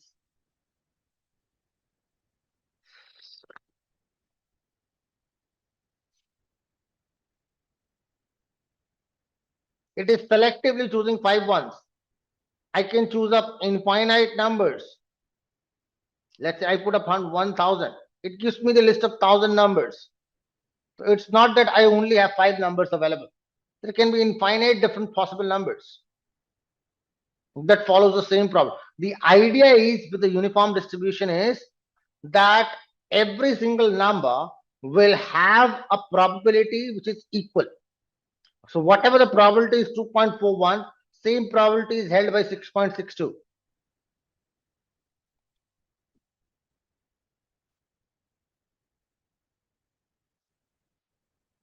We'll stick to 10 numbers only. Good. That's the idea behind the uniform function.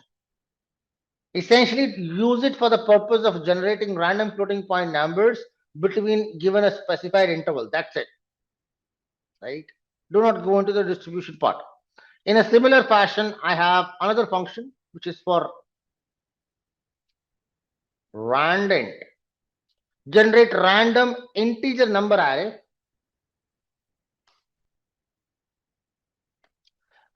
of specified shape within a specified within a specified interval. Now with integer array, there is nothing called as probability distribution.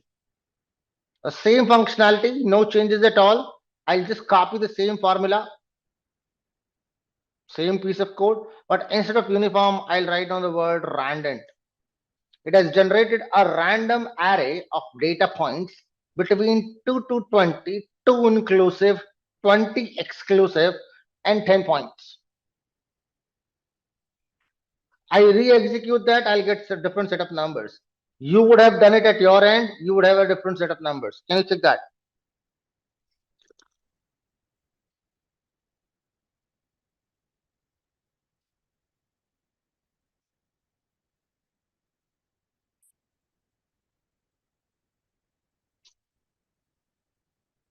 Now, do you want me to fix it? Fix means when I execute a piece of code and when you execute a piece of code, we get the same numbers. That means fixing the randomization. Should I do it? Should I not do it? Think about a problem. Suppose you are solving a problem P. Good. That problem in its solution wants a random number to be utilized, right? A random number.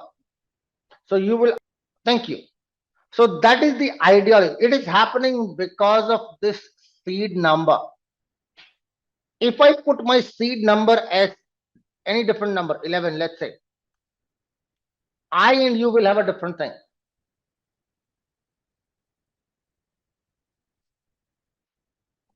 Now, many people do not understand what is seed.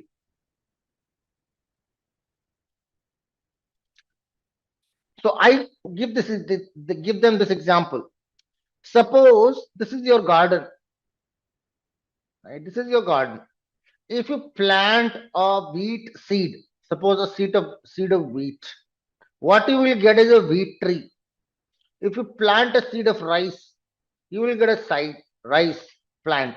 If you plant a seed of, let's say, a pomegranate, you will get a pomegranate. If you plant a seed of sunflower, you will get a sunflower, correct? It is not going to happen that if you plant a seed of mango, you will get an oranges out of it. Is that going to happen? Essentially not. Same thing is happening over there. Python has a particular seeds. Python has defined certain seeds, right, which is used for random value generation. These seeds are starting from 1, going till 2 raised to 32 minus 1. That number. That will come out somewhere around 42 million. Right. So I can use 1, 2, 3, 4, 5, 6, 7, up to that number, 2 raised to 32 minus 1. Any number in between. And it has a specified sequence of numbers. Floating point numbers, it has integer numbers. Again, these are not, actually written down, these are calculated based upon the random algorithm. There is an algorithm that we study of the randomization. I will not get into that part because it's subject that I studied in 6 months and I'm still not very much comfortable with that subject. We call that as design analysis of algorithm in the field of computer science. Not to bother about it. It does not make a difference. But you can think of, there is some brain that is trying to generate random numbers. That brain has been told, okay, if I tell you number 11, generate these numbers. If I tell you number 111, generate a different set. Make sense?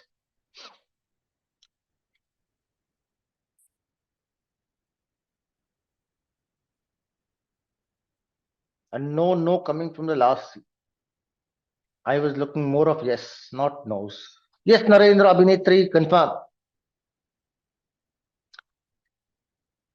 If your question is long, you want to get unmuted, you want to discuss, ask me to unmute.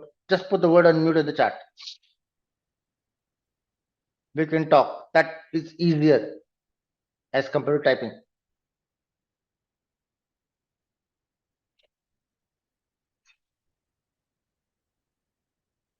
But seed is really important for me to you guys to understand. Very important for me. It's not a part of your standard curriculum. It will not be into your documentation anywhere. It's something definitely different from what is given.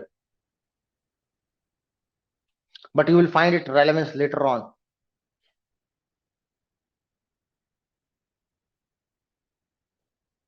So I can see certain number of no's, like coming from Akshay, Abhinetri, Narendra, or anybody in the house. Till now, any questions, any concerns with any of the topics, any of the functions, any of the methodologies, any of the examples, anywhere? Please ask it. There are 2 persons who have given me a rating to reduce down my face out of 15. Is it possible to change the random numbers for the same seed? See, Preeti,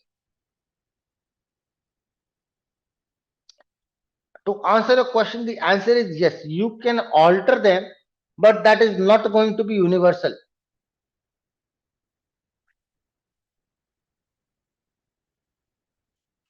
For example, let me just talk about, let's say your name, you write down as PRWTHY. Good.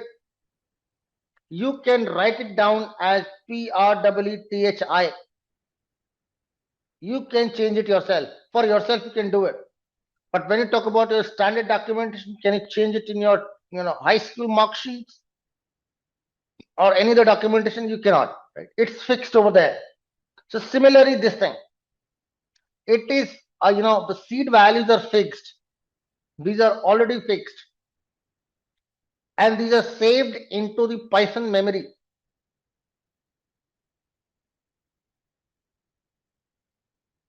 Python already, any Python version that we have, right? Python by default generates those numbers the moment we start using Python into my memory. It generates all those sequences. Those are loaded into my memory directly without me asking for it. These are all default sequences that Python knows, which are predefined. For example, Narendra, we have 206 bones predefined, clear.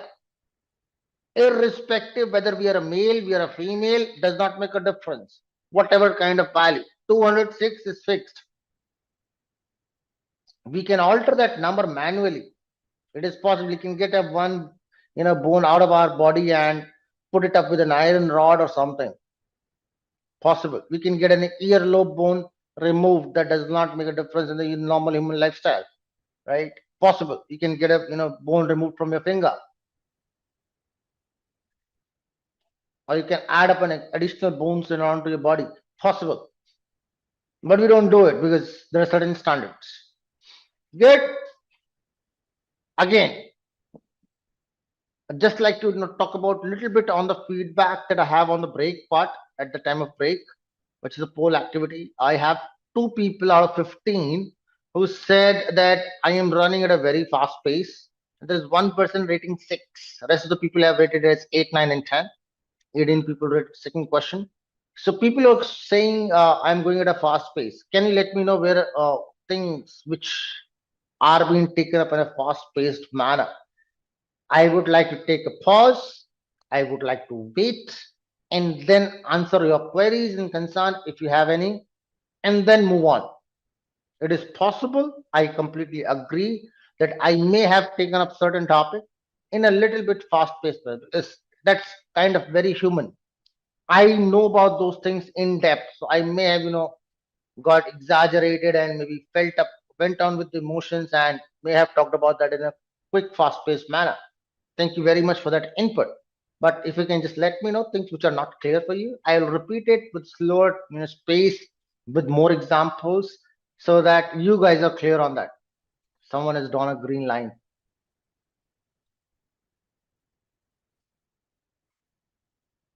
Jiva Raghava was the name.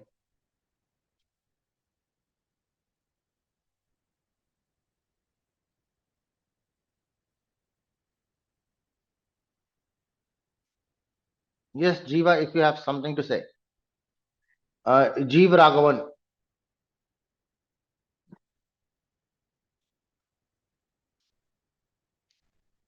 Quickly, team. Thank you very much. Now, I got a line from you, your end on my screen, so that's the only one reason I asked it. Great. So, till now, no questions. Hope so. Everybody's okay with the random part that I wanted to convey. It's fine, Jiva. See, my objective is to make sure nothing gets unnoticed. No need to be sorry about it. I'll try to notice every single thing. Yes, Asif. Random.random used to generate random integer array. Asif, Can you give me 5 integer values? I want you to give me a 1D array with 5 numbers of integer data in a range of 2 to 20. So your all 5 values needs to be between either equal to 2 or less than 20. Less than greater than or equal to 2, less than 20. Any 5 numbers. You can choose 2, 10, 12, 4, 7. All are integers which are between 2 to 20, where 2 can be inclusive, but 20 is not there. Great. That is random integer function.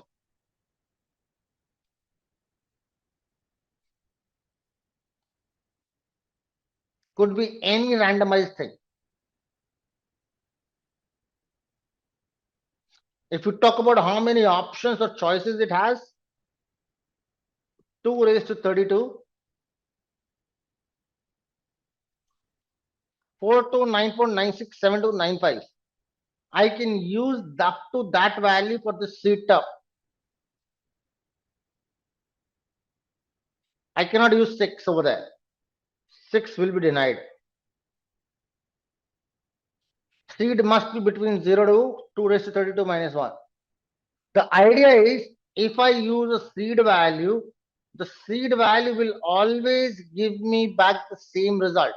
For seed number 10, remember, for seed number 10, if I want to get a random integer value in the range of 1 to 20, and I need 10 values, I will have the same 10 values always. If I change my range, the set of values will change. If I change the size, let's say keep the same range, I want 5, let's say 3 values. Only 3 values will be shown up. So for every possible combination, for every possible scenario, there is a given defined set, not only with the random integer. I gave an example with the random integer because it is easier to comprehend. Otherwise, for any random number generation, you can use seed. If you want to fix the randomization, suppose for example, if I use np.random.rand, I did not mention any how many count I want. It is going to give me one floating point number. Good. Look at this. I'm executing it multiple number of times and I'm every time getting different results. Good. But if I put up just below before that np.random.seed and I tell it that let's say seed value 10, fixed 0.77 this. So it has specified if my seed value is 10, rand will always generate this number. Despite how many numbers I executed, I will not have a C difference in the result. Good. So the objective of seed is to fix the randomization. If everybody is okay on that part. Next time we talk about indexing and slicing in arrays. Last topic of the arrays. Then we'll conclude the arrays and move on to pandas. If we can reach to pandas today, well and good. If we cannot, we'll move on to the next array. Good. I will try to generate some data. So let's make a data array. So data is equal to np.array. Good. Rather np dot, let's take it up from arange functionality. And I'll ask it to generate let's say np dot random function dot rand integer values between let's say 1, 100, and I need the size or the shape as 2 rows, 3 columns. So 2, first dimension 2, second dimension 3, third dimension 3, fourth dimension 4. Good. That's the 4-dimensional thing that I've got. Good. Great. Unmatched bracket. So I have an extra bracket over there. Let's print data. That's the 4-dimensional data that I have. Good. Why it is 4-dimensional? Because you can look at this. I have 4 brackets right at the beginning. And you can look at this 4 dimensions which tells me right at the right. Are we good? The point arises that if I wish to access any single element, let's say for example, I want to extract this 32 from here, right? Good. I want to talk about this 32. I want to do some actions on that 32. So I want to access that. I want to manipulate that. I want to change that. Could be anything. But now, where is that 32? If you look at that information. So in order to tell that information, I would request you to look at the shape of this data. This is 2334, right? So what it tells me that in the first dimension, there are 2 elements. In the second dimension, I have 3 elements. In the third dimension, I have 3 elements. In the fourth dimension, I have 4 elements. Agreed? Great. Now let's try to number them up. The numbering that I'll try to do is going to start from 0. So I have, in the first dimension, I have 2 elements. So that will start from 0 and 1. Good. 2 elements done. Second dimension, I have 3. That will start from 0 again, 0, 1 and 2. 3 values. Third dimension again, 3 elements. That is 0, 1 and 2. And fourth dimension again, 4 elements, 1, 0, 1, 2, 3. Acceptable? So every dimension, I'm going to start the number with 0. Is that okay? And I'll keep up to a number or integer value on the positive side with a gap of 1. Up to the count of values of cup in that particular dimension. Now, if you try to look at it in a very simple manner, the outermost bracket, this is your outermost bracket starting. This is the first dimension, right? Which closes down at the bottom. How many elements does it have? The first element it has is this, from here till here. That is your first element. The second element starts from here and goes till the bottom, not visible in one single screen. Let me just try and reduce it down. Okay, now I can get it. So that is your outermost bracket. Look at this one. Here, closes here. The first element that I have is from here till here. Right?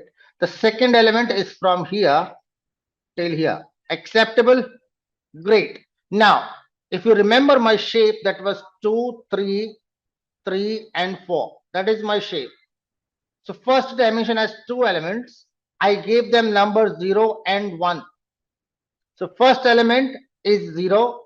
Second element is 1. Good. Acceptable till now? Numbering. Now, let's move on to the second dimension now. The second dimension is starting from this bracket, the second bracket, and it closes over there. Good. It has first element, which is from here till here. First element from here till here. Second element from here till here. Third element from here till here. Good. I'll number them again. This is 0. This is 1. This is 2. Similarly, for the second part as well, in this as well, second dimension starts here, ends over there.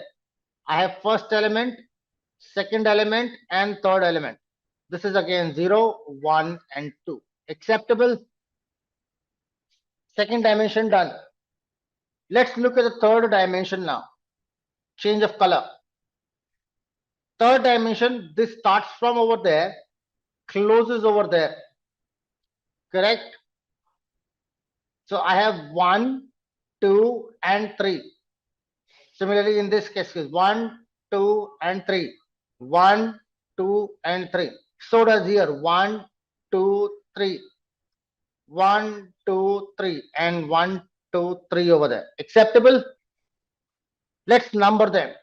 So I'm putting that onto the right side. This will be 0, this will be 1, this will be 2. This is 0 again, 1 and 2.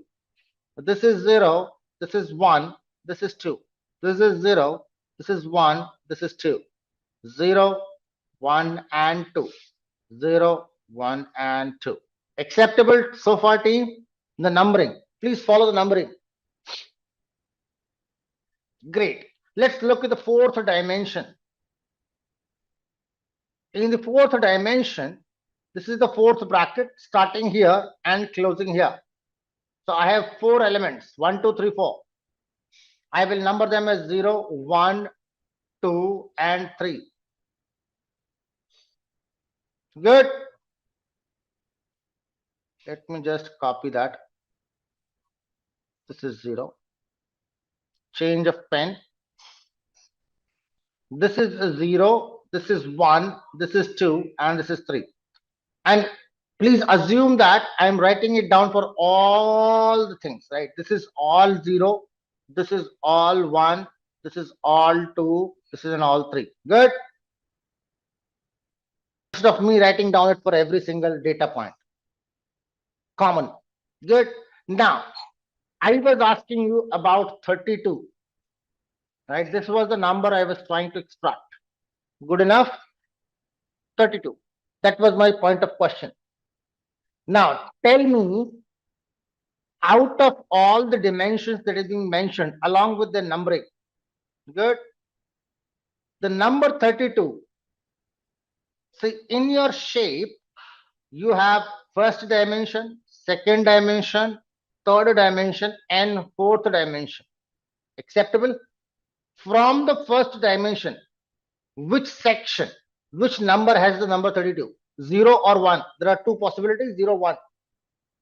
We have that in 0, correct? So I'll use 0. Now, for the second place, right? Within that 0, the second dimension, I have it in 2. For the third dimension, I have it in 2. For the fourth dimension, 0, 1, 2, I have it in 2, right? First dimension at 0th position, second dimension at second position, third dimension at second position, fourth dimension in second position. Agreed? Thank you. Now I can utilize this information and extract that value. What do I want is, in my data, put up a square bracket. Square bracket is used to extract a value. I want a data which is in the 0th first dimension, number 2 second dimension, number 2 third dimension, and number 2 fourth dimension. Did I get 32? Great. Now, on my screen, let's have a look again. And let me see, I've removed down the numbers. Let me see if you guys can tell me, how can I get 12? This 12. Where it is? See, we need to understand position-wise in terms of numbers, in terms of indices, where the thing is located. So this was 0, this was 1. So I am into 1. Into 1, this is 0, this is 1, this is 2. So I am again into 1. Within 1, I have 0, 1 and 2. So I am again into 1 and 0, 1, 2. So triple 1, 2. That should be the answer. Sensible? Please remember, whenever you have to extract a value, you need to use a pair of square brackets. Within that pair of square brackets, you need to mention in a comma separated form the position of that data, wherever it is, whichever the first shape place, second shape place, third shape place, whatever the dimension you have. If it is 2-dimensional, you will only have 2 values. If it is 3-dimensional, you will have 3 values. If it is 4-dimensional, you will have 4 values. Sensible? I've given you a very generic method. It is applicable to any dimensional array. That's indexing. Next comes is the slicing part. Confused? Okay. Why am I getting an output as np.int 3266-bit? Because you are using a little better version of me than Python. In Python 14. It's a Python version issue. How to find 12? Where is 12? X 0, 1. It is into the zeros place. Within that 0, it is 0, 1, 2 in the first position. Within that 1, it is at 0. And within that, it is again at 0. So it will be at 0th, first space, first, second space, again 0, again 0. Give that a try. You might not have the same numbers. I'll just show it on my screen because it's random data that I've generated. Let's print from my data square bracket 0th on the 4th dimension, then 1 on the 3rd dimension, 0 on the 2nd dimension, 0 on the 1st dimension. You always need to think about the shape. Remember the shape first, because if you concentrate on shape, it is easy. Otherwise, numbering is very difficult. Sensible, not sensible, eyes, nose, maybe is confirm. Now, just for the sake of understanding and make it easy to comprehend, the slicing part I'm going to do with the 2D array. Let's create another data is equal to np dot, and I'm going to take out a 2-dimensional array, put up 1, 2, 3, comma, let's put up 4, 5, 6, comma, 7, 8, 9. Why I'm doing it with the 2D is because in real world scenario, you are mostly going to deal with the 2-dimensional data, not 3-dimension, not 4-dimension, not 1-dimension. Majority of the problems you'll be solving with 2D or 1D. 3D, 4D will come, even if the data comes in that space, you will still redirect that into 2D, usually 2D or 3D. I'm going to print DATA for you. Good. Look at the numbering here. Outermost bracket, 3 elements, 0, 1, and 2. Second bracket, 3 elements, 0, 1, and 2. Acceptable? Now, if I ask you, where is 1? 1 is at 0, 0. Where is 6? 6 is at 1, 2. Where is 8? 8 is 2, 1. Now, if I wanted to extract a single number, if I have to extract a single number, let's say it's number 6. I want to extract that. How would I write it? I write it the variable name followed by a pair of square bracket. I tell it where it is present in the first dimension. It's present in 1. Then I tell it where it is present in the second dimension. I get that value. Correct?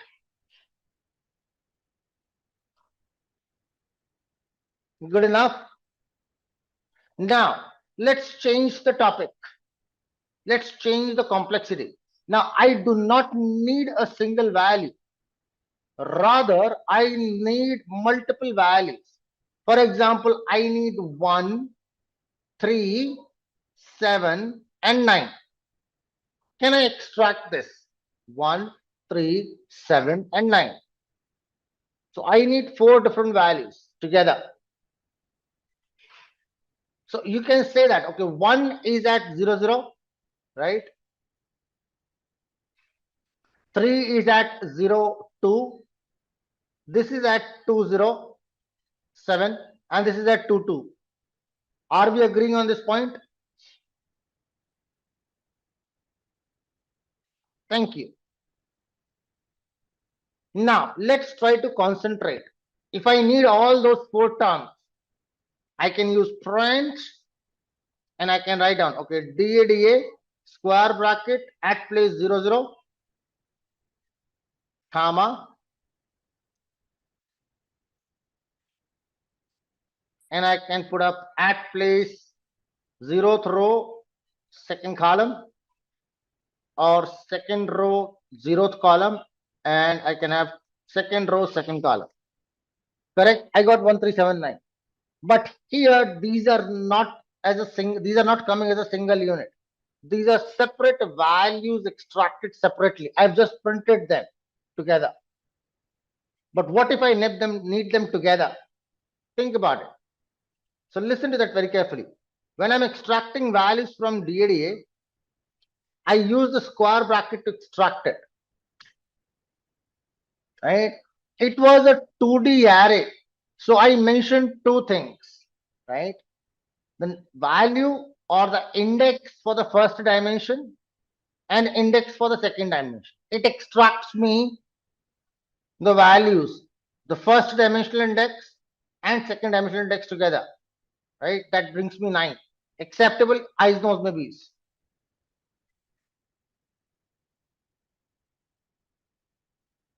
as an example. Good. Now, but I here require a different scenario. I need the data from row 0 and row 2.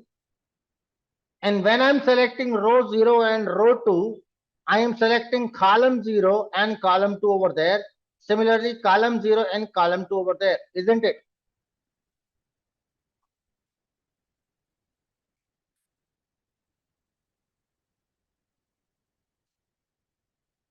So essentially, what I'm looking forward to is in my data, use the rows starting 0, colon, ending 3 with a gap of 1. If you remember the range functionality, that would generate 0 and 1, or 0 and rather, give it a gap of 2 rather. 0 and 2 will be generated, isn't it?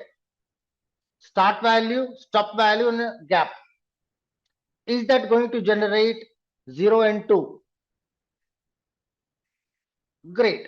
So that is what I defined for the row, because before the comma, the first dimension. After the comma, the next dimension. In the next dimension again, I need 0 and 2. So same thing can be repeated. Can you see this?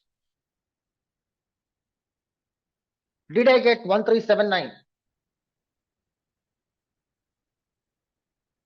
So what did I do here? I extracted out a chunk of data or chunk of information, not the entire thing individually, but separately a small little chunk, just like pizza. If this is the pizza that is there and it has jalapenos, it has, let's say, a corn, it has, a tomato, it has a capsicum, right? It has, let's say, olives, for example. Let's say it has cheese, some cheese crumbs, whatsoever. Now, instead of talking about jalapenos, cheese crumbs, and all those things one by one, what we're trying to talk about is a slice that will contain anything and everything, could be anything, but it has a starting point, it has an ending point. Make sense? Same thing. A slice. Slice means a uniform set of information which is equally separated or equally spaced in terms of gaps. I can extract that out from the entire array. Good. What I need to make sure that I put up the things in terms of range while extracting. Good.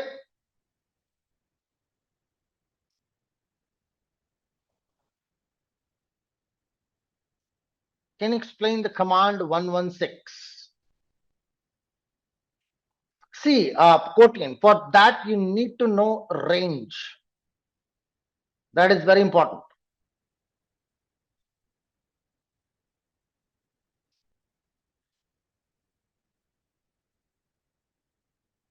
Or do you know arange?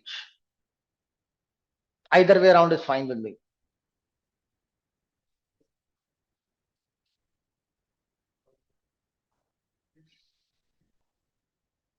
Let's take that into example. What I expected was, this was the given data to me. This was my given array. Good.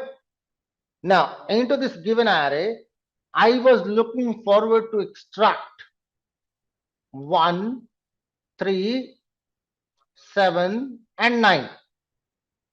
Good.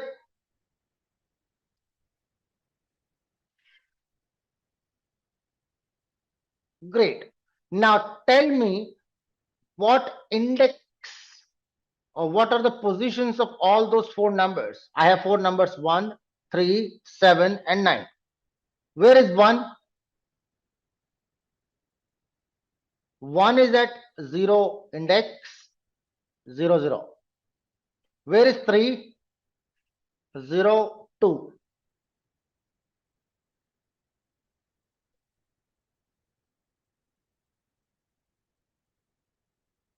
Where is 7? It is at 2, 0. Where is 9? It is in 2, 2. Acceptable? Thank you. Now, let's try to concentrate slightly onto this part. Slightly. The data or the information that you are seeking from,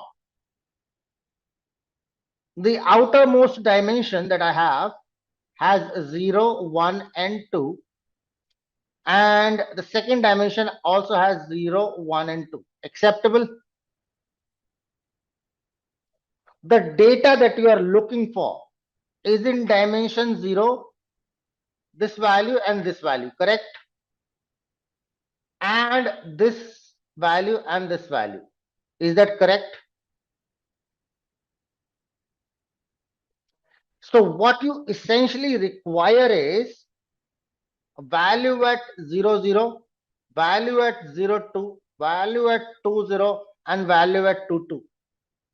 If you look at this part, what is that? It's a sequence of two numbers, 0 and 2, right? What is on to the right side? Again, that is also a sequence of two numbers, 0 and 2. Good. So I need a mechanism by which I can generate these two numbers. If I can generate 0 and 2, again followed by 0 and 2. So I will have a combination of 0, 0, 0, 2, 2, 0, and 2, 2.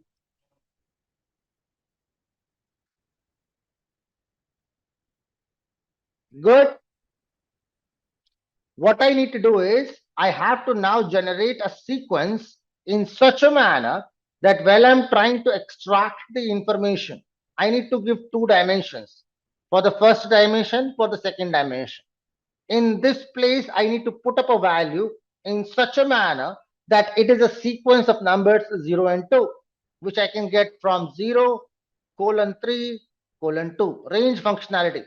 Start from 0, stop at 3 with a gap of 2. So 0, next number is 2, next number cannot be generated. Good. This will generate number 0 and 2. Acceptable?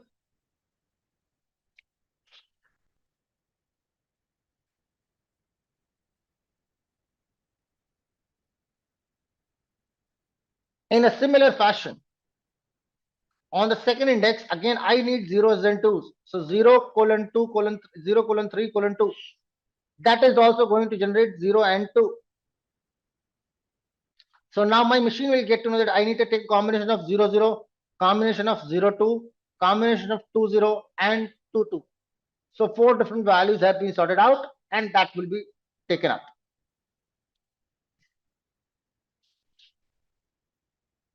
Let's try to take that through a different example. Maybe that will help. What if I need, let's say, 1436.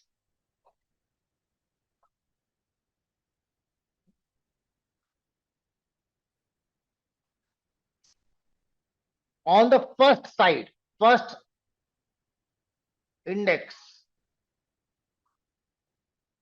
and second index. From the first index, I need 0 and 1. Right? I need the data from 0 and 1. Second index, I need 0 and 2. Acceptable?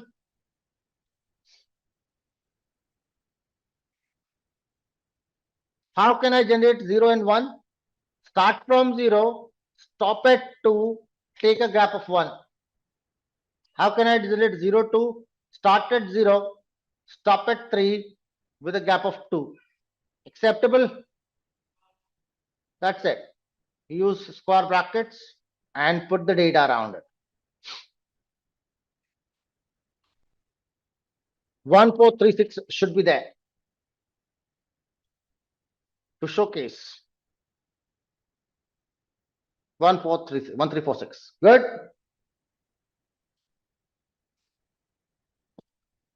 Thank you. That is called, we call it slicing.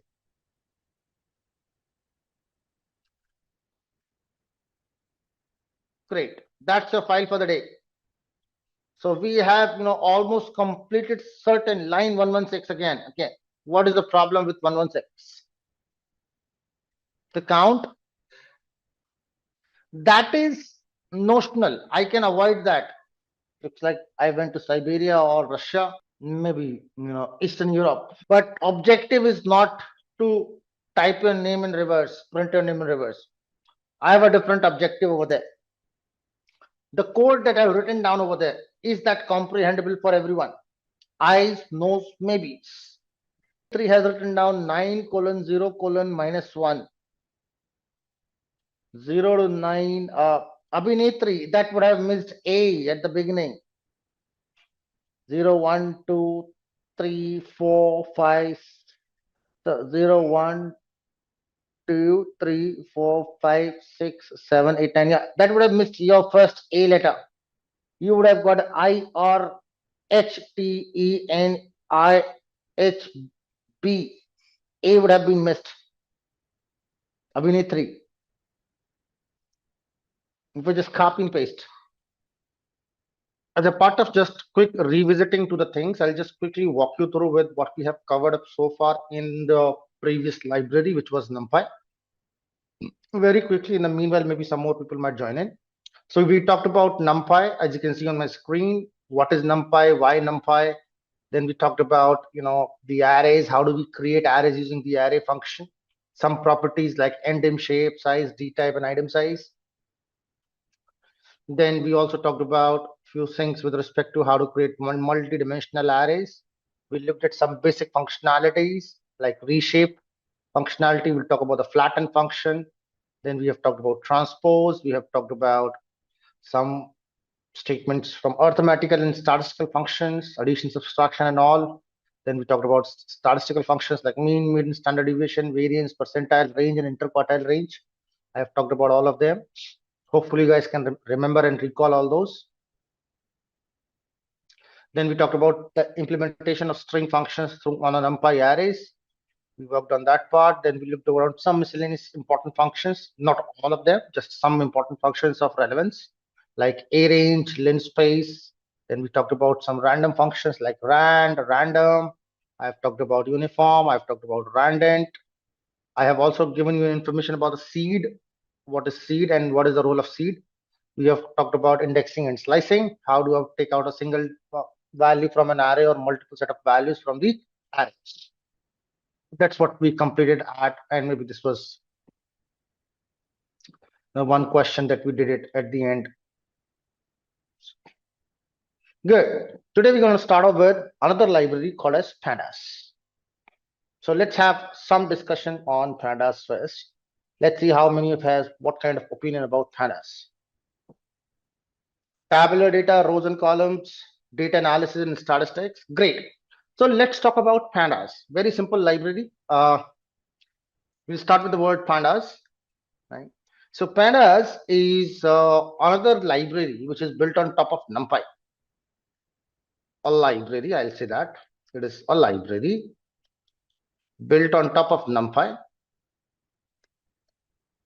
So when I say on the word top of NumPy, what does it mean? That it uses NumPy as its base, as a base library, and using that base, it is going to process a lot of things, right?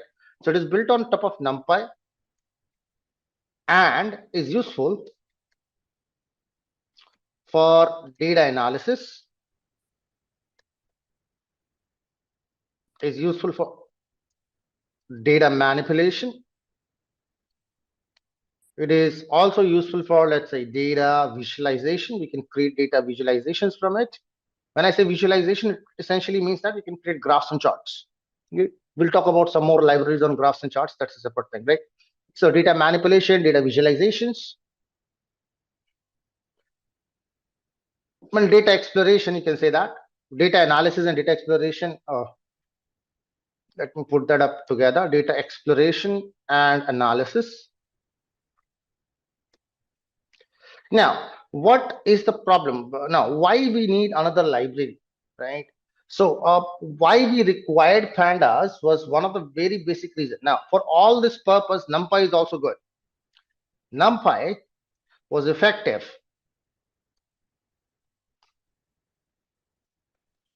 for, you can say that it is effective for the numerical information, numerical data. However, it lagged in the data exploration and manipulation facilities, right? And manipulations. So the solution was this, which is the Pandas library. Now, what is the advantage? Why do we, use Pandas? Is one of the prominent reasons. Pandas makes the Pandas allows to explore multiple data forms or explore data in the form of tables. Or we can say that that is like a rows and column structure. A rows column structure. Now, how does it? Panda does it. Pandas offers that. Pandas offers these facilities. Some basic theory part, right? These facilities or functionalities, I would say that functionalities using two major data structures, right? Two major data structures. Can someone tell me what are the two data structures that are there? And these are, number one, we call it as a series, and the second one is called as a data frame. Two major data structures. However, with Pandas, there are more data structures which are not commercially used, but they are theoretically present. One is called as a panel data, another one is called as panel 4D data. So there is two more categories into this, but panel and panel 4D are not commercially or practically not viable, so they are not used, but they are there, to be very precise, right? Certain scenarios over there. I'll bring into your picture right now. Why we prefer series and not a numpy array? I'm going to import numpy library. And team, I'll like you guys to practice along with me. Numpy as np, and I'm going to import the pandas library too. Import pandas as pd.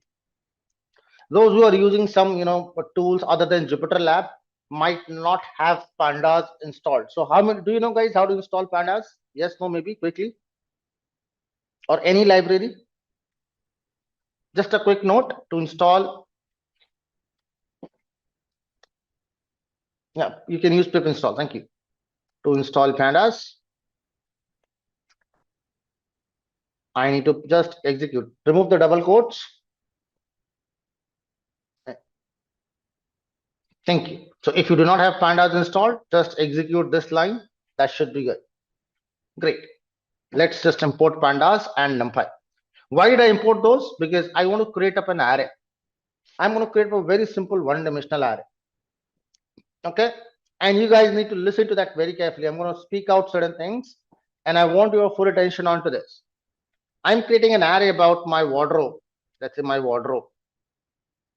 Okay. My wardrobe has, let's say, 3 trousers, 4 t-shirts, 2, let's say, 2 ties, 3 pair of socks. I have 2 pair of shoes. I have 1 wallet. I have, let's say, 2 belts, and I have, let's say, 4 handkerchiefs. Did I give you some information? Let's make that as a numpy array. np.array. Everybody okay with this? I have created a simple array with some data points. Eyes, nose, maybes. Thank you. Let's name that as wardrobe array. Wardrobe underscore ARR. So that we can. Great. Now, can you tell me what was this too?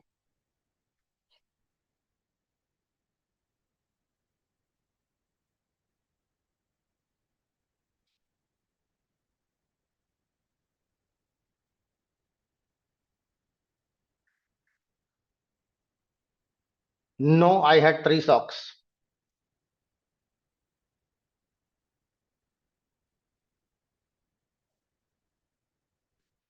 See, my objective is not that. Hanky was 4. Kunal. I can show that from the transcript of this conversation. There will be transcript available if I'm not wrong.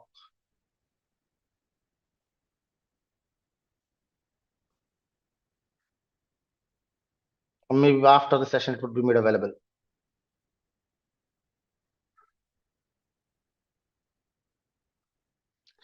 See, objective is not that. I do not want you to remember those things. But point is, with this data, I am not able to remember anything. Now, if I just try to show it up, let's say I'll print that wardrobe ARR. Let me just print that up. Let's print that. Okay. Now, these are the numbers. Now, with this array, I also get the facility of index, right? I can also see the index values. Let's print wardrobe ARR again, and I'm going to dot index. I can get the index too, correct?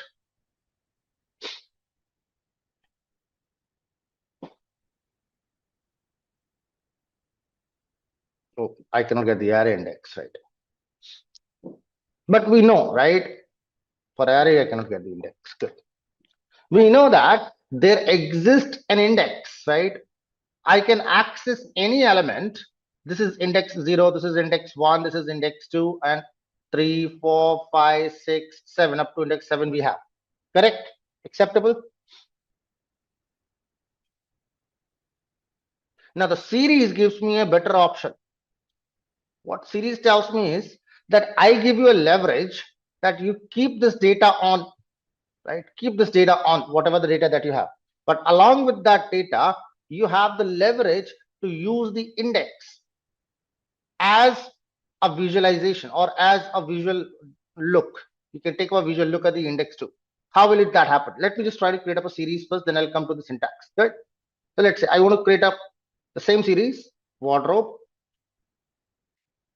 underscore SR, let's say, so that we can remember it's a series. Good, is equal to same information, the same array I will use, no problems, but I'll say that pd.series, and I've used the same array. Good. Now let's have a look. How does that series look like?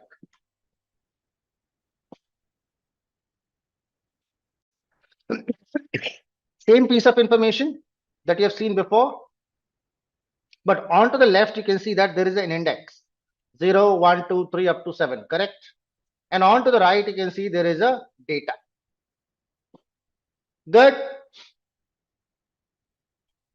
So when you look at this data, I'm saying about the look part. If you view that data, you now can see at what index what value is there. And then see with the series, you also get an option that you can manipulate this index. That means this is a default numerical index that is by default, that happens with everywhere. But I have the choice that I can manipulate that too. How? I can tell while creating the series. Okay. So let's say I'll put up SR with index. Same piece of code. No changes. I just change the variable and I'll change few parameters in the series function, series class. Good. I'll put a parameter called as index is equal to, and now here I can pass on a list of values which I want to put up as an index. Let's suppose I wanted to have this as 3, let's say 3 trousers. Good. Let's say I had, what was the number 4? Let's say I had 4 shirts.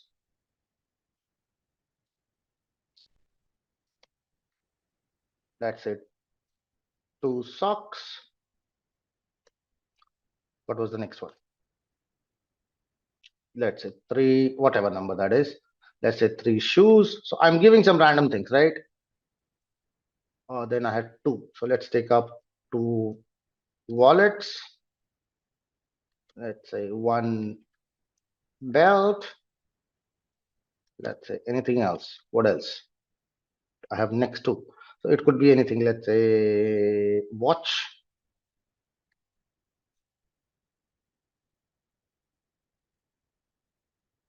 Let's say the 7th one, 8th one is, let's say, hankies or handkerchiefs.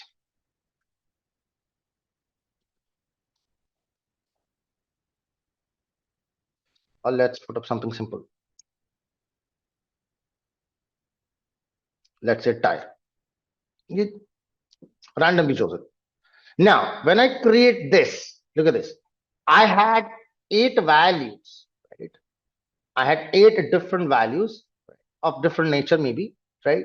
All those values are as it is. And I am telling that, okay, first value indicates the trouser, second value indicates the shirt, and so on. Once I do this, look at this. What did I get? I get the same series, right? The same series. On the left side, I still see the index, and on the right side, I see the data. Now, if you look at this data that you see on my screen right now, this series, right? And compare that with the array, that is wardrobe ARR.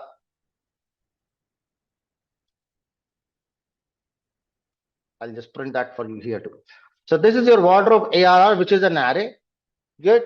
And this is your series, right? Wardrobe series with the index. Can you tell me which one is more informative for you? Carrying the same data information, data carried is same, right?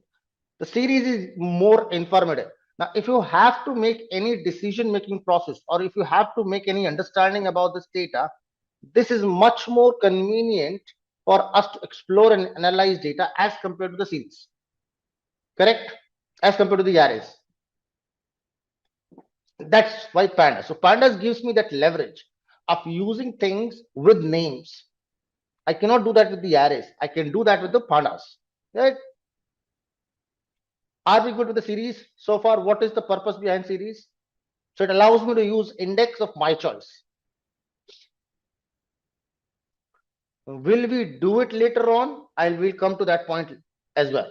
Whether we would actually go with that indexing in real world or not, that's a separate issue. Good. I can definitely scroll up. Can I hide the outputs so that you can look at the piece of codes together? And definitely these indices you can manage as per your choice. I've just put them random.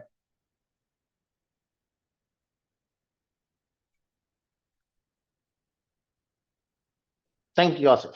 Good. Rest of the team, I hope so fine. Everyone, thank you.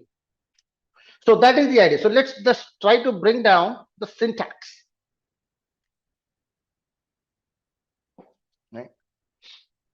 So again, as per the standard definition of series, we go with it. It's one-dimensional array. So a series can either be created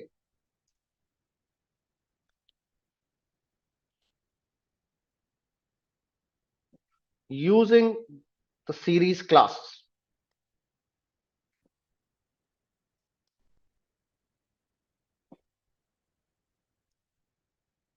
or could be generated created as the series class object. Let's just put it in correct nomenclature.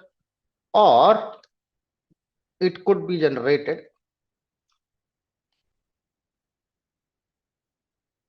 through other methods. So there are some more methods which are available, which are series generative methods that directly creates the series for us. We don't explicitly tell them to create using these series functions, just like array function, right? You have a function called as np.array that allows you to convert any data structure to array form. In a similar fashion, we have a series class, and I can use that to create a series object. That's fine. Second thing, there are, let's say you have a function called as arange, or let's say a random. Those are the array generative functions where the array is generated from them. The outcome of a particular function, a particular process is an array. Similarly, we have certain functions in series as well, where the outcome is a series. Resultant is going to be a series. Good. There you will not explicitly use a series function, but yes, series will come out. So let's put up the syntax. Create series, or I'll put up the generic syntax. Let's put up the generic syntax. Create series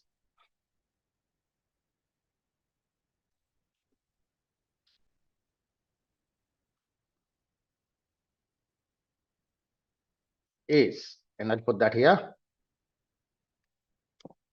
So I'll put up the word pandas dot The name of the class is series. Within the pair of parentheses, pair of round brackets, I need to put up data, whichever data that we have, and an optional list of index, list of indices. That has to go with index is equal to. There are some more parameters into that. I will not talk about them as of now. We will discuss all of them later on, as and when we require them. Okay.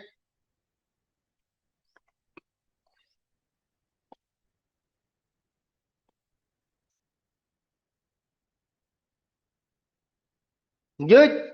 Everybody. Simple thing. Here the data could be anything. It can be a list, it can be an array, it can be a dictionary. I'll talk about all of those options one by one. Good.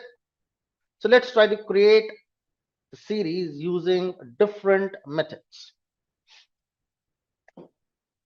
Or rather, not different methods, but different inputs, different sort of inputs. Good. Let's create series, creating series using. So do I need to put up another example for arrays? Because we did create one series above with the array. Okay, thank you. No problem. So I'll do that.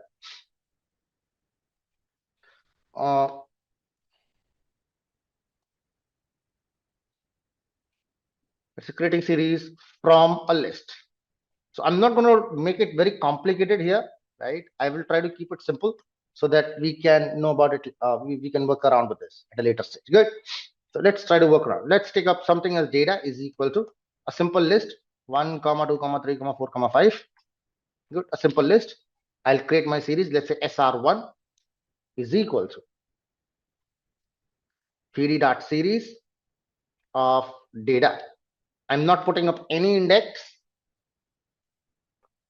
by default. So very simple. SR. Let's take up the same data. Okay. I create another series with specified index. Let's say I want to use some specified indices over there, right? Some specified index. So how will I do that? Let's put up the same piece of code again. SR1, let's say put up with index. Now with index essentially means that I am putting across my own index. Otherwise, the default index is always there. Whenever you create up a series, when I put up a specified word, that means I'm putting up the specified index. I can put up here comma index, and let's take that up as, just wanted to save time. If you want, I can put up index as a separate variable and put up index is equal to something, right? That is my choice, but does not make a difference. Great. Yes, Rosie, I'll do that examples. Don't worry. We'll do the dictionary, we'll do the tuple, we'll take the arrays, everything. With dictionary, there is a slight, variation. So I need to talk about that variation too with dictionaries. So I'll keep that for the end. These are your building blocks of understanding pandas. To be very basic things that I'm talking about, but these things will make you, make your foundations correct. So whenever you deal with a bigger data, these basic concepts will help you a lot to understand that library. Okay, great. I'll just display those two things to you first. Print SR1 so that you can remember. Let's just print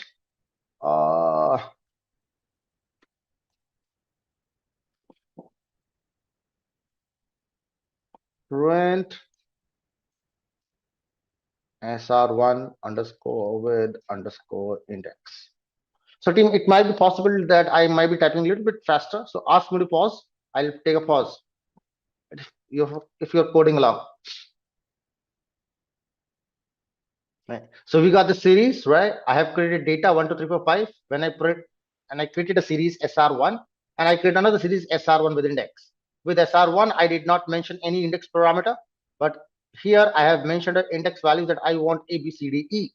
Now, please remember that the number, if you're using index, that means whatever the number of elements I'll have in 1D, that many index are supposed to be given.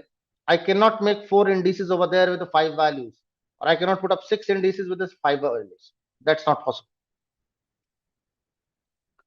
With 6 indices it will work, but 4 indices it will not.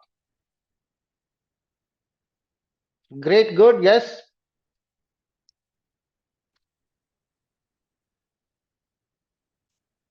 Thank you.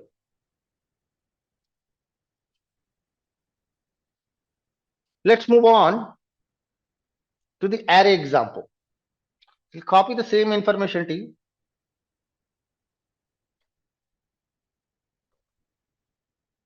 I'm going to just change from list the word to array.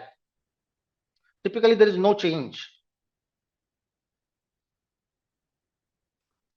With list and array behaves in the same fashion, list, array, and tuple. The only difference is in the terms of the nature of the data. That's the only thing. So I can put up this here, data is equal to np.array. I've just converted that into an array form. Now, is that all created from an array? Do we agree?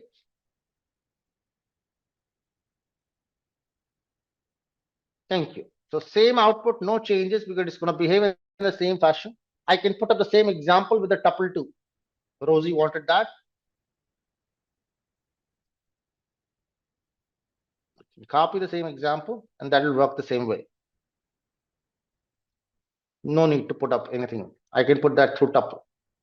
That should be just a tuple. I just make it as 1, 2, 3, 4, 5. Rest of the things I'll keep it same.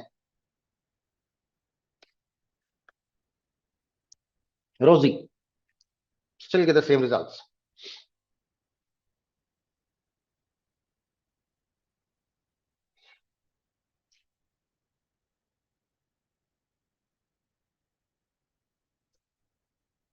Now that's not expected, Asif, though I can explain that.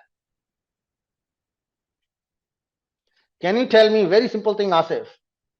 What happens if I put a string A multiplied by 2? What does the multiplication behaves in the form of a string?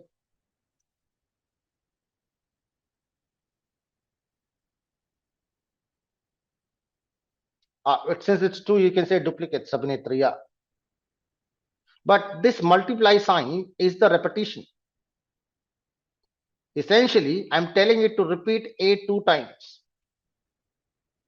If I put up 4 here, repeat A 4 times. When I write down a dash multiplied by 50, what do I want? I want dash to be repeated 50 times. Why did I do this? Because there were 2 different series that I was trying to print in. There are 2 series that I'm printing in. This was the output for SR1, and then I use immediately SR1 with index. So I just wanted to segregate both of them so that you can have a clear visualization that this is your SR1 and dated here. This is your SR, the second one with index. That was the only purpose. So I wanted that dashed line in between. So my 2 outputs are separated.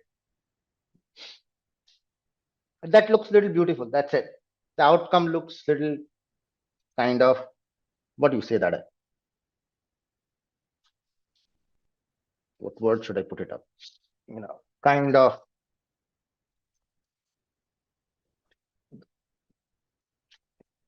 aesthetic. I guess so. Aesthetic is the word. Cosmetic. Thank you. Hope so that's it. Little bit bad throat, please. Okay. So everybody okay till now? There is an issue with the dictionary. So let's take up the same thing that I have taken up earlier. Let's take up a dictionary, dict1. Okay, that's a simple dictionary I want to create.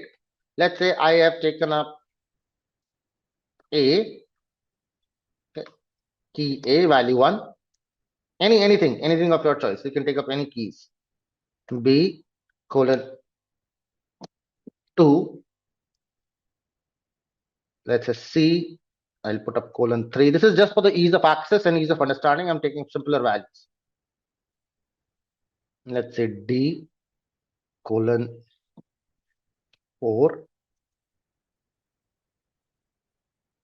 Let me make it 7, because otherwise you will say that, okay, why are you taking them in sequence? Good. E : let's say Z :21, or let's say 3, or let's say any number 3. Let's say. Good. Okay, so I have taken A, B, C, D, Z. Let's take any. Okay, that's fine. Now, if I go create a dictionary from here, or let's say create a series from a dictionary.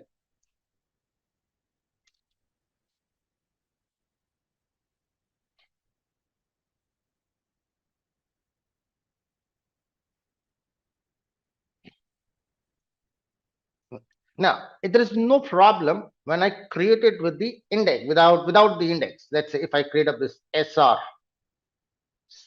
underscore with dict, or SR from series from dict, so that we get to know it's a series from the dictionary created. Same function, same class, pd.series, and I will pass on the dictionary dict1. No problem. If I just print that up,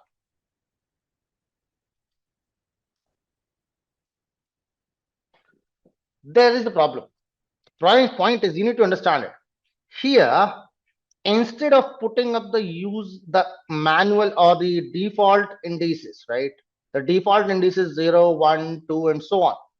Instead of putting these index, what it does is the series will now take the keys of my dictionaries as the index, right? The keys will become the index or the label, right? You can say index or label, anything, right? And the values that we have, they become the data. Do we get this?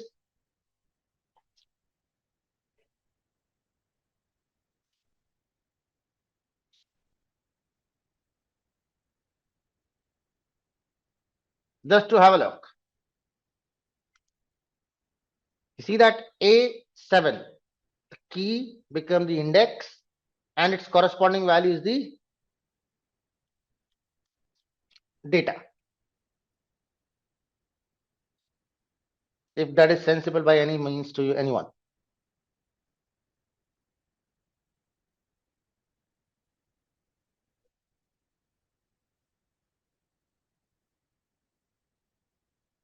I will bring in the catch that is not yet there.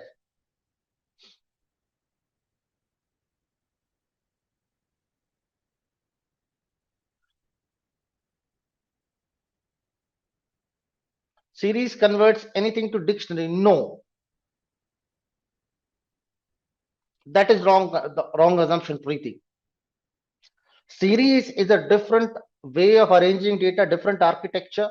Dictionary is a different architecture, completely different. They look similar, they appear to be behave similar, but series offers a lot of different functionalities than dictionary can offer.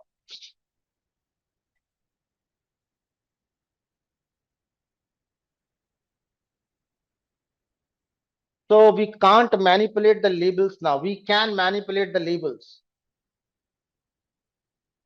The labels can be manipulated. I can change those. I'll talk about those, how we can change the labels. Suppose I do not want a B here. I want something else to be changed.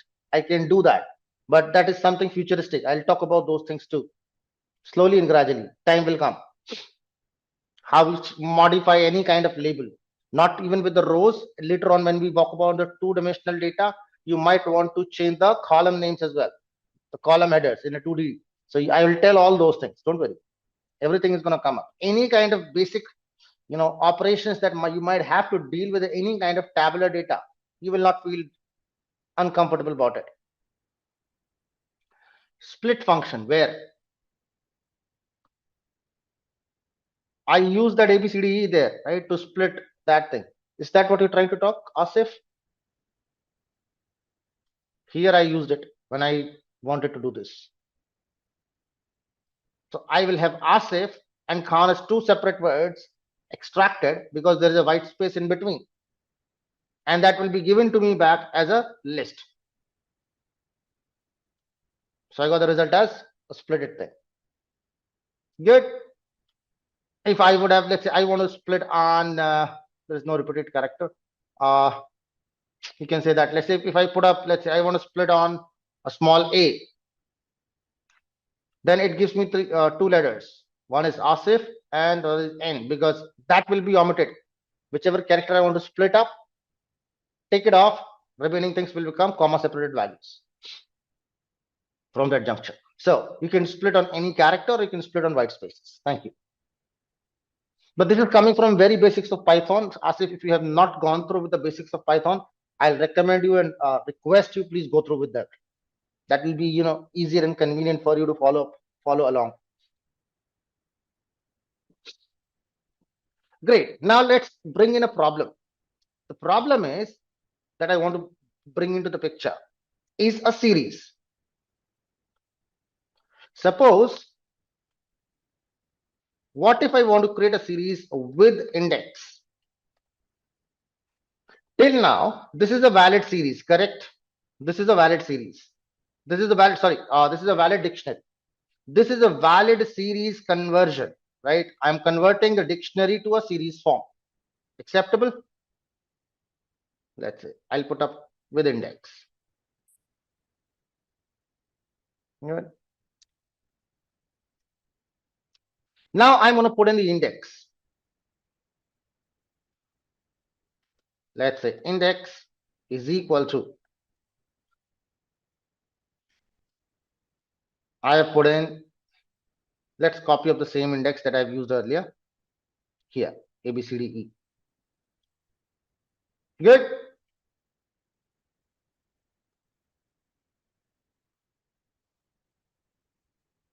Let me put up a G there. Let me put up M here, not M. Let's put up a C here. Good. So look at this. What did I do? I have randomly put in a lot of things. Let's put up comma Z also. Great.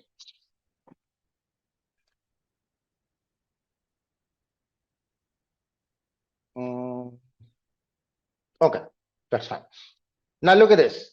What is going to, will it work? First of all, think about it. Do not execute. If you're typing along, do not execute. Let me just think about for a moment. Should it work?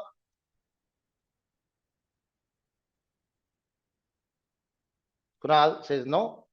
That should be the obvious answer. It should not be working. Why? Because we are using a dictionary from 6 or 5 values, and I am creating up, giving index out of bound. Many indexes are given, but that exactly is not going to happen.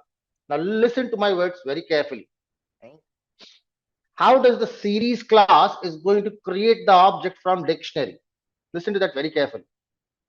It is going to create a series object of these index. That means I will have a series that will have index value A, B, G, D, E, and Z. Get? Then, in order to get the values or the data, so this will be my index.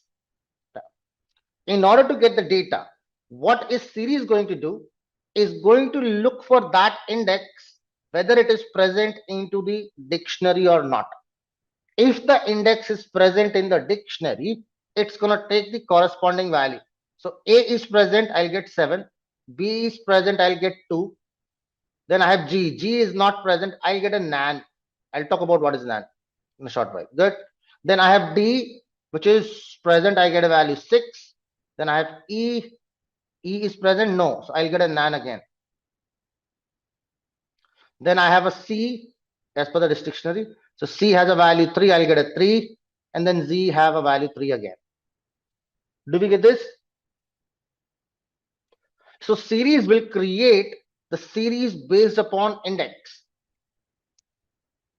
and try to fetch the value from the dictionary for those indices. If the value is available, it will take it up. If not, it will put up a nan. What was the word? Nan. Let's just have a look. What did I put? Oh, space.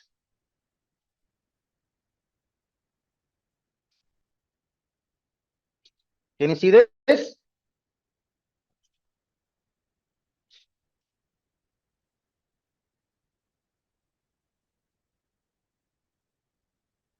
It did create up the series. It was not an error. It did create up a series for me for the index given. Good. But this index will try to fetch the values from here. If the value is available, I will take that value. If not available, I'll put up a nan. What is nan? Nan, those as a term of full form, stands for not a number. It stands for a not a number. That's the basic definition. But do not go by that word. The essential meaning of nan is none or nothing. It is nothing. Nothing means a blank area, not even a white space. I'll come to that, Kunal. Hold on.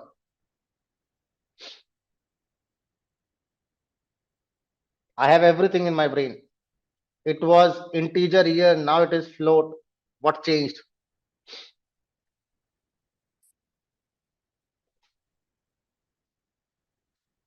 But did you get this point till now? Everybody?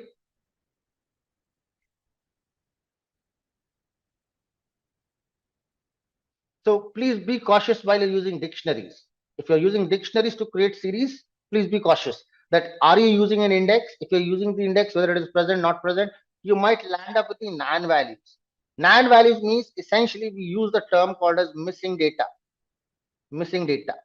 or missing value. Good. So whenever there is a key or there is a label, that particular label does not have a data, then we call that as a missing data. Let's take up another example of understanding what is missing data. Suppose I ask you to fill up a survey, right? At the end of the session, we usually ask you, right?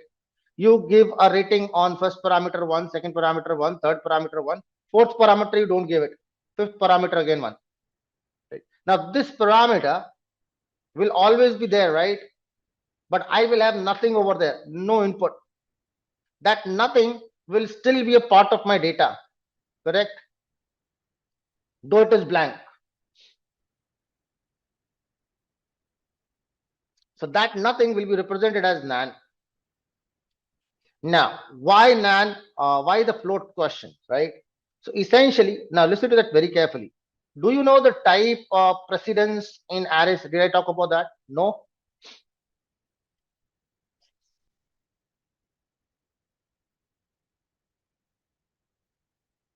Type precedence in arrays. Did I talk about that? No. Okay, thank you.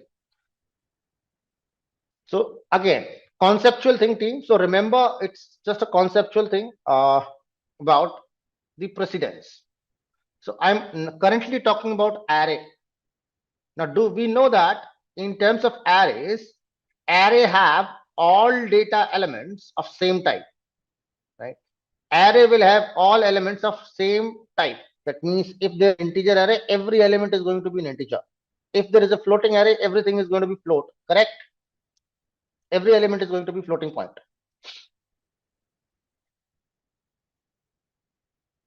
That means there will be a homogeneous structure in arrays. Now, what happens is, let me just try to talk about this. Suppose I'm going to create up an array from a list. Okay. So if my list contains, let's say, very simple example, all integers, right? 1, 2, 3. Yet, if my list contains all integer values, the data type or D type of the array is going to be integer. Good. Agreed? Eyes, nose, maybes. If I create up an array that contains one integer, second one is also integer, third one is a floating point number, let's say 3.5. What is going to happen? It is going to convert both the integer values to a floating point representation. So what I'll get is a data type as float. It is going to convert 1 to 1.0, 2 to 2.0, and 3 to 3.5. Correct? 3.5 will remain 3.5. So every element is now in floating form. Good. Agreed. if there is even a single element which is of floating nature, all the elements become float. That is what happens in array. Similarly, if I take the same example of an array, again 3 inputs, I have 1, let's say I have 2.5, and I have 3 as a string. Good. I'm talking about arrays right now. Good. So in this scenario, what is going to happen? If that would have been an array, 1 will become a string, 2.5 will become a string, and 3 will remain as a string. Everything gets converted to string form. Correct?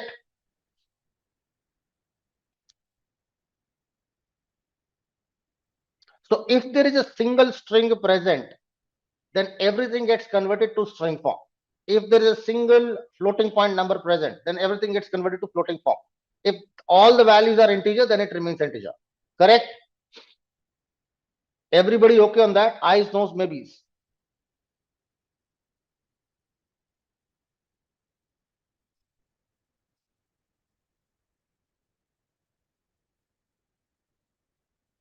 Or should I showcase that first?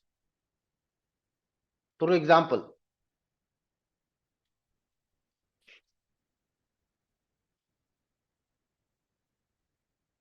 Nobody? So essentially I can say with the arrays, highest precedence is to the string, then to the float, and then to the integer data. Integer and boolean are same.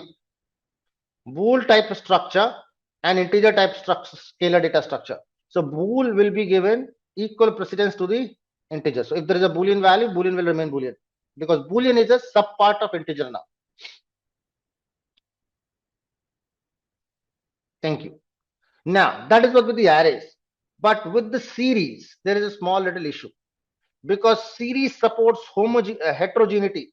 It supports heterogeneity. That means if there are different types of data, the type will be maintained. Type will be maintained. Individual data type will be maintained. But there is a small little kind of exception to that, and that is with the integer values. Right? If I'm creating a series with all integers, 1, 2, 3, let's say, right? It is going to be integer type. Good. If I create up a series with 1, 2, 3, and one of the floating point number, let's say 1, 2.5, and 3, it is going to convert everything into float form, and I'll get the floating integer, just like arrays. It behaves in the same manner. So integer and float, these are changeable. Good. How? So integer values will be turned to float if there is a float value. However, if I have the same sequence 1, let's say 2.5 as a floating point number, and I have a 3. Now, had that been an array, the data type of this array would have been string. Agreed? Every individual element has been changed to string. If I create an array out of it,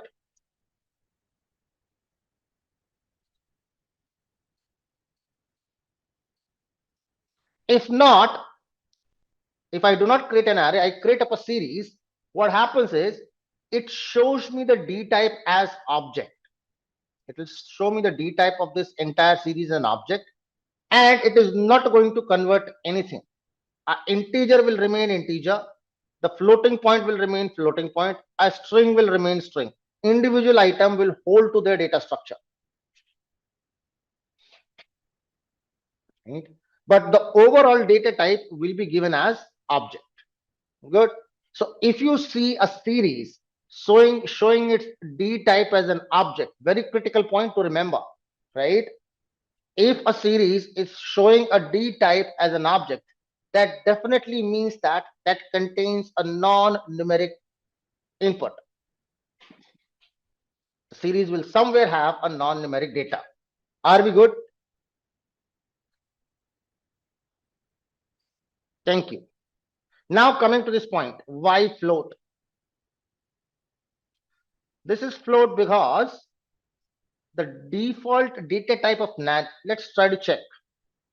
Can I just, Okay, I did not talk about how to access those values, but just to showcase, right? This is the thing. I can put up use a square bracket, and we know in order to access the value, we use the indices. So I can put up the index. What is my index? For NAND is G, right? If you look at G right now, it is NAND value. Good. If I print it up, I should not see. I see NAND word, right? If you try to look at the type of it, that gives you the data type of it, correct? It's a numpy floating point number. Good. So essentially, by default, though it does not acquire any space, it does not have a value inside, there is blank, but there is a default data type given to the missing data or NaN values, and that is floating point. And hence you see that all the values is converted to float form, and the data type has changed to float.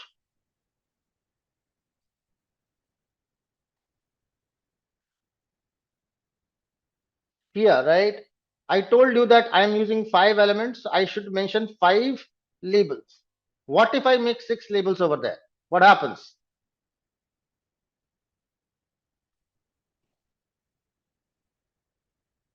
That's going to happen always.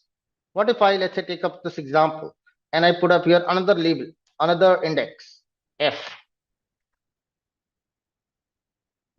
So there it is not going to accept it. It is only and only going to happen with the series, with the dictionaries.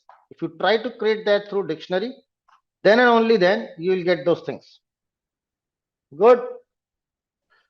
Or there is another thing. There is called as a scalar data. If I try to create up it through a scalar data, let's say 5, data is equal to 5, a single value, then it should create it 0 value, index 0.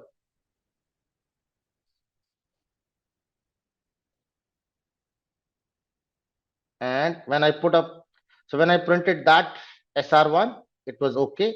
If I print SR1 with index 2, you will see the difference. I get A, B, C, D, E, F all filled up with a common value. So the idea remains same, Rosie. The idea is that if it is a scalar data or a dictionary, your series is going to be coming from the number of indices given. Otherwise, if it is a list, it is an array, it is a tuple, you need to put up exact same number of indices as you have the data points. Ask if you would have an unmute option. Hello. Hi, sir. So actually, see, like A is to 7. Can you please scroll up, sir, please? Let me just take this example of. Okay, go. Yeah. So little bit, sir. See, yeah. Here A is to 7, like string with the integer, string with the integer, string with the integer, like with ratio, like how you have converted. But see, all of a sudden, why A is 7.0? Why it is especially giving it as float? I'm a bit confused here, sir. In this case. See, I have a very basic question again. Do you know what dictionary is? No, sir. Actually, dictionary, it's like it's a Dictionary library. and the data type. Dictionary is a data type in Python, because I specifically mentioned you that earlier too. Yeah, Go through the go through Python it, sir. basics, Sure. right? So dictionary is a simple data type in Python that is created as a key value pair, right? It's a comma separated values, comma separate data structure that contains key and its corresponding value, comma. I can have another key, comma, corresponding value, another key and corresponding value. So where key is some entity and it has a certain value. Let's say name Asif, age 12, organization Google. So I have keys and corresponding values. Good. So that is what we call as a dictionary. So that is why that arrangement. Yeah. Yeah, that I understood, sir. But here, like, And why the 7 converted to 7.0? correct. If you That is talk my question. Yeah. it, I explained that because the presence of NaN, because of Okay. this presence of NaN, right? Mhm. Because NaN is present, so I have a floating element into this. There is a floating point because nan is a floating thing. Good. It's a Okay, floating sir. point value. Because Okay, there makes is a sense. float, Yeah, so it has converted all integers to float form. got it. Makes sense, sir. Because Okay, thanks. 7 and 7.0 mathematically does not make a difference. Yep. Yep. Mathematically, 7 and 7.0 will hold the same value, same meaning. Yes. However, Yes. in terms of representation, there's a difference, right? Integer 7 and floating point 7 are two different things. Good. Yes. So the essential change that will happen into the real world is going to be the place or the memory space that is being allotted. Because in integer, we will have a lesser amount of memory space as compared to the floating point numbers. Floating point numbers will acquire more amount of space. So it's a space consideration that we need to look at. Otherwise, it's fine. Good. Okay, sir.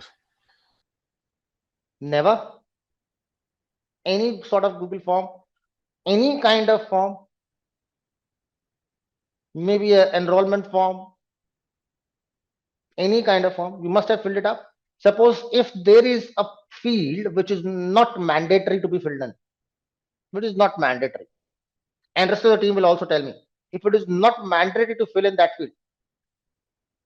Now, team, listen to that very carefully. Many people talk about it in a different way. There are multiple ways by which I can access the elements of the series. But what the answer that I'm going to give you right now, whatever I'm going to talk about, is a futuristic approach.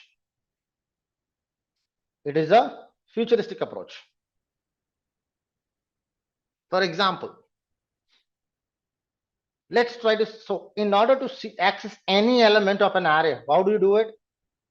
You take up the variable name followed by a pair of square brackets, and within that square brackets you mention the index, correct? To access any value. Is that correct? So same thing goes over here as well. Suppose I want to access something. So my series name is wardrobe with SR with index. I'll take that. Put up a pair of square bracket. Within the pair of square bracket, I'll mention my index. Now here, let's say I want to talk about belt, or let's say some other number. Let's say shirts. So I will mention shirts. That gives me the result form. Great, no problems. Everybody okay with that? Simple indexing. Great. I want to make it complicated too. Now, essentially, we also know that this series, had that been a case I did not provided those indices, would have had the numerical index, right?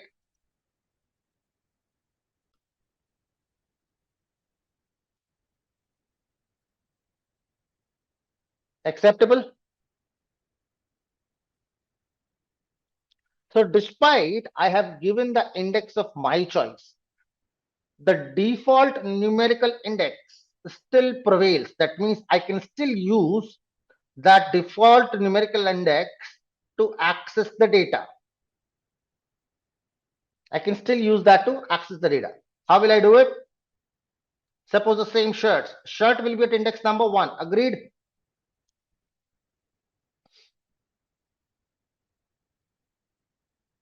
What is the index value of shirt? If I go in 0 to 1 on the from top to bottom, shirt will be at index number 1. Acceptable? Yes or no?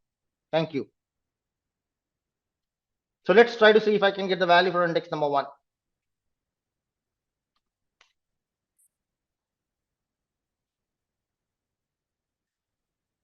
Good.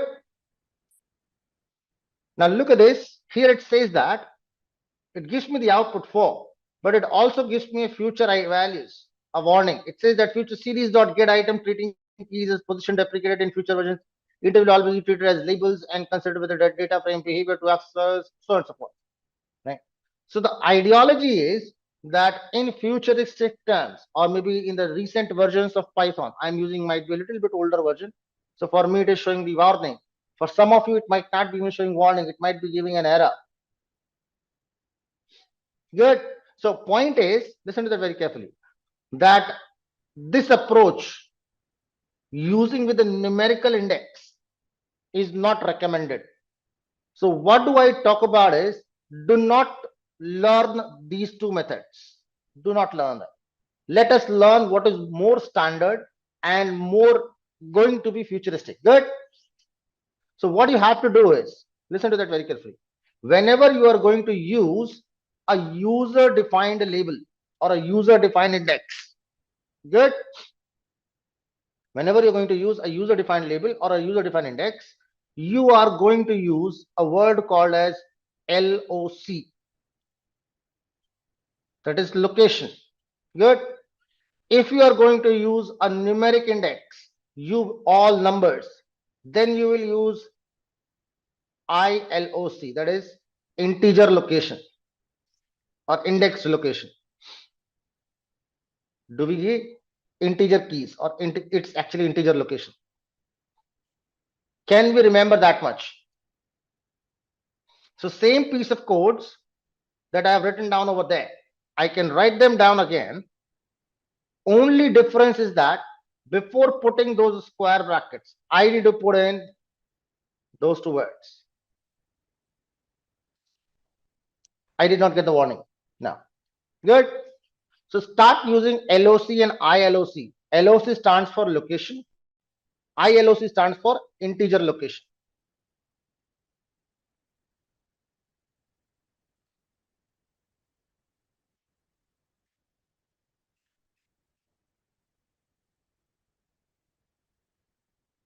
Stands for location and strictly requires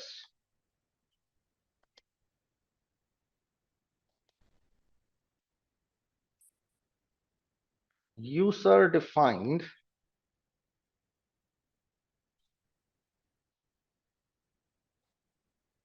labels.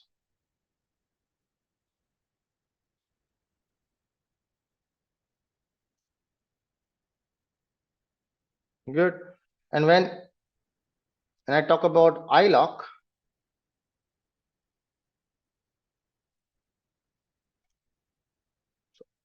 iloc essentially stands for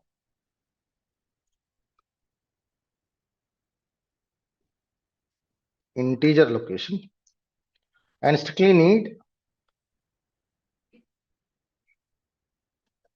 integer indices or integer index or labels. Good. That is the idea behind. Let me just put it up like this. That will be helpful information. So if you're going to use indexed the user defined index, it should always be LOC. If you're going to use integer values, it should always be ILOC. Can we remember this much? Is that okay?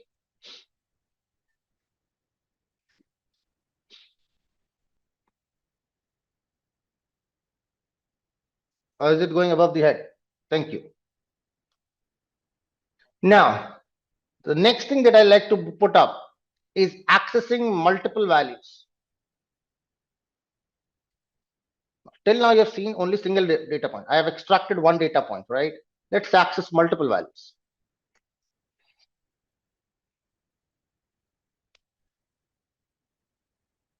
So there are again two ways. For example, I can use lock and iloc the same way. Same series that I've used before. And here in the index, right, dot iloc, I can also provide the list of indices which I want. Let's say I want a shirt data. I want, let's say, a belt data. And I want, let's say, anything, let's say wallets.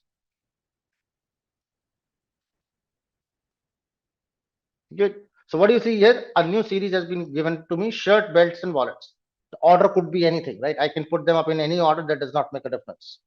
So the idea is I can specifically ask for any sort of values, right, based upon the user defined keys using the lock.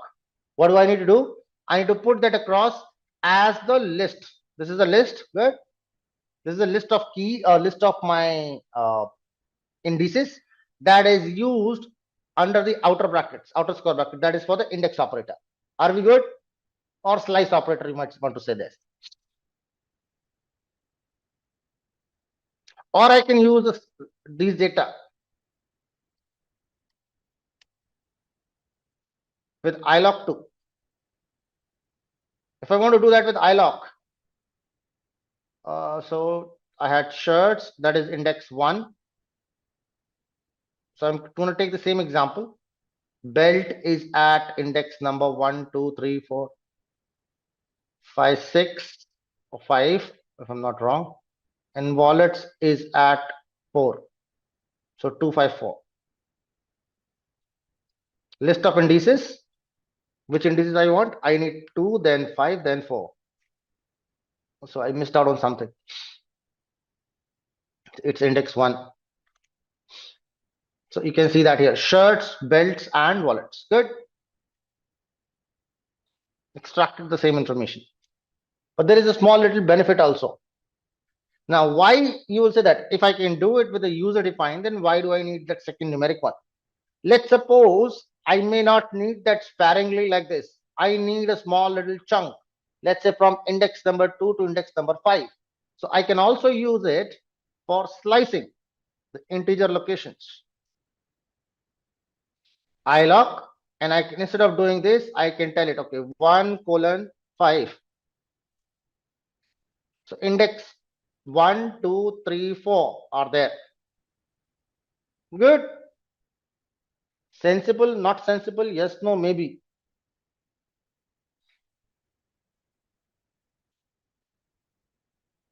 If that works well for you. Thank you, Abhinitri. But there are too many people in the house. Let's just take some confirmation from them too.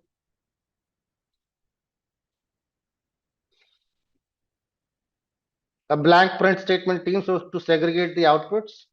That looks slightly some gap.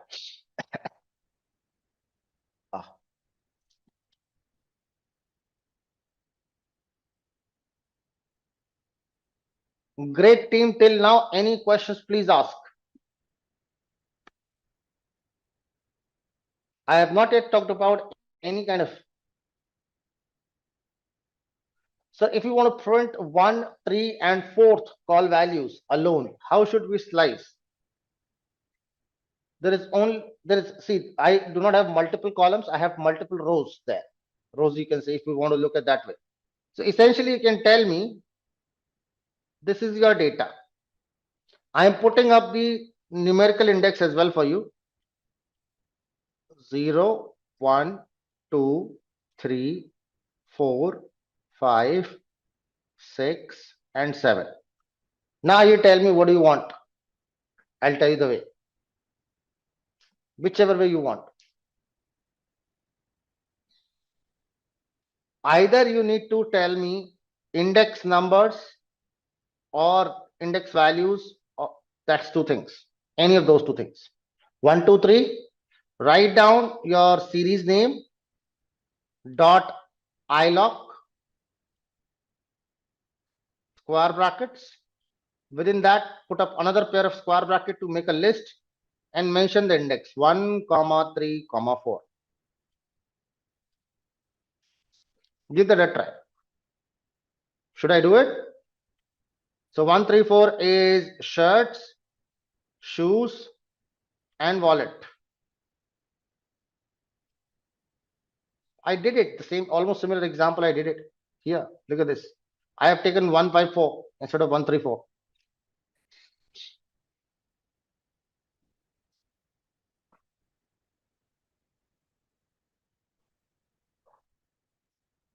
Okay, now let's try to follow up with the basic problems that we have seen before, right? You have seen these basic functionalities in NumPy. So we'll talk about all those basic functionalities one by one. So that is your series. Good. So we have 1, 2, 3, 4, 5, 6, 7 elements or 8 elements into that. These are the indices. These are the values that we have. Great. The first property. Let's print the series name dot endim. Now, I never found out what is the relevance of it, because we know as a matter of fact with the series that it is going to be one-dimensional instrument always. So according to me, endim does not make a sense to me, but yeah, as a part of information you should know. Endim, just like an array, it talks me about the size or the dimension of the data. So I have one dimensional thing. It is one dimensional. Series is going to be one dimensional. Expected answer is 1. Next thing that we have is, let me copy the same thing. Just like series, just like the good. So next thing that we talk about is the shape. What does shape tells us? Shape talks about the number of elements in each dimension as a tuple. That's what the shape meaning is.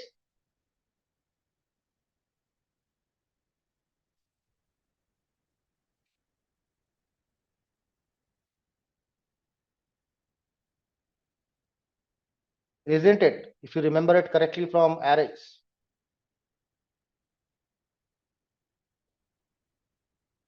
Thank you. Then you have the size. Size talks about the total number of elements present. Data points. Then you have D type, right? These are the 4 basic points. Item size does not exist over here because it is a heterogeneous structure. So every data point may be of different sizes, and hence item size is not available. Just like arrays, we do not have item size over here. In arrays, we have an item size property. Here, I do not have an item size. But instead of that, I have 2 more things. I have an index and I have a values. Good. So if you look at this, endim talks about, gives me the shape, gives me the number of dimensions. That is going to be 1. Good. Here, number of elements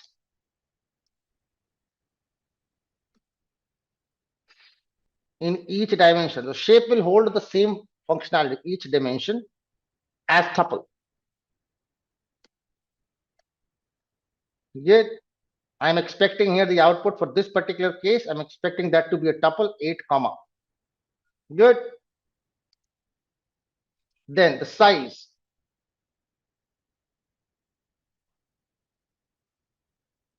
Is total number of elements.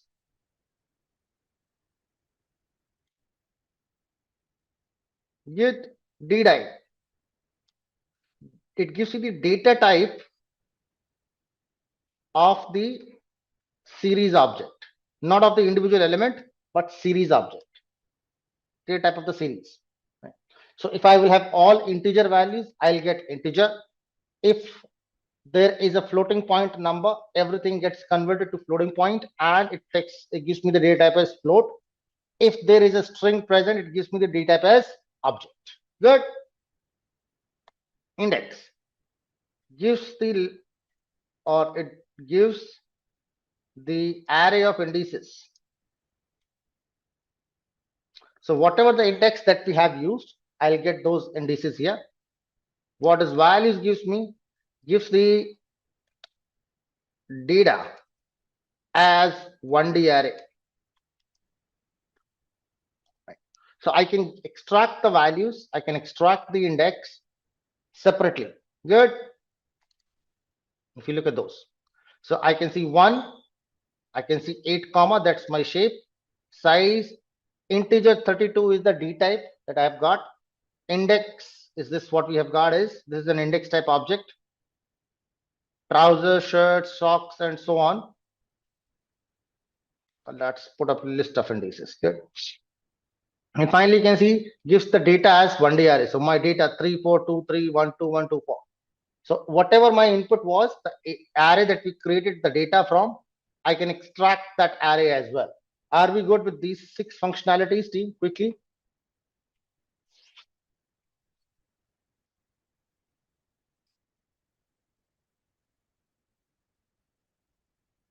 Thank you.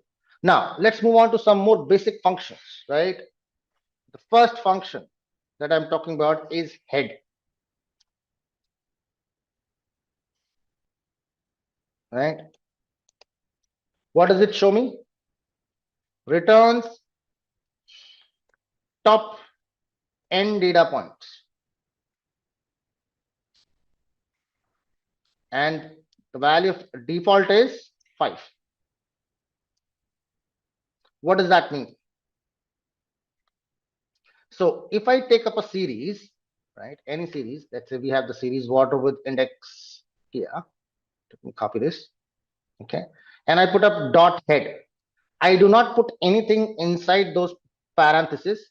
It shows me first 5 data points. Look at this. Trousers, shirts, socks, shapes, and wallets. Right? It has shown me top 5 data points. Are we good? Or I can control that, and I can also view. Let me put that into print.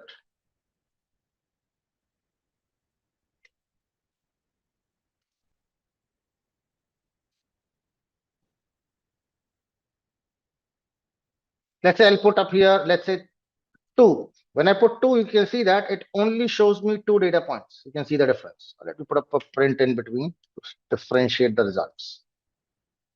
Can we notice that? So I can choose out how many data points I want to look at, because it is not mandatory that you will have 4, 5, 6 one view data. You might have thousands of data inputs. So you might want to choose out, I want to look at top 5, I want to look at bottom 5, or I want to look at wherever I want to look at. Sensible? So if you have to get the top data, use head. Then what could be the bottom part?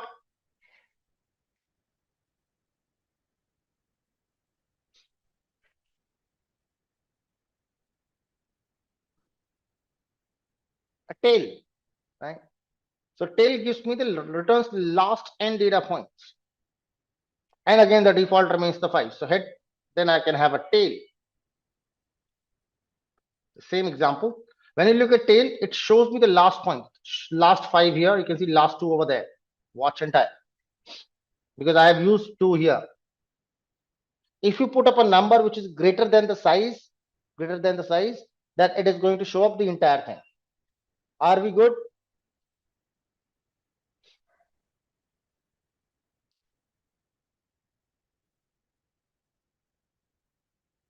Hold on to that question, okay? I want to talk about 2 more functions, 2 or 3 more functions. Okay, let me explain that first. Because I have a lot of explanation to be done. Great. So Asif has a question. How did I got this shape as 8 comma? Is that correct? Great. Now, if you look at this was your series. Good. This is your series. I have printed that up. Now, in this series, we created this series using this index and this array or this data, correct? So if you look at this, this is one dimensional. It is one dimensional info. Because it is one dimensional, I am going to represent that as a tuple. The shape is always in a tuple form, right? And since it is only one dimension, so I will have only one value over there. Since I have to make a tuple, so I need to put up a comma there. A single value tuple is made with a comma. Value followed by a comma. Now, how much value will come over there? That value is the total number of elements. In this particular case, that is the first dimension that I'll have, which you can check from the values. If you look at the values output here, this is the first values. So my values are represented using single pair of brackets. I'm pretty much sure you have attended my array session. And in that dimension, I have 1, 2, 3, 4, 5, 6, 7, and 8 elements. So my shape becomes, in the first dimension, I have 8 elements. There is no second dimension, so it's blank. Good. Had there been second dimension, I would have a second value here. Had there been third dimension, I would have a third value over there as well. If you cannot recall it correctly, revisit the video on the arrays part, numpy arrays, indexing and slicing. I have explained the shape functionality in detail there. Yes or no, team? Thank you. Moving on. Next important function, same array. Let me bring it again. The next important function that I want to talk about is called as info. It gives me the gives the general summary. We'll talk about general summary, right? Let's have a look.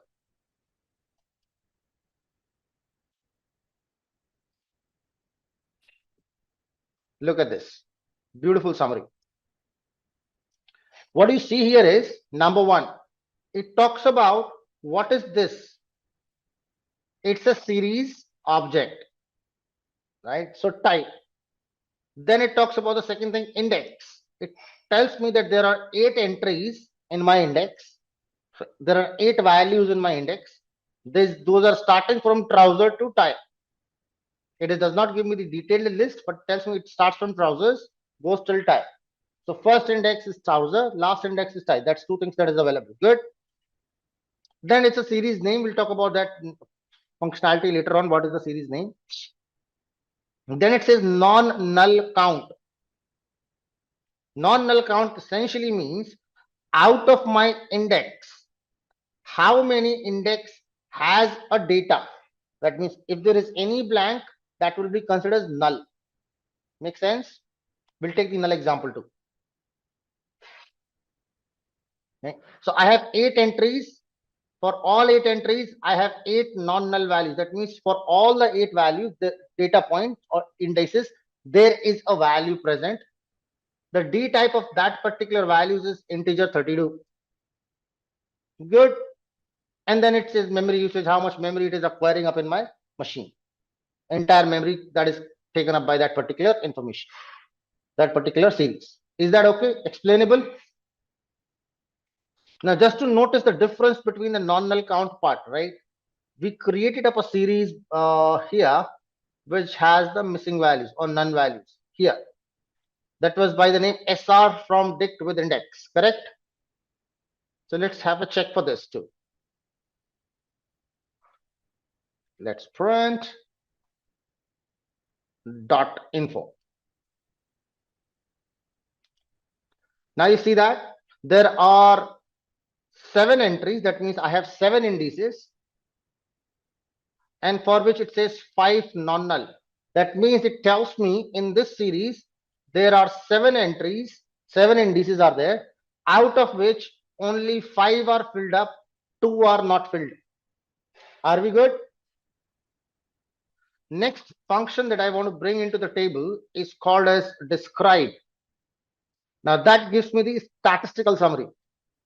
Okay, it gives me the statistical summary. Now remember in Panda, in NumPy, I talked about multiple types of things, right? In statistical functions. You don't have to explicitly calculate them every time manually, right? You need to have something direct. So describe is your go-to solution for that. You just need to put up a series followed by the describe function.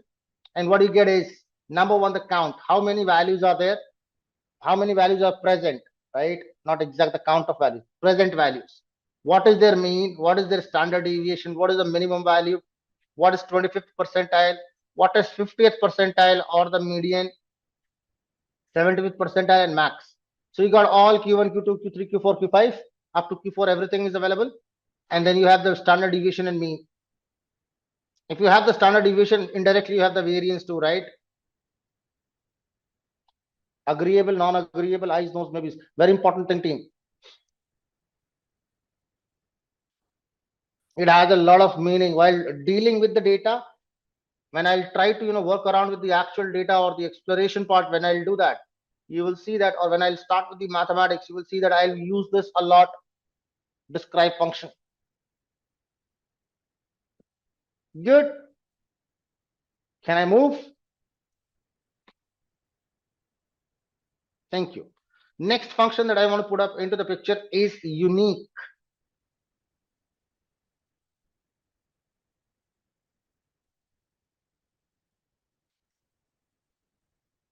Good. What does unique gives me?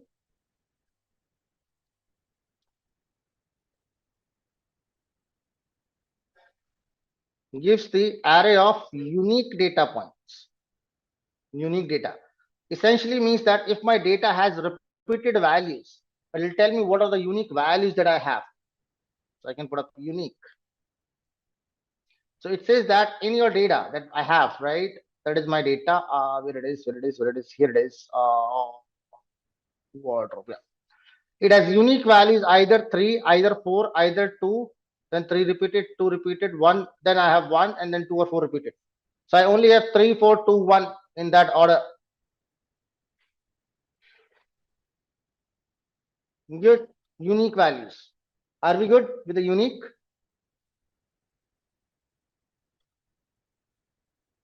Next one is n unique. N unique gives me the count of unique data. So how many unique data points are there? Earlier you had unique, that gives me which are the unique values. N unique talks about the count of unique values. How many unique values are there? Good. Sorry, I did not change the function. N unique. So I have 4 unique values. Is that okay till now?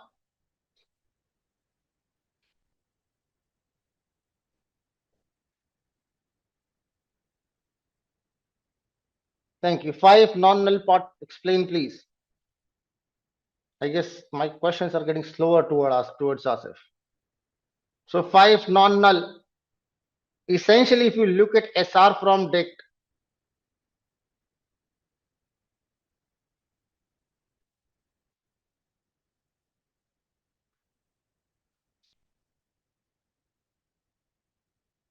it has 1, 2, 3, 4, 5, 6, 7 indices. So that is 7 entries, right? Out of those 7 entries, 1, 2, 3, 4, 5 are not null. These are not null values, or null means nothing, right? There are 2 null values or nothing values. Good. Thank you. I thought that you might be able to recall that list sequence, but no problems. My mistake. So up to n unique, everybody okay? Let's talk about next function. And that is value counts. Now what does value counts gives us? It gives me the count of or the frequency. Let me just put up a frequency of the unique data. So I have 3, 4, 2, and 1. These are my unique data points, right? And then what I want is how many times each data point, each unique point has appeared up. Right? It can be 1, it can be 2, it can be 3, it can be 10 number of times. So how many times each unique data point has appeared up? That is what value count gives us. Are we good? Let's have a look.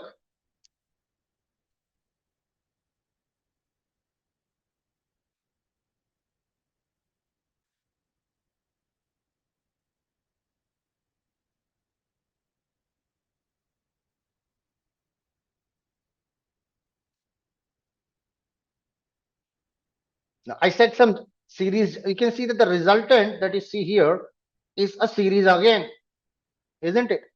It is a series again. Look at this. I have got 2, 3, 4, and 1. So I have a unique value 2 that has appeared 3 times. I have a unique value 3 that has appeared 2 times. I have a unique value 4 that has appeared 2 times. A unique value 1 appeared 1 time. Do you want to cross check?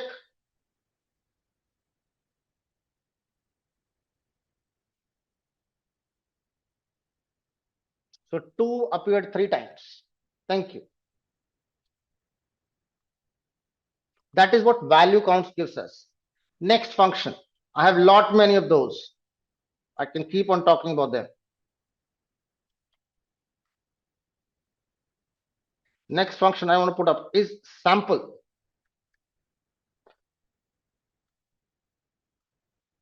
Shows randomly selected, shows n random selected random data points.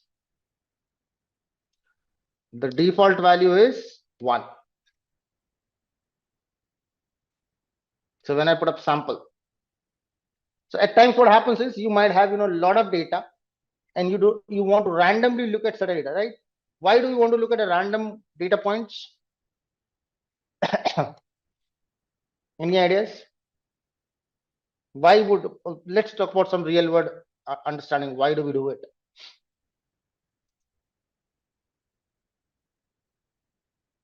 Ever bought grains? Anybody ever bought grains like rice or maybe wheat or something like that? Or maybe pulses?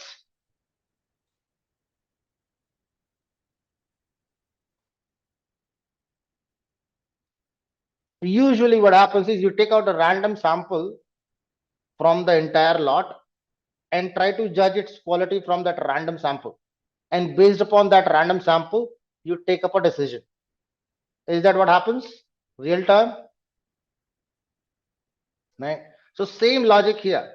Maybe if I have, let's say, millions of rows of data, millions of data points are there, I may not be able to walk through with every single data point. It's not possible. Even if I can walk through, I will not be able to recall everything, right?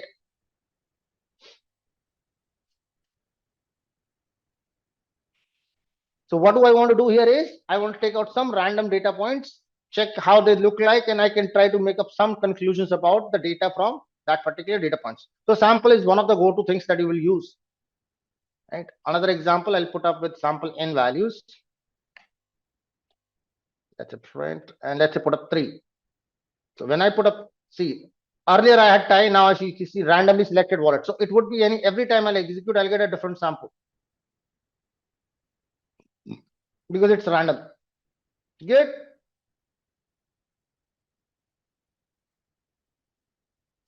up to sample.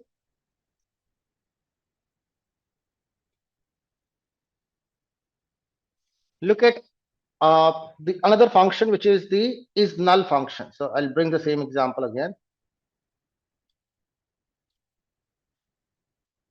Not this one. Let's take up SR with index example. The other one, dictionary one. If that has the null values, that will help. Is null or is NA? Both are same.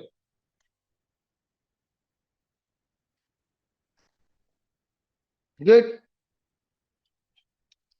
It returns true or false. Returns true or false for every data point, or it returns true for every missing data point.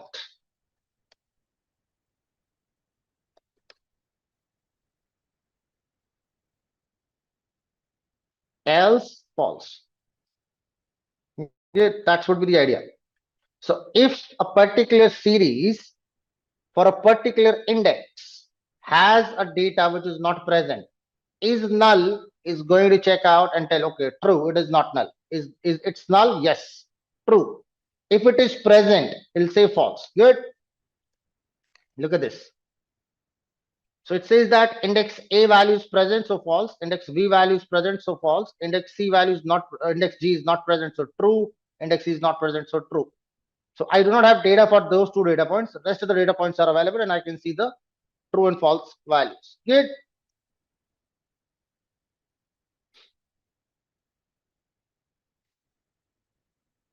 Clear. Thank you.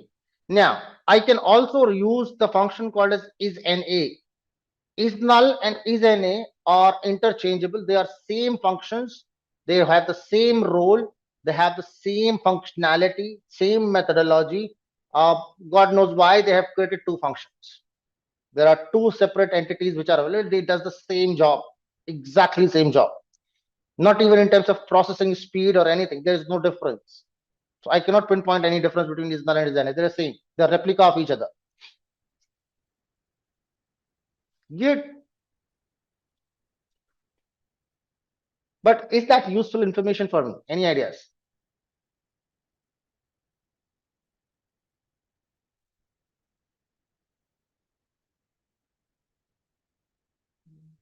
Now I can utilize this information to find missing values.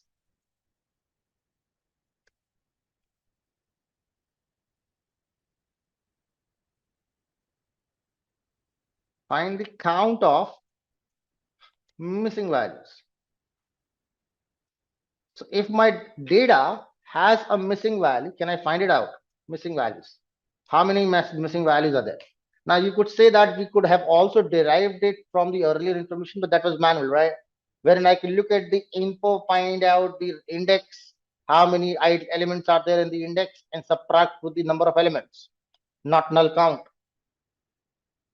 But here I can do it directly. Now listen to that very carefully. With Python or numerically, false is 0 and true is 1. Correct? Agree to that? So if I think of this as 0, this as 1, 0, this as 1, this is 0, again this is 1, this is 0, this is 0. Good. Now if I take a summation of all this, if I add it up, sum it up, sum up this data, will I get the sum of trues, or I have 1 and 2? So will I get 2 here? And that exactly is the number of missing values that I have. So if there would be any true present, then I'll get some number. If not, I'll get 0. Correct? So if there is a missing value, I will have a number. If there is no missing value, I'll have a 0. And that's what I can do. So I can extend the same function, right? I can extend it after doing the is null. So to this, now if you look at this, this is also a series, correct? That contains Boolean type values. Right? This is also series. To this series, I want to take the summation. So dot sum. So connecting with that method chaining. And I got 2. A straightforward number. So I was able to find out the missing values. Good. Thank you. Next question arises, how to treat the missing values.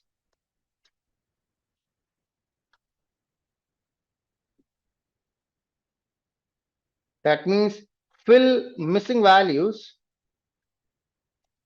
with appropriate data. Now, I have used the word appropriate here, but I have not defined what is appropriate. Right? I have not defined you what is an appropriate thing, because appropriate thing will vary very drastically depending upon the nature of the data. Good. It is going to vary in a huge manner. Now, I am going to make those changes right now on this SR from dict, because my job with the null part is done, right? So how will I do that? What do I want to do is,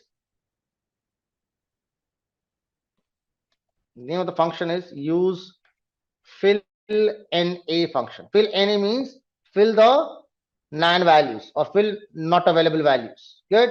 Fill NA. So how will I do it? See, this is my objective. I have a dictionary. I have a series by the name SR from dict with index. I want to modify it, so I'm going to assign it new values. Good. How? SR from dict with index. Good.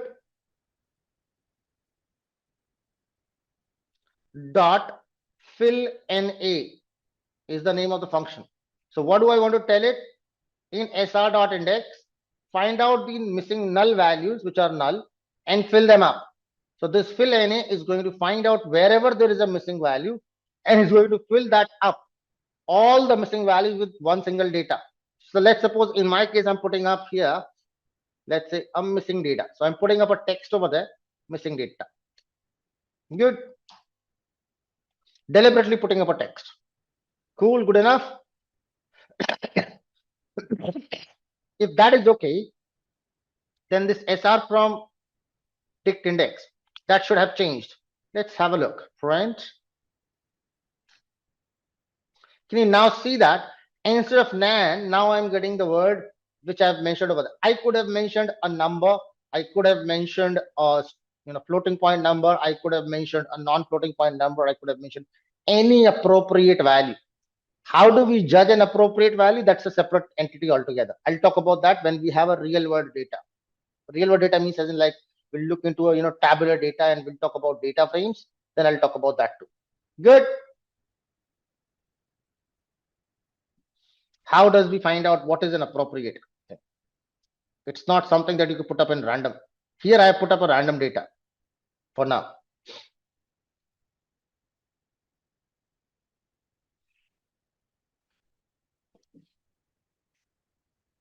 For example, it is used to apply a function to each element, right? Say for example, we have this, let's say, for example, right? Let's go back up. We have this wardrobe with index, right? Let's suppose I want to see out squared values, right? So I can put up this series dot apply, and onto that, which function? So I can put up a lambda function over there, lambda, let's say lambda x, taking up the square term, so x double star 2. I've given the function. Good, that's it, done. Now you can see that I can see my series got the values applied with the function. So apply will take out every value from this series, give it to the function. The result of the function will be saved back, will be returned back. Are we good? So I got 4, original data was 4, sorry, 3 here. So 3 came to lambda, lambda processed, calculated the square, gave it back 9. Next one would have been 4, so that would have been 16. Then 2 have been became 4, and so on. Are we good?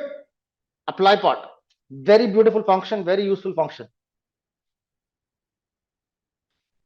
And many of these functions will be repeated at the time when I'll talk about data frame. Why I'm putting those efforts here? Because with the data frame as well, when you're going to apply these functions, right, you're going to apply that on a series itself, right, at a later stage.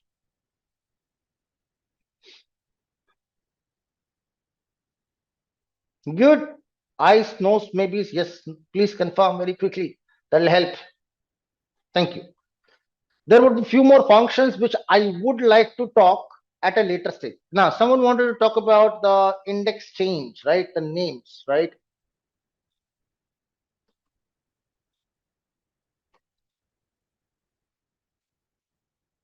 A particular series, a particular index, right?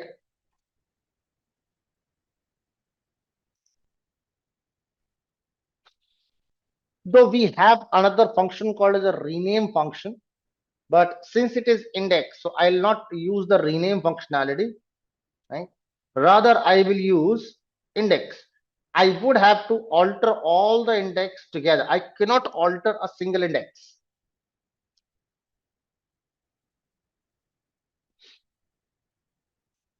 Can't be applied condition inside apply. No, I cannot comprehend that, Narendra. You might be trying to say something. Do you want to get unmuted? If your background is clear, I am okay with that.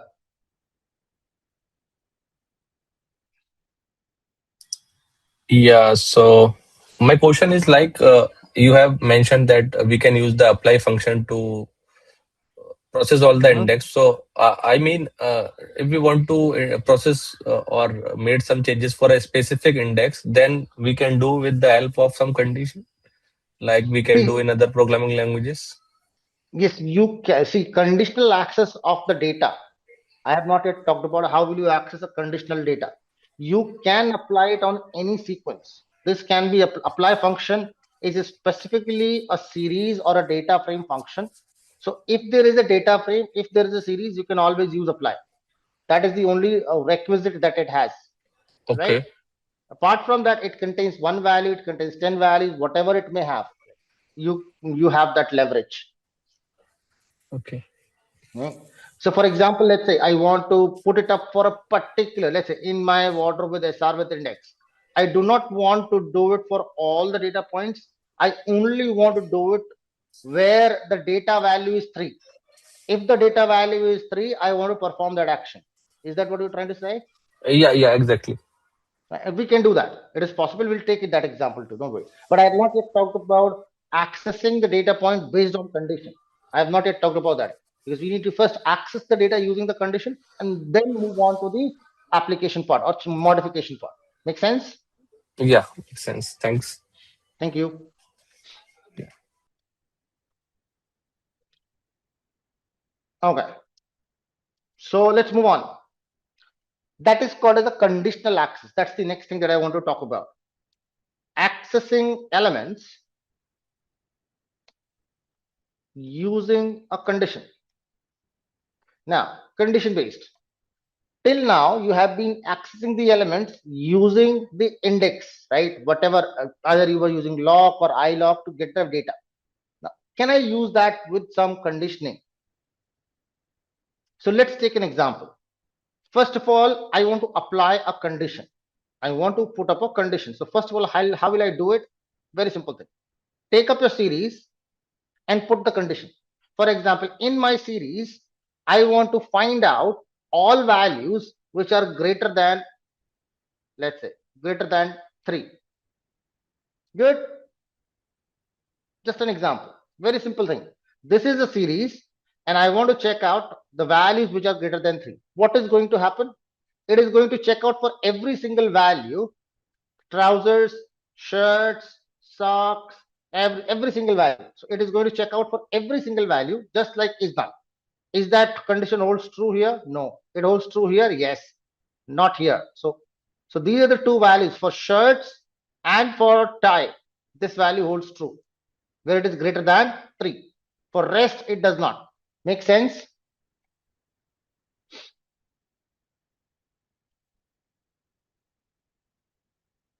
Now, suppose now this is showing me a true false thing, but I do not want that. I want to extract that data where this condition is satisfied, right?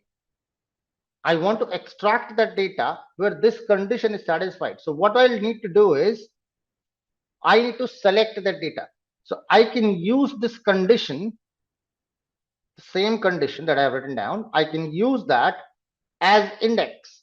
I will put that condition as index and I will use the same series. So what I'm trying to tell it, look at this very beautifully. Look at this part. I have used the condition in the index, good, and that is the square brackets. So what I'm trying to tell it now, apply this condition to the series, and for whatever index, wherever you are getting the true value, select those indices and show it here. Show it from here. So what I want those, so you see it has got a shirt and it has got a tie. So shirt and tie, that will be resultant of this, and those shirt and tie values will be displayed now. Let's have a look.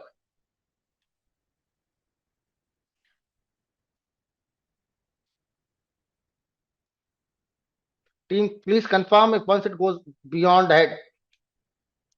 What did I miss? Oh, P is there. Can you see that? Shirts and tie extracted.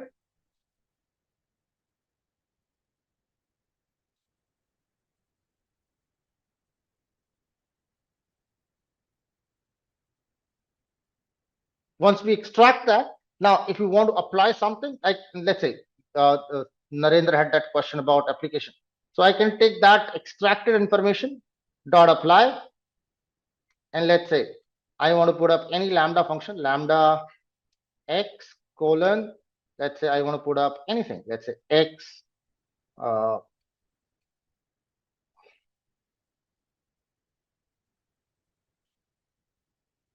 cube, let's say put up cube for that matter. Good. So it applies that function only on that data. Good. I have not yet talked about how to merge certain lists, merge the series, join them, concatenate them. I want to talk about those, but not now. I want to talk about those with the data frames.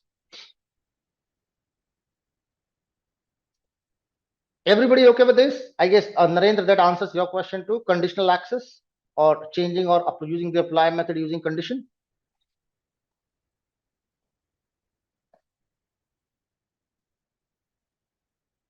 Any questions, team?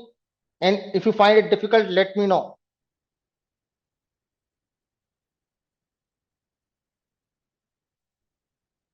So using lambda here is a must. No, not exactly, not lambda is a must. You can use any function. If you have a predefined function, Abhinitri, then you can use that function too. But the point is that usually these would be kind of actions that's not fixed or permanent for us, right? We want to perform certain modifications in the data for one-time change.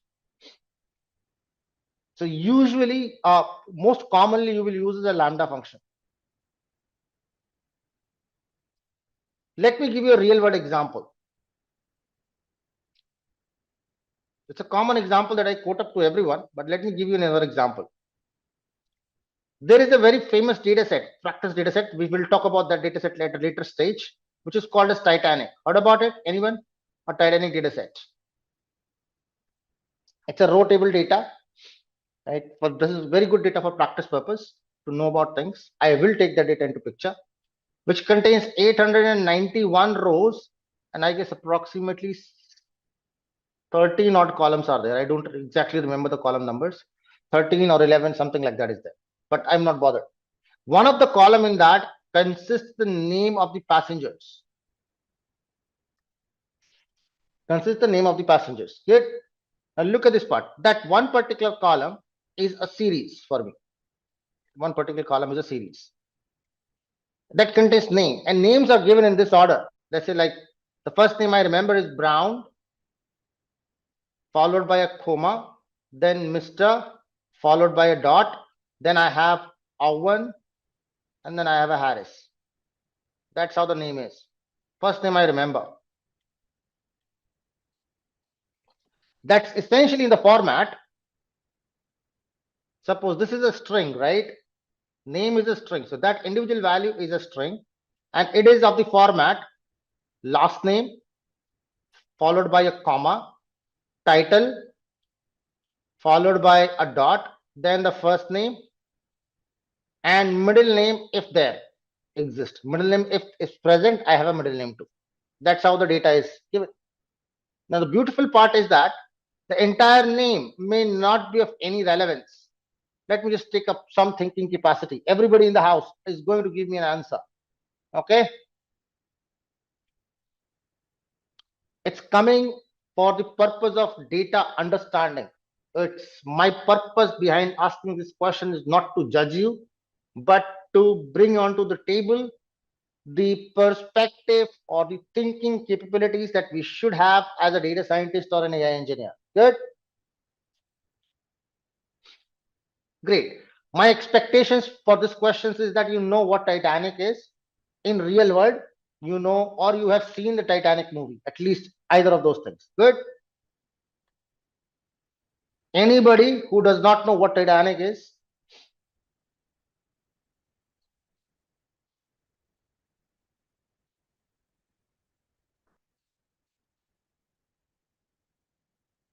Okay, great. So my question is, suppose there is a list of some names. There is names given. Okay, that contains many names, right? Exactly 891 names. Good. Now, that also gives me another information on the side, that is the survive status. Let's say I have some survival status, name 1010, where 0 represents that this person was lost in the accident. 1 means the person has survived. Good. Now, think about yourself. Think from your own perspective. Completely your choice. You need not follow my choice. You can have your own option. The name, think about it. Will the name of a person, very clear question, will the name of a person has any impact on the survival or any role to play in the survival? Suppose you're supposed to predict a person is going to survive or not, right? Suppose the 892th person is Narendra.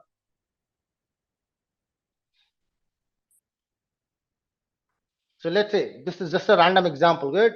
So let's say that this person name 892nd person, right? His name is given as Shishodya. So I'm just putting that in, then followed by a comma. Then let's say put up Sir dot, let's say Narendra and some middle name. Good. That's how the name is formatted. Do you think that it is going to make an impact? Will there be any impact of this name? Think very closely.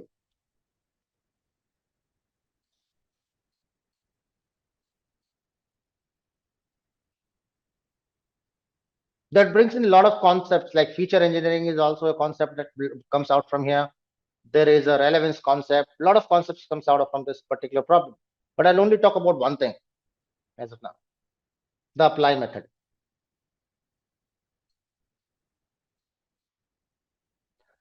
If not the entire name, can you just think of title for a moment?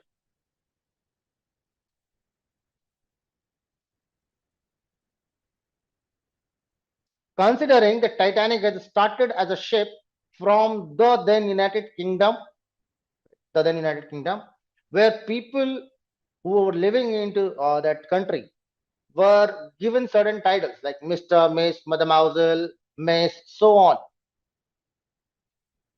Some people have a title like Sir, or maybe Lord, or something of great, a major, doctor. These could have been titles, right? Now the question is, will the title will have an impact? Rosie says yes, I agree to that point. Title would have may have an impact. I'm not saying it will have, but it may have an impact, right? Certain people with certain titles would have gone, the privileges, maybe. So now may not be the entire column given for me, or entire series that is given for the name is not relevant, but only the title given in that in between is relevant. So I need to extract that title. I need to extract it out, right? From the entire string, can I extract the title? Let me just see if you can help me with this. I'm putting down the one name for your example. Let me see. This is a string. The first name is Brown. Just hold on a minute. So fraud people are calling me.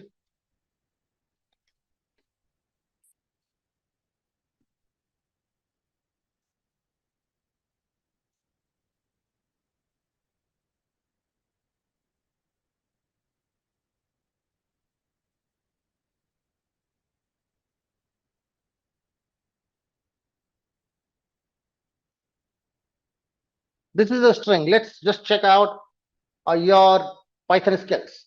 What I want you to do is, can you help me to extract this name? I just want to take out Mr. from it. Help me with this.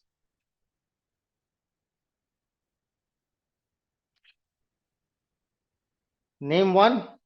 Let's name that as a variable. Though I don't want to do it. Name of square bracket one. So as per, if I go by the definition of Rosie, so name square bracket one. No, I get R, Rosie. What I need is, and R is this R, not Mr's R. Help me. Someone had asked me that question, not here, but some other batch. Need to split an index. Do it.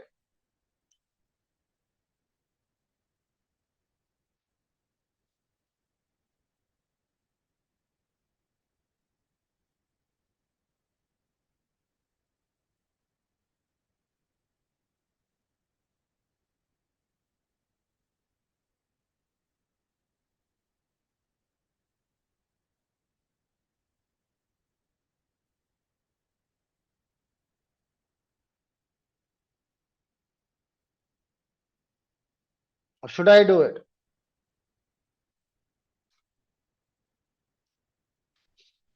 I'll do it directly. Dot split. That's gonna split on the basis of comma.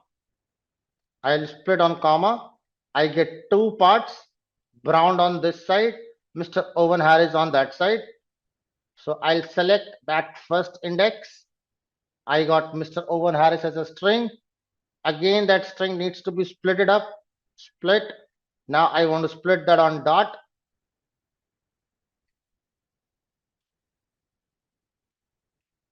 So I got two parts. I have a Mr. on this side and Owen Harris on this side. I am not interested in Owen Harris. Mr. at 0th index. I got the MR, but it contains white spaces, so I can put a dot strip. Good. Now this was only for a single string. What if that single, I do not want to do it for single string. I want to do it for the entire series, because that will not have one name, that will have too many names. So I can create this entire thing as a lambda function, lambda x colon str of x, just to make sure it is a string. Good. Dot split. Good. Now this function is capable. I can use an apply function, apply this function, and I can pass on my whatever the series name is, I can put up that onto the before it. Now think about, there was one question coming from someone that essentially we need to use functions or lambdas. Abhinetri had that question, right? So lambda is must. No, it is not must. That was the point where we started this topic, right? So the idea was that I would only require to do that once. Should I need to create up a separate function that will always prevail in my memory? I want to use functions which are use and throw. I did it once, done. I don't want to reuse them.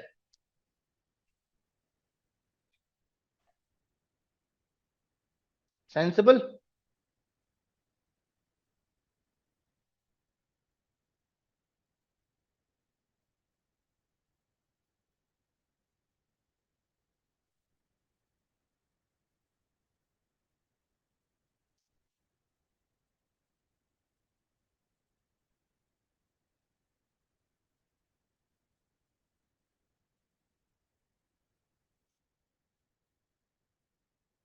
Thank you.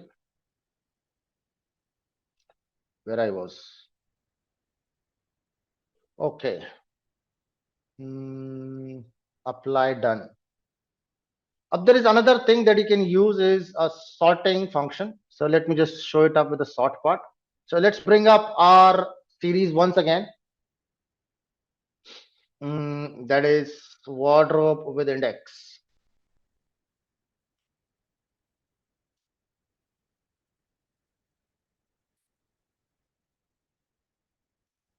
Git.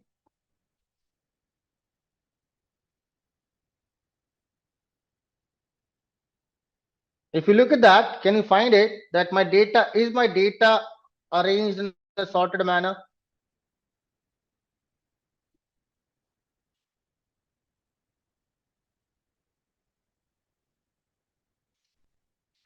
So I have two choices. Listen to that very carefully. Choice number one, whether I want to sort as per this, either in ascending or descending order, right? Or I want to sort on the index, again ascending or descending. Good. Again, please remember, ascending and descending in terms of text means the alphabetical order, right? From A to Z is ascending and from Z to A is descending. So please remember that. Good. So let's try to do this. So we have two types of sorting. Sort a series. Good. One is a series sort with respect to the values. So let me just show you. So if I do this wardrobe with index dot sort underscore values. So name of the function is sort values. Using values. Good. Let's name that as, okay. So name of the function is sort underscore values. That's the name of the function. So sort underscore values will allow me to sort the series in, by default it is ascending. So look at this. I got that into the ascending order, the values 1, 2, 2, 2, then 3, 3, then 4, 4. And corresponding indices have changed, right? Indices have moved, right? So it's not that I have got 1, 2, 3, 4 index will remain consistent. No, it's moved along with the index. Good. What if I want to get that into descending order?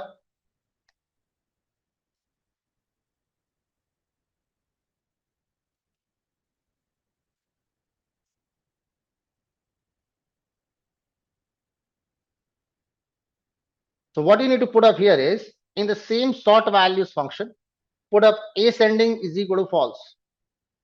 take up a parameter, ascending, ascending, put that as false. So I'm telling it is not ascending. I want to go into the reverse possible manner. I got descending. Good. So if I'm sorting it up and I want to sort it up in ascending order, I do not have to put that. By default, it is true. So I can avoid that. Or if you want to put that into descending order, put up ascending is equal to false. Are we good? Yes, no, maybe. Thank you. Let's have a same look at the series. Sort a series using index. So I now want to check up the sort values in an index form. Name of the function changes to sort underscore index. That's it.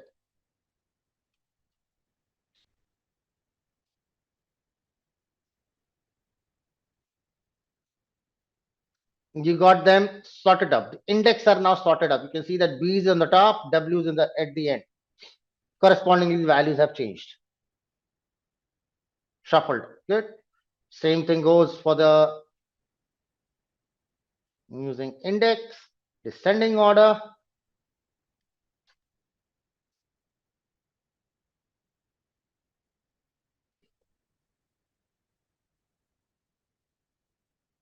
Sort underscore index is the function. Good.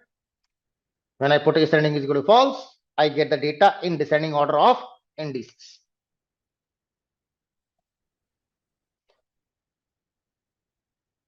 Is that good till now?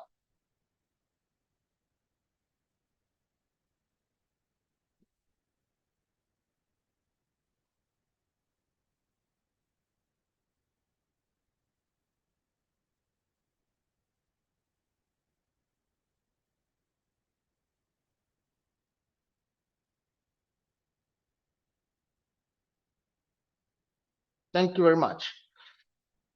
Okay, I think so. That's more than sufficient for series. Let me just think of.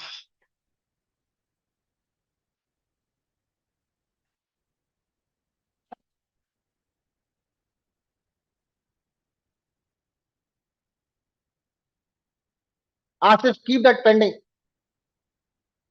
Keep that pending. I'll come back to the example again, right?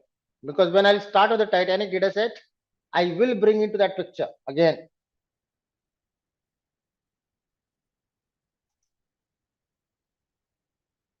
And to be very precise, it's happening because the basics of Python is not done.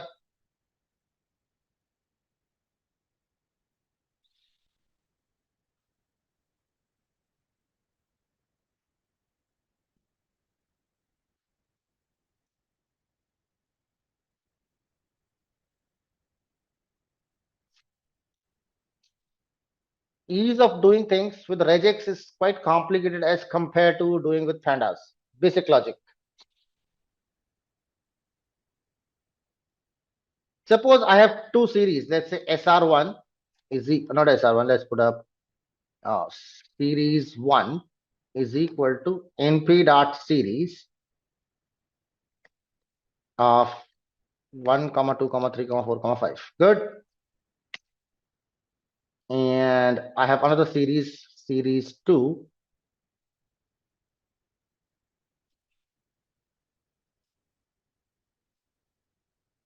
That contains 1, 2, 3. Let's say put up 7, 6, 1. Good. 3 elements only. That's series 2. Now, you guys have seen element-wise additions before too, right? So let me just have a quick look. NumPy has no, oh, not np, but pd.series. My bad. Good. We got 2 series. Now, can you tell me what could be the expected output if I put up series 1 plus series 2?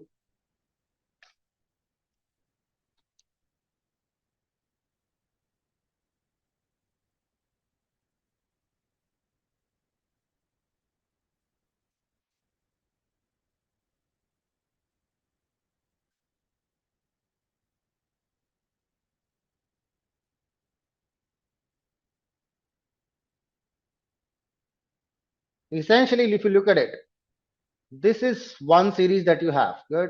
It has index 0, 1, 2, 3, and 4. Good. That has a value 1, 2, 3, 4, and 5. Good. You have another series here, right? That has an index 0, 1, and 2, containing value 7, 6, 1. That's the position right now. What is going to happen?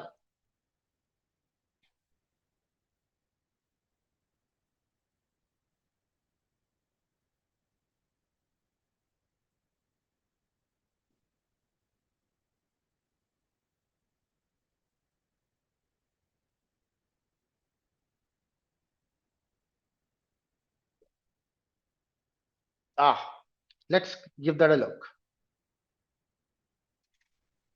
I have not got any error. It worked.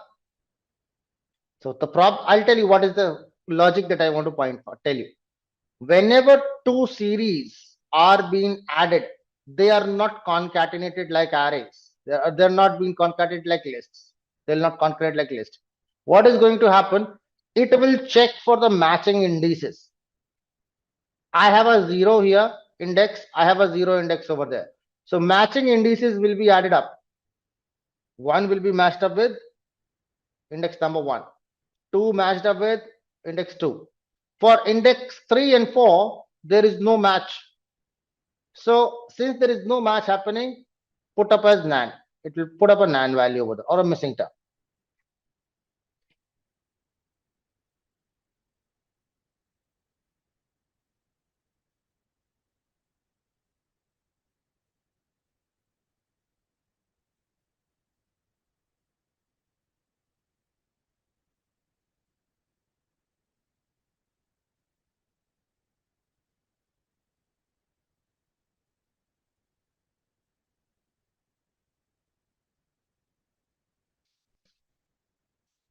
Are we good? So if there is no matching index, for example, if there is no matching index, what's going to happen? Suppose here, I'll just put up index is equal to, let's say, ABC.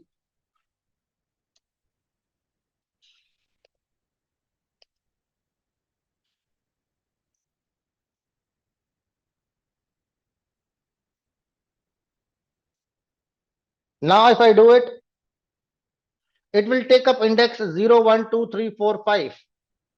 No problems. None of the matching terms, zeros. Will fill up with nan. Again, ABC index will also be considered. So I have indices 0, 1, 2, 3, 4, and as well as ABC. All indices from both the series are included. However, there is no matching indices, so none of all the values are filled up with nan. If I put up, let's say this index is 2. So AC comes in, 2 value matches up, index 2 matches up, so index 2 has a 6 and index 2 has a 3. 6 plus 3, 9.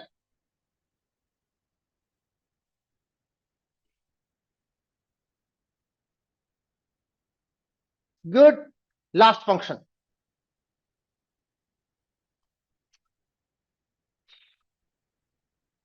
Map.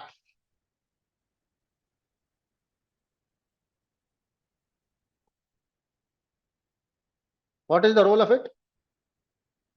Is data type always float? For nan, yes. Nan is always float till now. If there are any modifications in the fundamental definition that happens, then I cannot assure you, but because there have been certain updates wherein people have recommended or asked for a PEP. Right? Everybody knows what is PEP.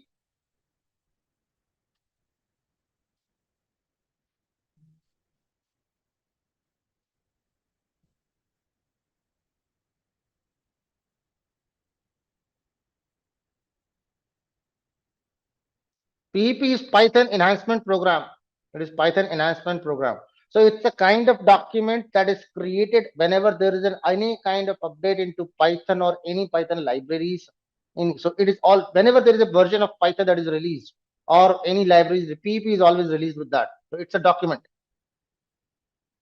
So there have been certain thinks about changing the float, the NAND to float, because it's explicitly taking up too much space, but that did not materialize yet. So I was talking about map function. Now, map is used. It is used to alter, right, values using key value pair, using dictionary. Now, essentially, the idea is, listen to that very carefully. We'll take this series 1 into consideration. Good.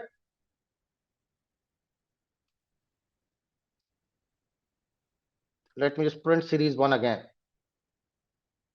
It's important.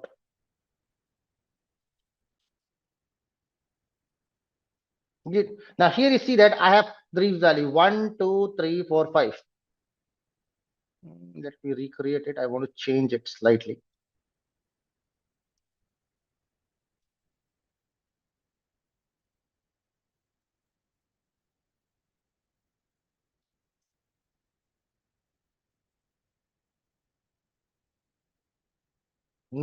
So I wanted to keep it as 1, 2, 3, 1, 3. Good. That's how I want it. Now, my objective here is that if in my series a value is 1, I want to change the word from numeric 1, I want to change it to ONE. If it is 2, I want to change it to TWO. And I'm not telling anything for 3. Good.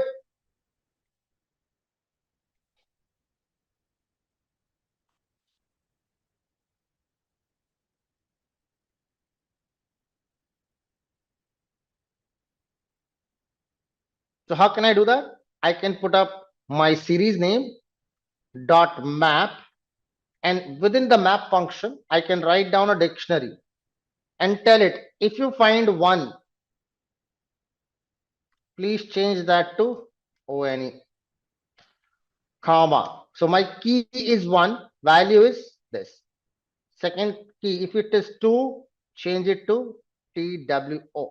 So I need to mention the value, the key here as the values of my series, and the value of my dictionary should be the value that I want to change to. Good.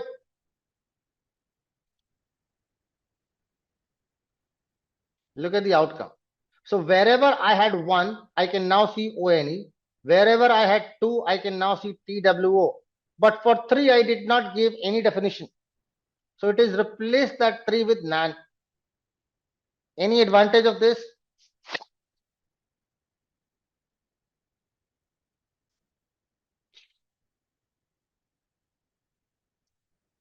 Suppose there is a millions of data. Let's say there is a 1 trillion row of data points, right? Out of that 1 trillion data points, there is only, let's say, 30 data points of type, let's say, type A, and 20 data points of type B. Good. Now you do not want to look at remaining things. You are only concentrated onto these 30. So you want to just cut short your data. What you can do is you can use a map function, put up a particular words for them, and convert rest to NaN. Rest NaN means they got missing. Good.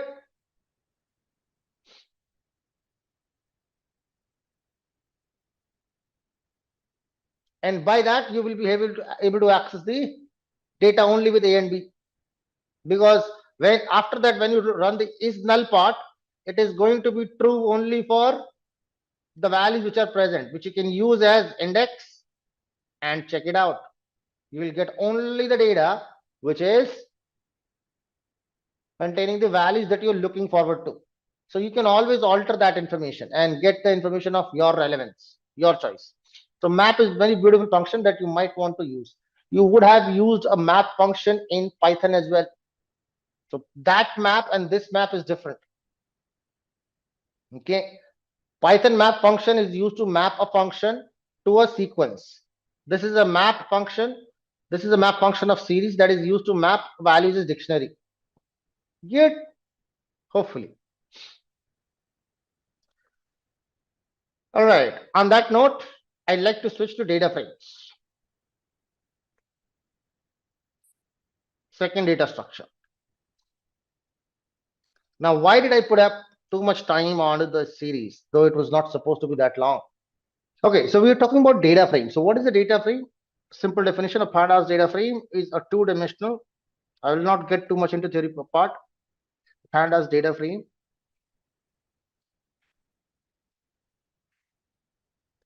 is two-dimensional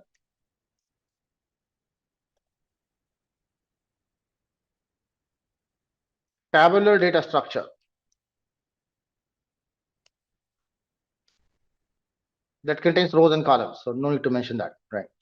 Tabular data structure, that means it has a, it is one of the base, or it is the primary data structure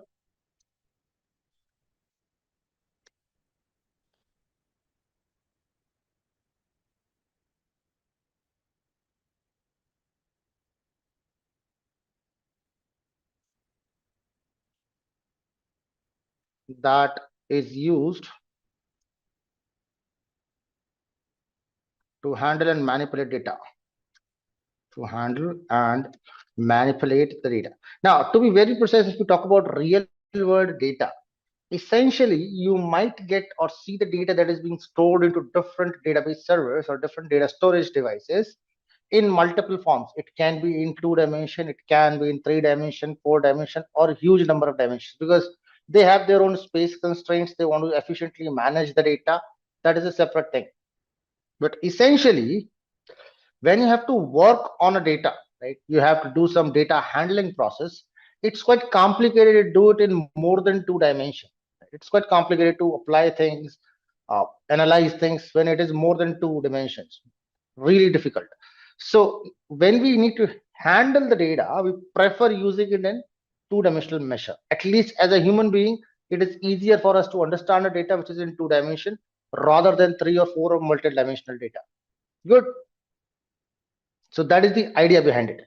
That is why we try to extract, or what does the Pandas data frame offers is to work on the data in a tabular form. That means I get a data in the 2D form, 2-dimensional structure.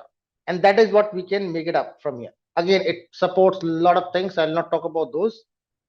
A data frame can be created using the data frame, can be created as an object of Pandas class, and name of the class is data frame, right? Or by reading external data sources. Data sources like CSV files, like CSV or Excel, HTMLs. You can read out XML. You can read out maybe a Parky file. You can read out SQL queries, etc. There are plethora of types that are supported. I will not talk about all of them. Essentially, in this particular course, we are only going to work around with the CSV files. That's the major file that we're going to work around, right? So I will concentrate only on the CSV part. Good. Thank you. So let's now quickly run through with this, and we will create up those things from here. Good. So let us create data frame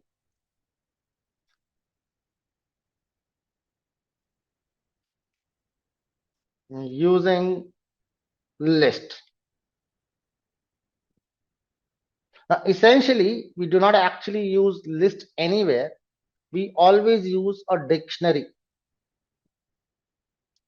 But I can create up a list too, but that will look really complicated to you guys, right? So I'll create it from the list first, right? Suppose I have 3 employees as an example. Good.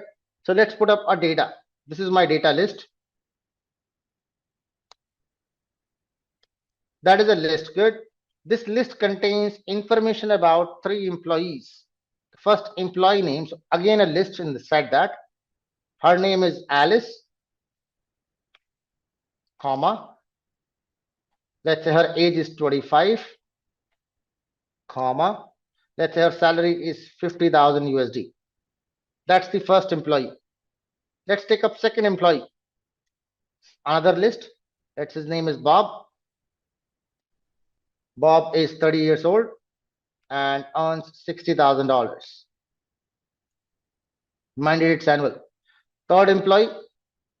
Let's take up Charlie. Charlie is 22 and earns 45K.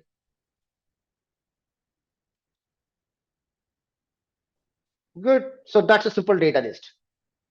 Now, think about how would I like to represent this data. What I would love to do here is, listen to that very carefully, that I have a table like this, wherein I have a column header called as name, let's say age and salary like this, column headers. Then I have row number, some row number 0, row number 1, row number 2. And I have Alice, then Bob, and then Charlie, 25, 30, and 22.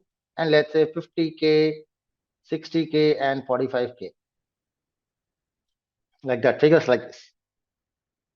And will that look good? So if you look at this, these are the column headers. These are the column headers.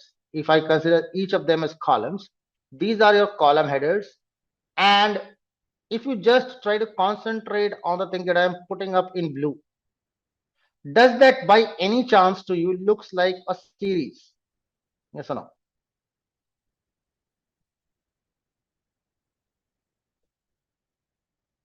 Right? So essentially, if you look at this, if I consider this as index and this as data, so this is one series. You can say this along with this is another series. This along with this is another series, correct?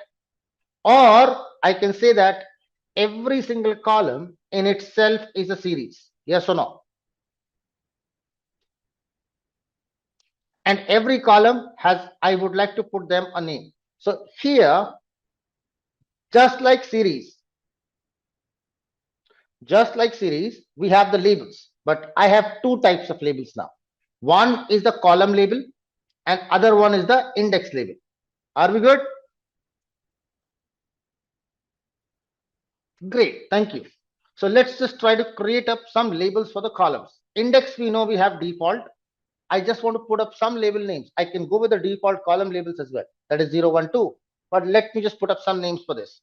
So let's put up columns is equal to, let's say the first column name I want is name. The second column I want is age. So I print another list. Third column I want is salary. Good. Let's create up another thing which is IND. Or let's put up as IDX. That is for index. Let's say EMP1. Just wanted to mention EMP1, comma, EMP2,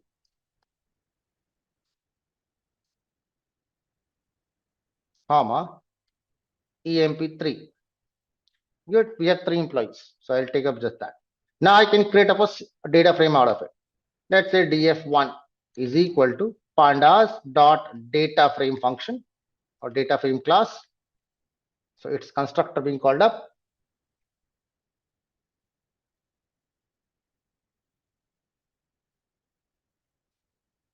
Great. And I'll pass on my data list. Original data, comma. Now, just like series, I have the 2 parameters over there. In series, I had 1 parameter for index. Here I have 2 parameters. One is for index, other one is for column headers. So I can put up columns is equal to columns. Let's name that as, change that name to CLMN. Yes. Why did I change that? So that you guys do not get confused. What is an attribute of the class and what is the variable? So CLMN is the variable and I can use index is equal to IDX. Good. Let's have a look. Done. Now I'm going to show you df1, right, in two forms, right? Let's look at the first try. I'm using the print function and I'm putting print df1. Can you see it? Right? You can see that it looks like a table. I have the column headers, name, age, salary, the index emp1, emp2, emp3, and I have the data in between. Correct? Now, the purpose of data frame, right? Okay, let me ask you, what is the purpose of print?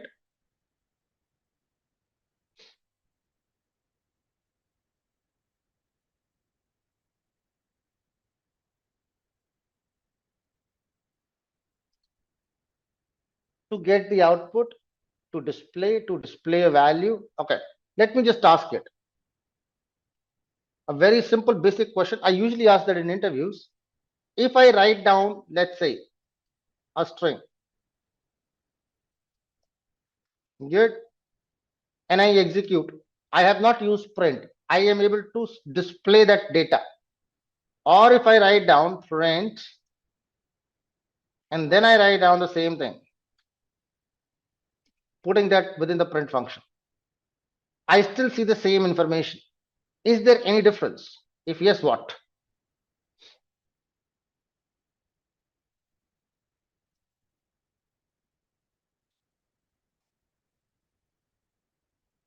In both the scenarios, display the value is happening.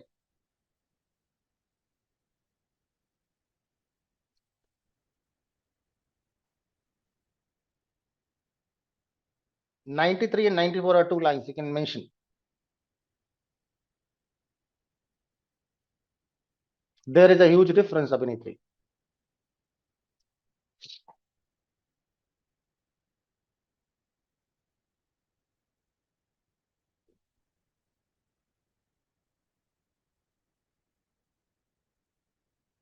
It gives data and string. Both are strings, Asif. So output wise, there is no change.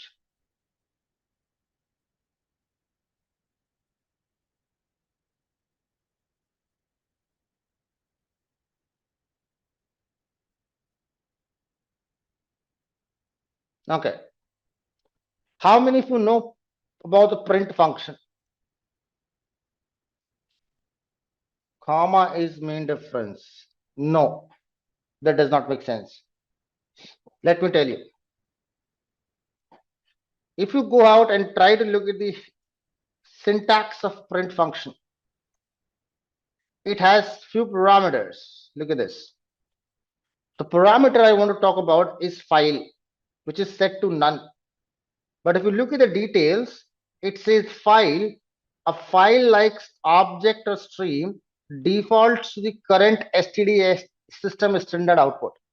So essentially what is happening when I use the print function, this thing is going to get saved to my standard output device. That's the default value. And I have the leverage, I can change it. I can pass it on to a printer. I can pass it on to my memory device, wherever if I want to save that, I can pass it on to my memory as well. Do you want me to show that?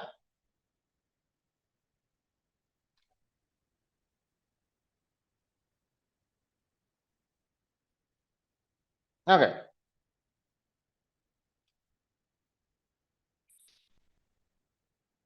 On the left of my screen, I'll just show it very quickly. I'll do that. Do you see this is my latest files that I've created. Last file is your file, which I'm working on Pandas about 1 minute ago, that has been saved. Let me, if you just to showcase, I'm resaving that file.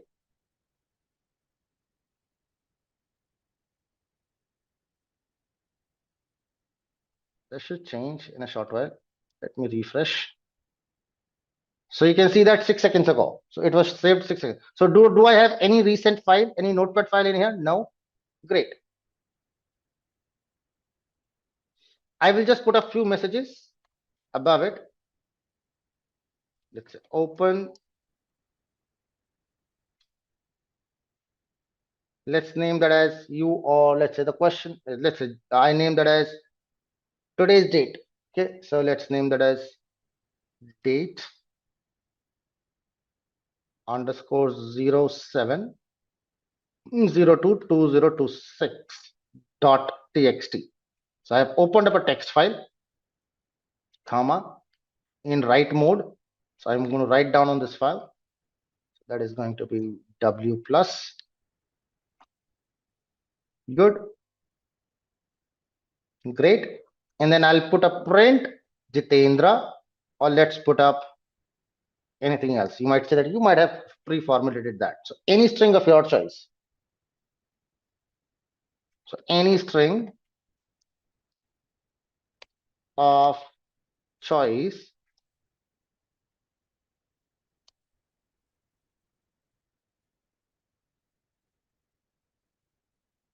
good, deliberately not making it wrong, right?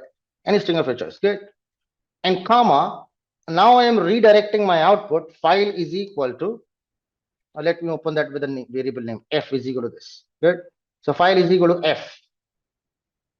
And just wanted, once this print function is done, I want to close that file so that it gets saved.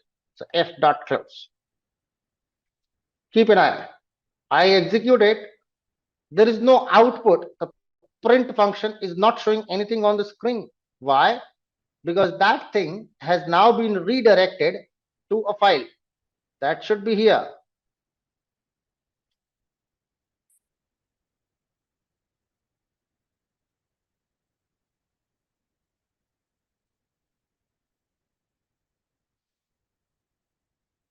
Can you see this? I got the file date 07026, and if I double click and open it just to verify, any string of choice, that's what I written down.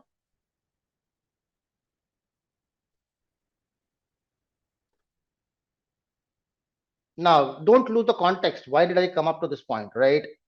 Don't lose the context. So context was, I'll just remove that file, I don't need it. I have too many files there, highly cluttered. Hold on.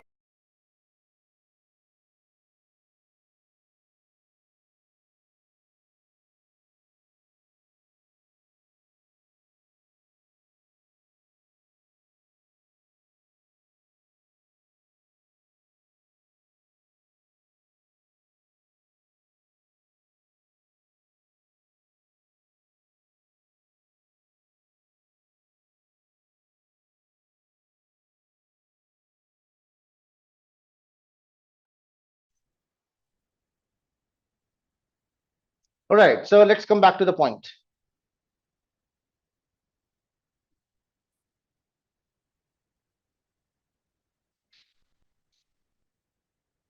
Just give me one.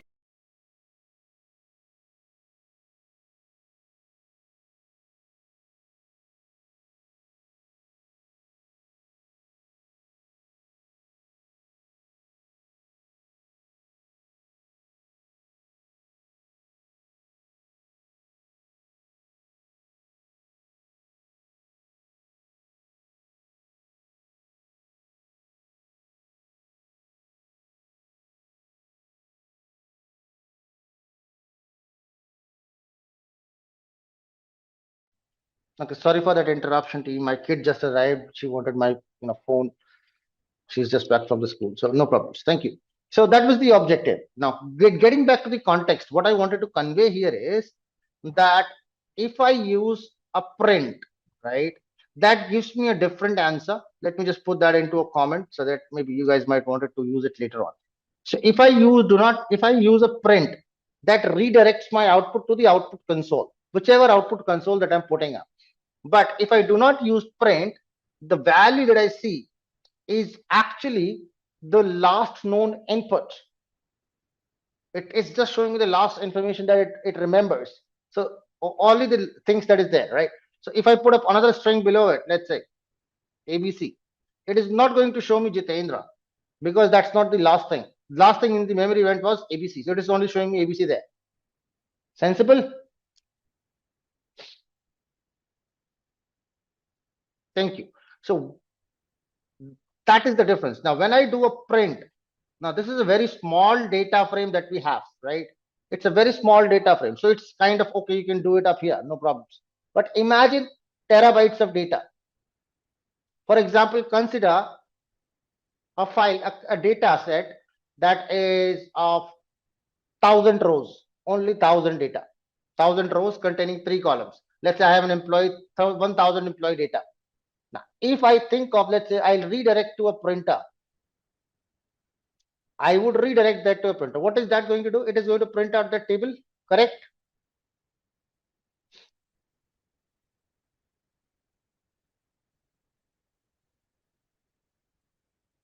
And if that happens, that's a complete wastage of paper. I would say that. Why? Because the purpose of creating the data frame is not to take a paper output, right? It's not to take the paper output or any kind of output. That is not my purpose. My purpose is to analyze that data, to view that data in efficient manner. So essentially, whenever there is a data frame, if you try to view the data frame using print, you would see this kind of structure, right? But if I do not use print, I get this. Now tell me which one is better, the one with print or one without print, right? The second one with print is better for Asif. So if you feel that comfortable, use that, no problems. But essentially, this, according to me and most of the people that I have trained so far, the number would be more than 10,000, maybe 20, approaching 20, maybe. This structure looks much better because it's more tabular, more formatted kind of scenarios that I can see. Great. That looks better. So I will use this formatting.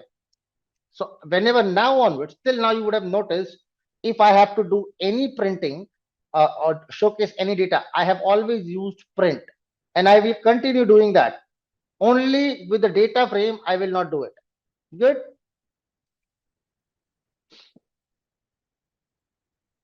And my own reason is that I just wanted to have a look. I do not want to print that out. Great. Thank you very much. So that's how a data frame is created using a list. Or you can create that using a dictionary too. Same information I'm going to take up as dictionary. So you can simply understand that I can convert that to an array form.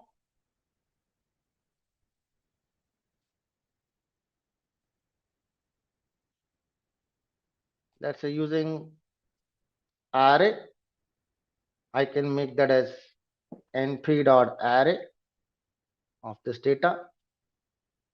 Same information, no changes. The rest of the things will remain same. Invalid syntax. Oh, I have this. Good.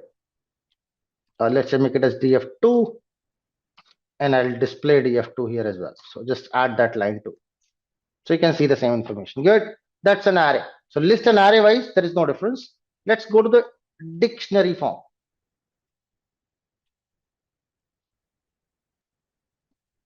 There is subtle change. Create data frame using dictionary. Now, and when I'm going to define dictionary, the dictionary formation changes, right? The data dictionary. That will not be like this. It will be like a dictionary. So I'll have a curly brackets at the beginning. I have a curly bracket at the end. Good. And this is not going to look like this. It is going to look something different. Why? Because I would have a key value pairs. The first key that I have is name, right? For name, I have a list of 3 values, right? I have Alice, I have got Bob, and I have got Charlie, right? So first key name that has 3 values, Alice, Bob, and Charlie. Second key, let's put up age, that has 3 values, again colon, 3 values. I'm putting that as a list. So Alice was 25, Bob was 30, and he was 22, comma. Third thing I want to put up is salary.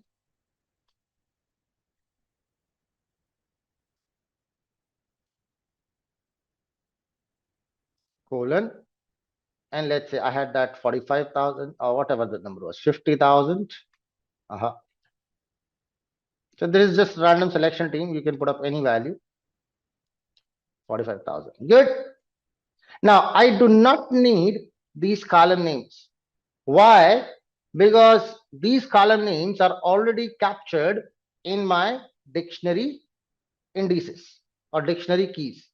So essentially, when you were creating a series, the keys of the dictionary were your index. Good.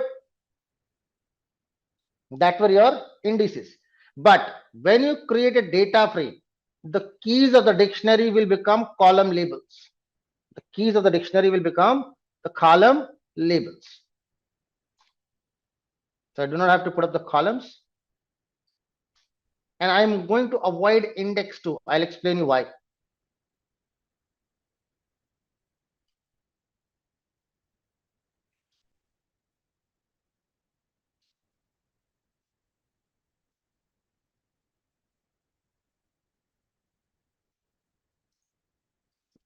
Good, I got the definition. Now, I'll tell you why did I not use index here. I have used EMP1, EMP2, EMP3 earlier, but now I did not.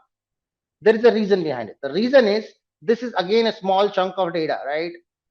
In small data, it is possible for me to put up those names. Let's imagine I'm telling you, just not take up a very small, medium, not even take another small data that contains data of 100 employees. Would you like to write down EMP1, EMP2, EMP3, EMP4, EMP100 as a list and then put that as a index? Would you prefer that way? You would not. So when we create a data frame, right, using methods like dictionaries, arrays, or anything else, right, we generally do not put up the keys or put up the indices. Generally do not. If at all there is a requirement to put up the index at all, right, usually what happens is, what we do here is that, because at real time scenarios, what you will get is a data, right? You will have, let's say, a CSV file, right, that contains comma separated values like this, or you have an Excel file, right, that contains row 1, row 2, row 3, row 4, like this data. Good. Let's say this kind of it. You will take this data and one particular column, any particular column, you might want to put up as an index. Correct?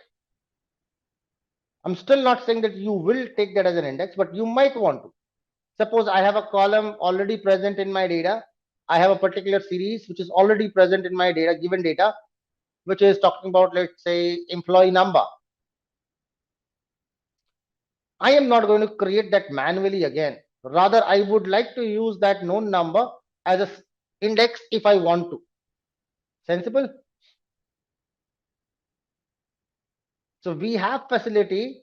While reading data from an external source, I can choose out which column of my data is going to be the index if I want to make something as index. If not, then I have the choice to stick to the default index. Usually we stick to the default index unless there is a requirement. Good.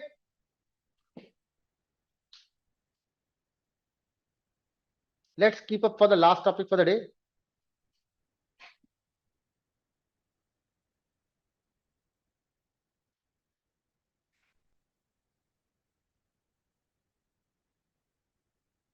Right. So in order to read the data from an external file, right? So Python offers, let me just put up, Python has, not Python, but Pandas has a standard syntax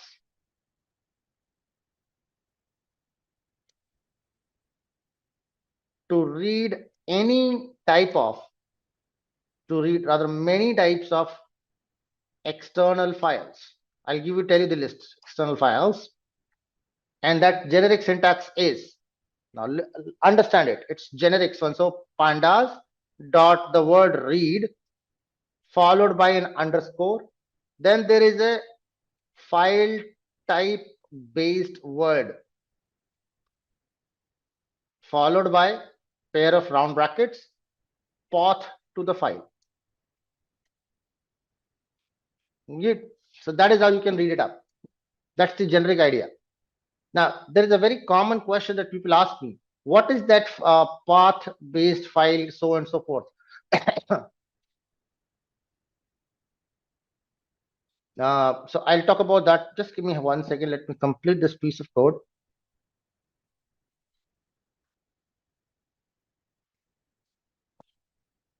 Something is wrong. Oh, I have an underscore over there.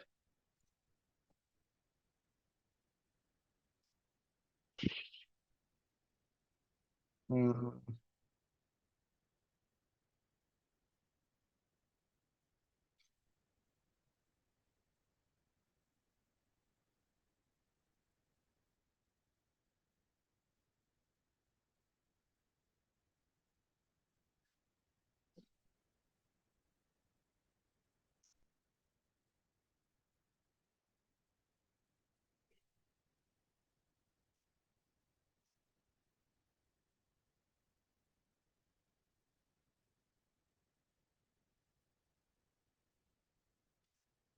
No, it's not taking up.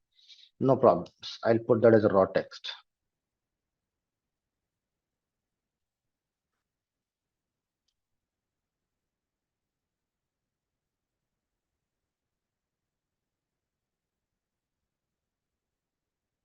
Yeah, that's the way. Great. So now when it comes to what kind of files it could read up, let's have a look. I'm going to show up. First of all, let's say I want to create first data frame, any data frame from an external file. So I am not telling you what type of file I'm reading, just showing you what types of files are available.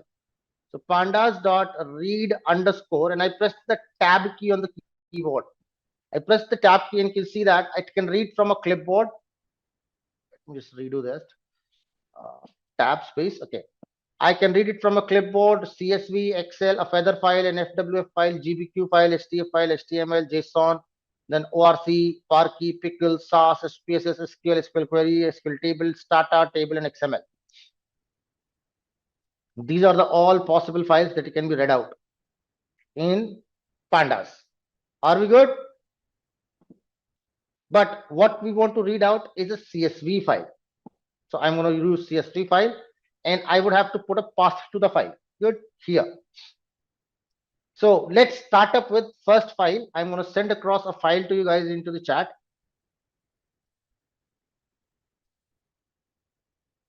Okay, I had a one personalized message, so I was responding to that. So here, I was just, okay, I want to put up a file to you guys. So which one would you like to start with? I have 3 major files that I would like to work with you guys as a part of code. One is Titanic.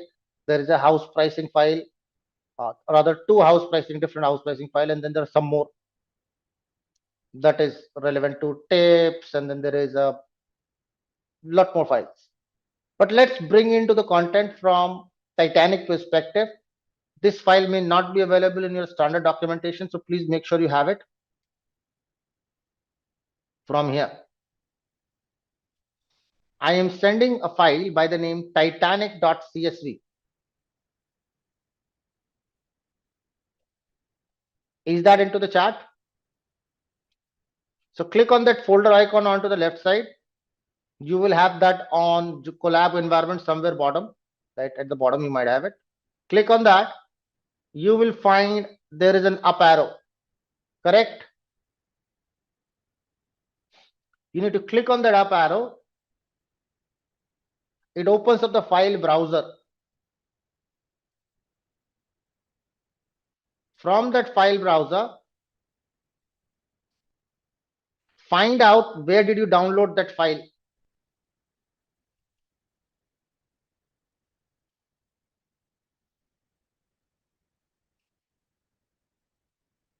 So I've got this file over there, Titanic, good, in my downloads. You might have it somewhere. Click on that file, click on open. Now, if your current working pandas file, or the Python file that you have, and your data file that I have just asked you to upload, they are into the same folder, you will they are already present in the same folder, you will see that overwrite message come up, because I'm working in the same folder. I'm working in the downloads folder itself. So I will overwrite it. Not a problem. Otherwise, what you will see here into the list here, you will notice that Titanic.csv has appeared up. Correct?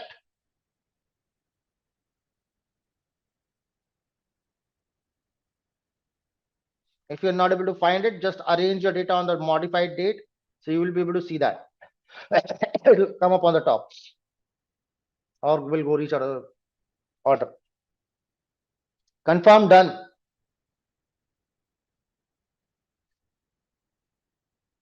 Great. Now, close that folder box so that you have some space. Click on that again. Okay. Now, in this place, I am going to mention full file name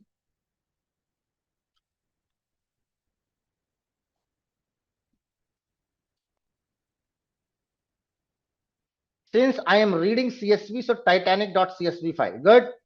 And I'm going to save this as a data frame by the name Titanic. Now, this should work perfectly if your current working file, my current working file is pandas adsp b1 jan.ipynb, and my Titanic file, they are in the same folder, same place. You can take a look by clicking on this icon. I can just show you that both of them are in my same drive. This is the pandas adsp b1 file which I'm working on, and this is Titanic. They both are in the same place. So I can directly read that file. Good. Execute it. That should work. And with that, we have come to the end of our full course. If you have any doubts, let us know in the comment section below. Thank you and keep learning with Simplilearn.